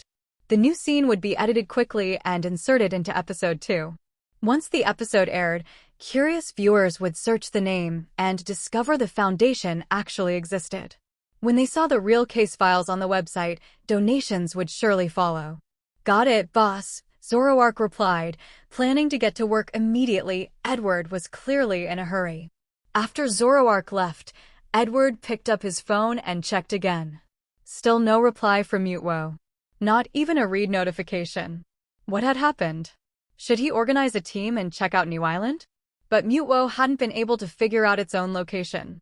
The minds of the rocket scientists it had scanned didn't include coordinates. The island's location was unknown. Team Rocket had done an excellent job concealing it. All personnel and researchers were secretly transported there with no opportunity to observe their surroundings. The only thing they knew was, they were on an island. Worse still, Rocket had set up signal-blocking devices around the island to prevent detection. Mutewo had tried using its psychic powers to scan the surroundings, but nearly triggered an alarm in the process. So psychic detection was also off the table. They'd even gone as far as faking the night sky using an artificial dome. So using star positions to determine latitude and longitude was impossible too. Edward had to admit, Team Rocket had taken their defense measures to the extreme. They had effectively closed off every possibility of being discovered. Even the phones issued inside the facility had their GPS functions disabled or destroyed. After all his chats with Mutewo, Edward still had no clue where it truly was. New Island. There's something off with the test subject's neural data. Its brainwave activity just doesn't seem right. The head researcher frowned as he listened to the lab assistant's report, flipping through the latest file. The EEG charts looked smooth and regular, almost identical to previous readings. Yes, the brainwave patterns matched the previous records. But the problem is, in this test, we introduced a large amount of informational stimuli and even used scent and hormone triggers. There should have been a reaction. Now the director understood. This particular group was responsible for testing reproductive functionality. Their task was to determine if the test subject was biologically capable of reproduction using pheromonal and hormonal stimuli. But despite administering a heavy dose of these triggers, the test subject's brainwaves remained completely flat. No changes, same as always. At this concentration, the pheromones would normally have an entire Pokémon breeding center going into spring mode. Yet the subject didn't even flinch. Even if the subject were some kind of ascetic saint or emotionless golem, as long as it had hormone receptors, there should have been some physiological response. I understand. I'll have someone take a look. "You're dismissed," said the director, pinching the bridge of his nose. If this were any other Pokémon, he could easily declare there was something wrong with the subject. But this was a species that had never existed in the world before. He had no baseline for what was normal. On top of that, the organization had invested heavily in this subject. So caution was paramount. Every move had to be made with the utmost care. To prevent any unforeseen issues, the director had even recently installed signal jammers in the lab to eliminate any chance of external interference. As he left the room, he absent-mindedly rubbed his brow. But just as he opened the door, something caught his eye. Out of the corner of his vision, he thought he saw a figure sitting in his chair, the very spot where he'd just been seated. He whipped his head around. Nothing. The room was empty. "Must be the stress getting to me," the director muttered. But just as the door was about to close, in that final sliver of open space, he saw it again. A shadow, sitting in his chair. Its form and features, oddly similar to his own. The director slammed the door open. The room was still empty. Only silence echoed through the vacant office. Interesting. The lab director narrowed his eyes, staring into his empty office. There was clearly nothing there, but just moments ago, he'd definitely seen a dark, shadowy figure sitting in his chair. Peripheral illusion? That's not quite right. I saw it directly. The director was intrigued now. He didn't believe in ghosts or spirits, only science. And in the scientific community, there was a well-known explanation: visual correction. Typically, when a person glances quickly at a place or catches something in their peripheral vision, the brain will autocorrect the image, filling in familiar details. In dim lighting, this effect is even more pronounced. That's why, when the lights are off, an ordinary coat hanging on a rack can suddenly resemble a human figure. The more you fixate on the idea, the more real it becomes. There was even a famous experiment where a subject was told to walk a forest trail at night. Along the way, the scientists set up various objects. The subject ran all the way to the end, convinced he saw a pair of feet dangling in a bamboo grove. Someone had been murdered and strung up, he claimed. The scientists returned to the site with a flashlight and, sure enough, located the spot the man pointed to. But when they illuminated it, it was nothing but a dirty white rag hanging on a branch. The director tried closing the door again. This time, nothing appeared. He sighed, a little disappointed. "I thought maybe I could write a paper about this." But as he turned his head, he suddenly caught sight of something in the dim hallway behind him. Standing in the glow of the emergency exit lights was another him. That other self stood silently within the shadows beyond the emergency door. His skin was an unnatural pale gray, like a corpse, but his face was nearly identical to the director's. Same features, same expression, and eerie half-smile. The green emergency light flickered occasionally, casting a ghostly gleam across the figure's face. The director stepped toward it. The doppelganger didn't move. As he reached the door, he found the figure still standing there. Still staring at him. Still wearing that expression. It was quiet. Deathly quiet. The director slowly extended his hand, intending to touch it, but his hand passed straight through. The figure dispersed like smoke. An illusion? The director licked his lips, his eyes lighting up with excitement. His mind began racing with other possibilities. Is this guy brain damaged or what? From a hidden camera inside the phone, Mutwo watched the scene unfold, feeling completely baffled. It had originally planned to scare the director. Best case scenario, it hoped the man would freak out and flee the lab entirely. Last time in the bathroom, it had tried to create a horror scene, only for the guy to summon a Gyarados and blow up the restroom. This time, Mutwo took that failure to heart and shifted tactics.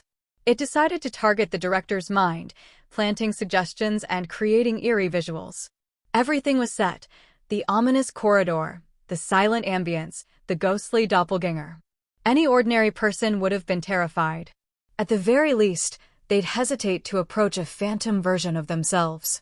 But no, this director not only wasn't scared, he even tried to touch the illusion.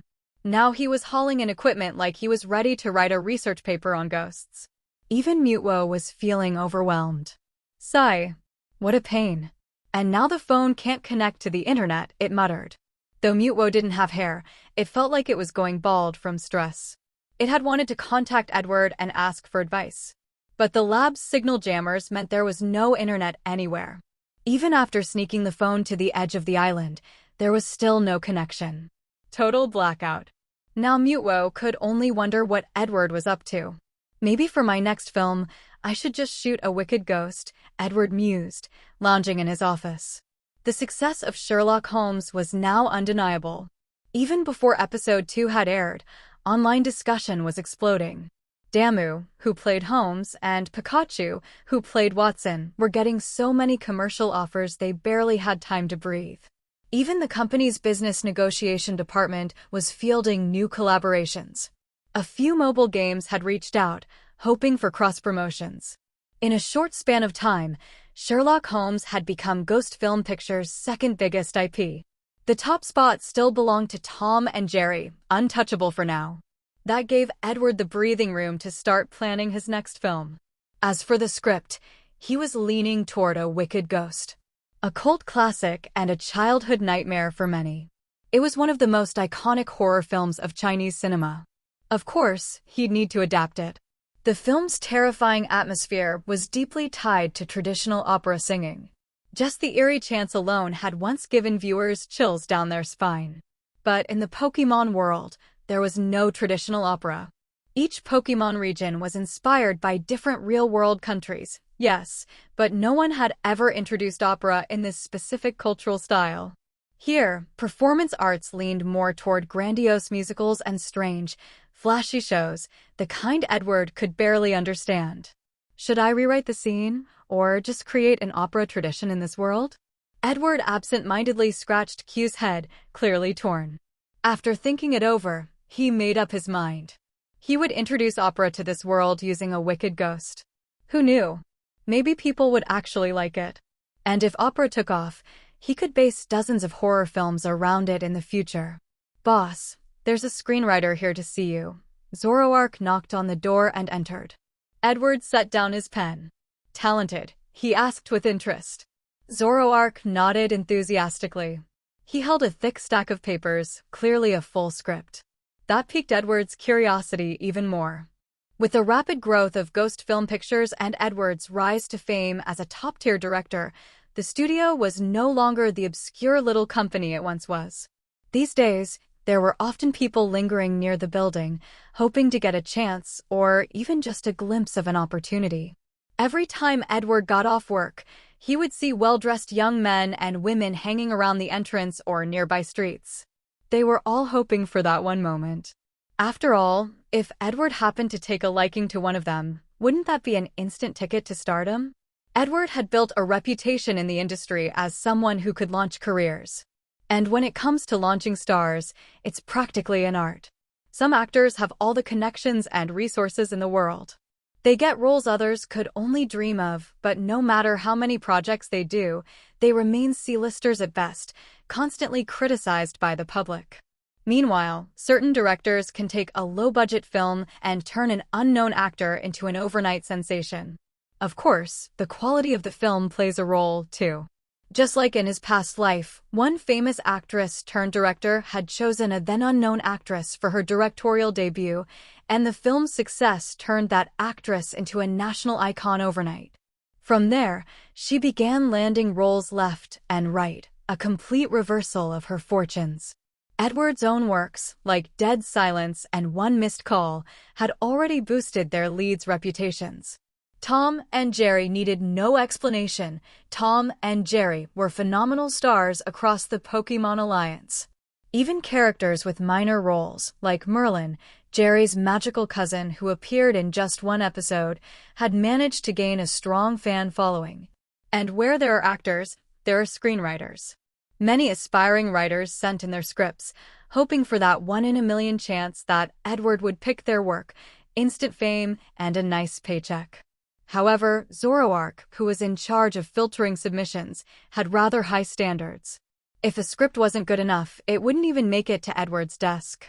That's why, up until now, Edward hadn't come across any particularly promising screenplays. Today was a rare exception. Zoroark came in carrying a script, which immediately caught Edward's attention. The Dollhouse. That was the first thing he saw, the title. Nothing special, he thought at first. Just average.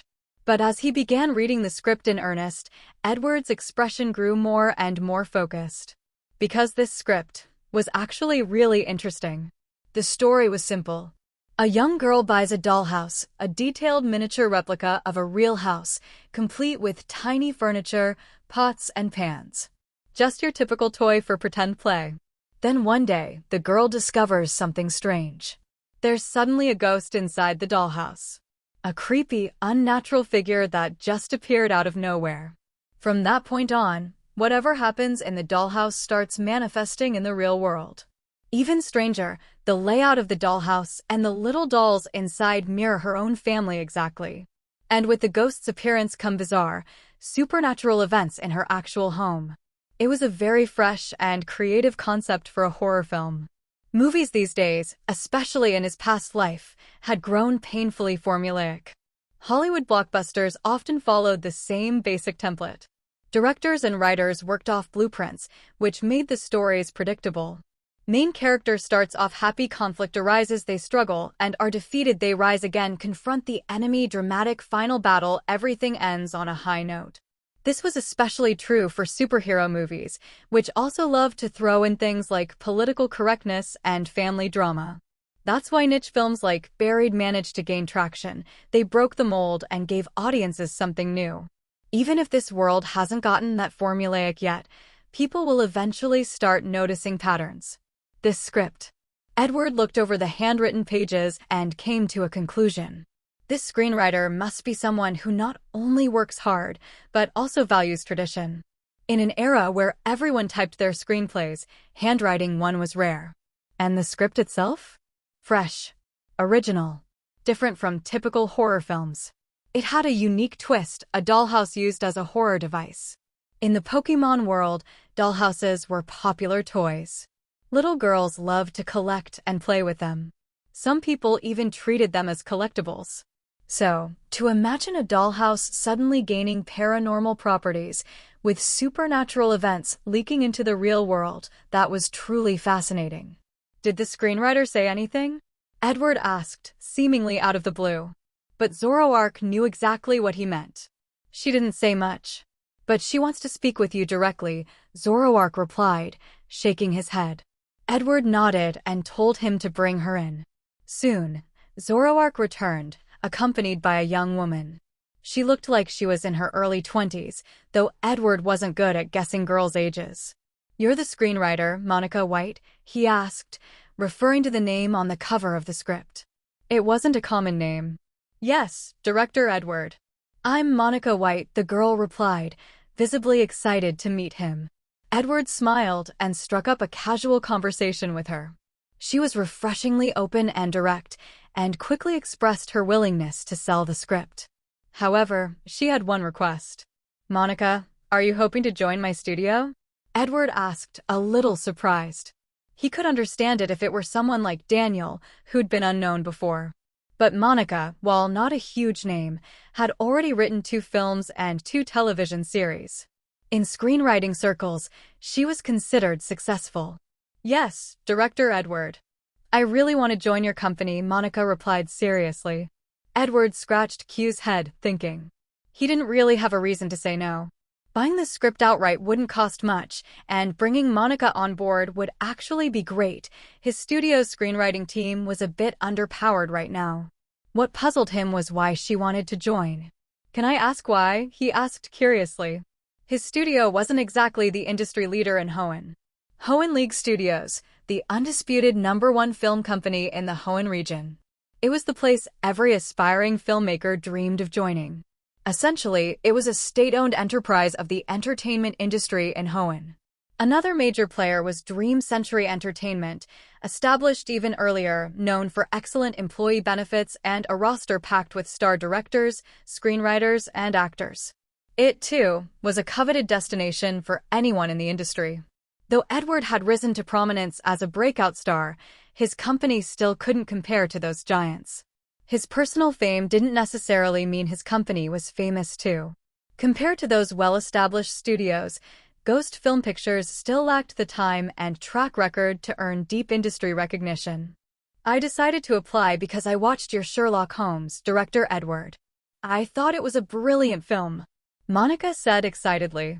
Edward was momentarily surprised. He hadn't expected this girl to actually be a fan of his work. Still, he didn't refuse her. Instead, he smiled and signed the contract with her. Just like that, Monica officially became a member of Ghost Film Pictures. Monica, would you be interested in directing this film yourself? Edward asked, flipping through the script in his hands. It really was a solid screenplay. However, Edward had already committed to shooting A Wicked Ghost as his next project, with the script for that already in development. That meant he didn't have time to direct the dollhouse himself. When Monica heard the suggestion, her face turned beet red. She shyly admitted that she had no experience in film direction.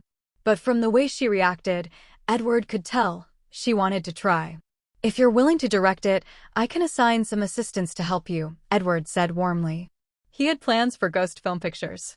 He couldn't turn it into a one-man production house where only he made all the films. Training new directors was essential. After all, it wouldn't make sense for such a big company to have just one director, right? I'll try, Monica eventually said, gathering her courage. Edward smiled, then instructed Zoroark to take Monica downstairs. He also had Deck arrange a professional team to support her. The production of the dollhouse was now officially underway. As for Edward himself, he left the office. He was planning to visit Headmistress Lillian and Ruckus. During the Tom Tree contest, both Headmistress Lillian and Ruckus had shown up to cheer him on. It had been a while since he last visited the care center.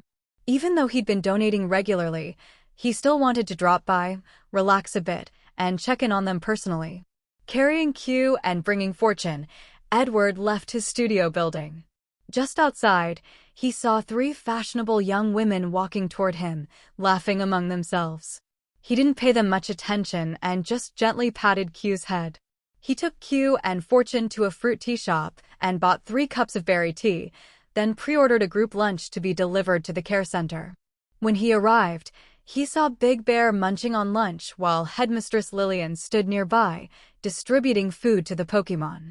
Headmistress Lillian, Edward called out with a smile. She looked up, waved cheerfully, and smiled back. Q perked up as well, excitedly gazing at the steel gate. Then, a scar-covered head poked out. It was Ruckus. He looked a bit older than before, but the scars across his body remained. They were permanent, destined to stay with him for life. Edward approached and chatted briefly with Headmistress Lillian about the fruit tea, then reached out to rub Ruckus's head. Ruckus closed his eyes in contentment, enjoying the affection, then opened them again, staring intently at Q in Edward's arms, eyes filled with eager anticipation. Ruckus, just forget it. You're still quite a bit behind Q, Edward said helplessly. Right now, Q is on a strict regimen, 1 fear candy a day without fail. Edward had done the math, it was nearly at full dosage. Once the dosage was complete, Q would have an additional plus 200 to all stats. Forget Ruckus, even Lance's Dragonite wouldn't survive a hit from Q's dazzling gleam. The Awakening Candy system was only found in side games like Let's Go Pikachu and Let's Go Eevee. Since those weren't considered part of the main series, balance wasn't a top concern, hence the ridiculously OP mechanics. Roar! Ruckus let out a defiant growl, his scars trembling slightly. Edward sighed, then gently set Q down and specifically reminded him to hold back. Is Q really that strong now? Headmistress Lillian asked in surprise, standing beside him. She'd heard what Edward said and found it hard to believe. She knew Ruckus's strength well. Despite growing up at the care center, he wasn't lacking in battle experience. As a former gym leader, Lillian had personally trained him, teaching him strategies, feeding him proper moves, and even conducting reverse-type matchups to toughen him up. Right now, Ruckus was nothing like a regular wild Salamence. But to hear Edward speak, it sounded like Ruckus would be crushed instantly. Headmistress Lillian. Edward gave her a complicated look. He really wanted to say it. Normal Pokémon can't beat a cheat. It's like playing Counter-Strike. Ruckus is a seasoned pro player, but he's facing off against someone flying through the air with an aimbot, wall axe, and loud EDM playing in the background. How do you fight that? You can't. Ruckus roared again, filled with pride and determination. In his mind, he was no weaker than any other Pokémon. And in the very next second, dazzling gleam flashed, and Ruckus collapsed. Youth, Edward smacked his lips. Just as expected. Hugh's power level had reached a point where even he couldn't quite make sense of it anymore. It was genuinely a little broken. Headmistress Lillian opened her mouth but said nothing. She had even invited fairy-type specialists to train Ruckus in resistance techniques. As a former gym leader, she understood reverse-type matchups very well. The idea was that repeated exposure to super-effective moves would gradually build up resistance over time. It was a well-established method used by seasoned trainers. But even with all that training, Ruckus had zero resistance. One hit, and he was down. No wonder Edward was so confident. Headmistress Lillian, have any new Pokémon been brought into the shelter lately? Edward asked as he sat beside her, watching her treat the wounds on Ruckus. The wounds weren't deep, but with all the scars on his body, they looked painfully severe. There have been. Just in this recent period, we've had 127 Pokémon formally registered, and another 30 that haven't been logged yet, Headmistress Lillian replied calmly as she treated the injuries. She had seen too many cases like this, and it no longer shocked her. In the past, she used to get angry, upset, and complain whenever these situations occurred. But now, she had grown numb. After all, she was just a shelter director, not a god. There was no way for her to stop people from abandoning their Pokémon. Honestly, even if a legendary Pokémon tried, they probably couldn't stop it either. Some of them are born with deformities, missing a limb or a tail. Others are severely ill, and their owners couldn't afford treatment, so they were dumped here. Some were completely healthy but still abandoned, she said heavily. Humans have 1,000 faces, and abandoned Pokémon come with 1,000 reasons. Edward scratched Q's head but said nothing. Even he couldn't stop something like this. But there is one little guy that's quite interesting, Headmistress Lillian added with a faint smile, seemingly remembering something. Edward seized the opportunity to follow along and steer the conversation away from the heavy topic. Come with me. You'll see for yourself, she said, smiling. Having finished applying medicine to Ruckus, all that was left was for him to wake up on his own. She led Edward to the shelter's backyard. Greena the Shroomish was sunbathing, half dozing in the warm rays. Nearby sat Curlia and Mytina. Edward raised an eyebrow. He knew Greena liked sunbathing, but what were Curlia and Mytina doing there? Those two were infamous thieves, and yet they were getting along just fine with Greena? Because of Greena's unique body, it emitted an excessive amount of spores, so much that it made most other Pokémon in the shelter avoid it. Being near it risked paralysis, poisoning, or sleep at any time. Who could tolerate that? As a result, Greenie was usually surrounded by an empty no-man's zone. Curlia and Mytina have become friends with Greenie. Curlia uses her psychic abilities to form a barrier that shields them from the spores, Headmistress Lillian explained gently. Edward followed her while holding Q. Behind them, Fortune looked curiously at Curlia and Greenie. Soon, Headmistress Lillian led Edward under a tree. She pointed upward. Edward followed her finger and spotted, floating midair, a strangely colored, eerily serene Shedinja. Shedinja. Edward was surprised. This species of Pokémon was quite rare. In the games, Shedinja could be obtained if a Nincada evolved while the player had an open slot in their party. But in the real world, the emergence of Shedinja remained a mystery. According to current research by Pokémon professors, Shedinja's appearance was largely attributed to chance and possibly influenced by environmental conditions. In short, it was rare and peculiar. However, its combat power wasn't impressive. Although few people owned a Shedinja, most trainers knew how to deal with it. It could only be harmed by super effective moves. All other attacks were useless. On the surface, that sounded amazing. But realistically, most Pokémon knew at least one move that wasn't their own type. Because of this, Shedinja had become something of a newbie killer, the kind of Pokemon that only gave rookie trainers who didn't study their Pokédex a hard time. Its base stat total was only 236. Even at max level, it remained incredibly fragile. A single super effective move, and it was gone. As a result, very few people were willing to raise Shedinja as their main Pokemon. The last time the League recorded a Shedinja participating in battle was decades ago. We received a Nincada recently. After it evolved, this little guy just appeared. It's been floating beside this tree ever since, Headmistress Lillian said, looking at the Pokemon with a touch of wonder in her eyes. Edward patted Q on the head.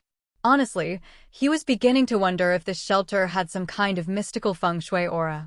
Why else would so many strange events keep happening here? Because of its rarity, many Pokemon professors were interested in studying Shedinja. Headmistress Lillian, if I remember correctly, Professor Birch once mentioned he was looking to research Shedinja. He even offered 50,000 Pokedollars for one, Edward said while watching the little Pokemon. There was something magnetic about it. Just looking at its shell-like body gave a hazy, dreamy feeling. Huh? Really? Headmistress Lillian hadn't heard of that. But after confirming it with Edward, she quickly called Professor Birch to invite him over for research.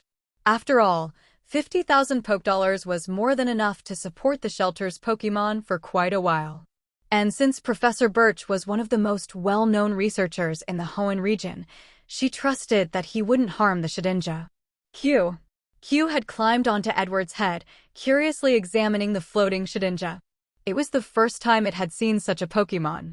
Fortune, on the other hand, glanced at it once and went back to reading. Clearly uninterested. The Shedinja slowly floated over. A soft, glowing halo rested above its head. Edward couldn't help but reach out to touch it, but his fingers passed right through. The Shedinja drifted down, hovering motionlessly above Edward's open palm. You seem to be quite liked by Pokemon, Headmistress Lillian observed, somewhat surprised. When she had approached the Shedinja earlier, it didn't react at all. Maybe I'm just favored by ghost types, Edward chuckled. After all, he was still carrying several fear candies on him. Char! A young, spirited cry rang out. Edward turned his head and saw a small Charmander standing behind them, holding a cup of berry tea. It sipped casually while curiously observing Edward and Headmistress Lillian. The Charmander appeared completely uninjured and quite healthy, so it was unclear why it had ended up at the shelter. Smolder. How many times have I told you not to go around scaring people on purpose? Headmistress Lillian said helplessly. Edward raised an eyebrow at the name. What the heck? This little guy was named Smolder? In the Pokemon world, people often gave Pokemon fairly casual names, usually based on their type, appearance, or a unique trait. Smolder the Charmander stuck out its tongue at Headmistress Lillian and happily swished its tail back and forth. This little guy isn't actually a resident of the shelter. A close friend of mine entrusted him to me, Headmistress Lillian explained, sighing. He's well-behaved in most ways, except that he loves to scare people. He especially enjoys hiding behind them and suddenly shouting to startle them. Every time he pulls it off, he's overjoyed. Sometimes I honestly wonder if he's even a Charmander. Only ghost types usually enjoy pranks this much. Well, it's Headmistress Lillian we're talking about, Edward chuckled. With her kind nature and strong character, it was no surprise others would trust her with their Pokemon. She had run the shelter for a long time and was a former gym leader. This Charmander certainly wouldn't grow up weak. Edward was curious about why someone would entrust a young Charmander to the shelter. Usually, younger Pokemon were passed down to the next generation. He knew of families where elder Pokemon left behind eggs or children, who then became the new family companions. But he didn't ask. Everyone had their reasons. After chatting for a while, Edward left. He still had work to take care of at the company. There was a lot to manage, and the second episode of their series was about to air. They also needed to finalize and insert a product placement segment. Leaving the shelter with Q in his arms and Fortune walking beside him, Edward strolled down the streets of Rustboro City. Fortune was reading a book while walking, something Edward had once warned him about, worried he might bump into someone or something. But Fortune had confidently demonstrated his multitasking skills. He could walk and read with zero issue. After that, Edward stopped nagging him. Back at the company, Zoroark was already waiting in Edward's office. The moment he saw him, Edward knew something was up. "What's going on?" Edward asked, pulling out his chair and placing little Q on the table. "Boss, there's been new progress on the matter you asked me to monitor," Zoroark said quickly, handing over a dossier. Edward opened it and scanned the contents. It was intelligence on Team Magma and Team Aqua. He immediately sat up straight. "Boss, our hired private investigators spotted some Team Magma members near MT Chimney. They're currently being tailed," Zoroark explained, pointing to the enclosed photos. The images showed figures wearing Team Magma uniforms moving stealthily through the forest. Edward narrowed his eyes. He had previously asked Zoroark to track the movements of Team Magma and Team Aqua. After all, this world wasn't exactly like the games or the anime, so Edward needed real-world intel on both groups. And now, Team Magma had actually appeared at MT Chimney. "I remember. What was it that Team Magma wanted at MT Chimney?" Edward scratched his head. If he recalled correctly, they had a base there and had discovered the resting place of Groudon, one of Hoenn's 3 legendary Pokémon. Even though Groudon had become a meme in fan circles for being unable to fly, it was still a legendary with undeniable prestige. Of course, finding Groudon didn't mean they could wake it. But if Team Magma had already reached MT Chimney, then the timeline for them heading to MT Pyre to retrieve the red and blue orbs was probably fast approaching. As for Team Aqua, Zoroark continued, "We've only had scattered sightings, nothing consistent yet." Edward nodded. Groudon's location near MT Chimney made it easier to investigate, but Kyogre was a different matter. Finding Kyogre required specialized deep-sea diving equipment. Sure, Pokémon like Sharpedo or Tentacle could use the move dive, but to reach the truly deep ocean trenches, human trainers needed reinforced diving suits. Otherwise, the pressure alone would crush them. That said, Team Magma and Team Aqua would eventually join forces. There was no other way to retrieve the orbs from the League. They couldn't do it alone. "We'll deal with them separately," Edward decided. He had zero interest in experiencing Hoenn being ravaged by alternating droughts and downpours. The best thing to do was shut down both teams before they could act. Team Aqua would be trickier to deal with. Team Magma, on the other hand, now had a confirmed objective. Have our investigator pay close attention to the underwater caves near Moss Deep City. See if Team Aqua is hiding there, Edward instructed. Zoroark nodded and jotted it down before heading off to make the arrangements. Meanwhile, Edward remained seated, reviewing the intelligence file in his hands. In the games, Team Aqua had a base near Moss Deep City, and there were no Officer Jennies in-game. Only the player character could stop them. But this was the real world. All Edward needed was their location. Once that was confirmed, he could call for backup. Stephen Stone, plus Hoenn League inspectors, investigators, and Officer Jennies, that would be more than enough to give both teams a serious beating. And if worse came to worst, he could bring in Gengar and hand out a few fear candies. Gengar could easily serve as a high-tier combat force. Hello, everyone! As we wrap up this video, I want to share a quick note. I have a Patreon account. If you'd like to support me and enjoy on-demand audiobooks, you can become a Patreon member. Alternatively, you can check out my Google Drive link, which has 500-plus novel audiobooks available through my Ko-fi or Patreon shop. I appreciate your support.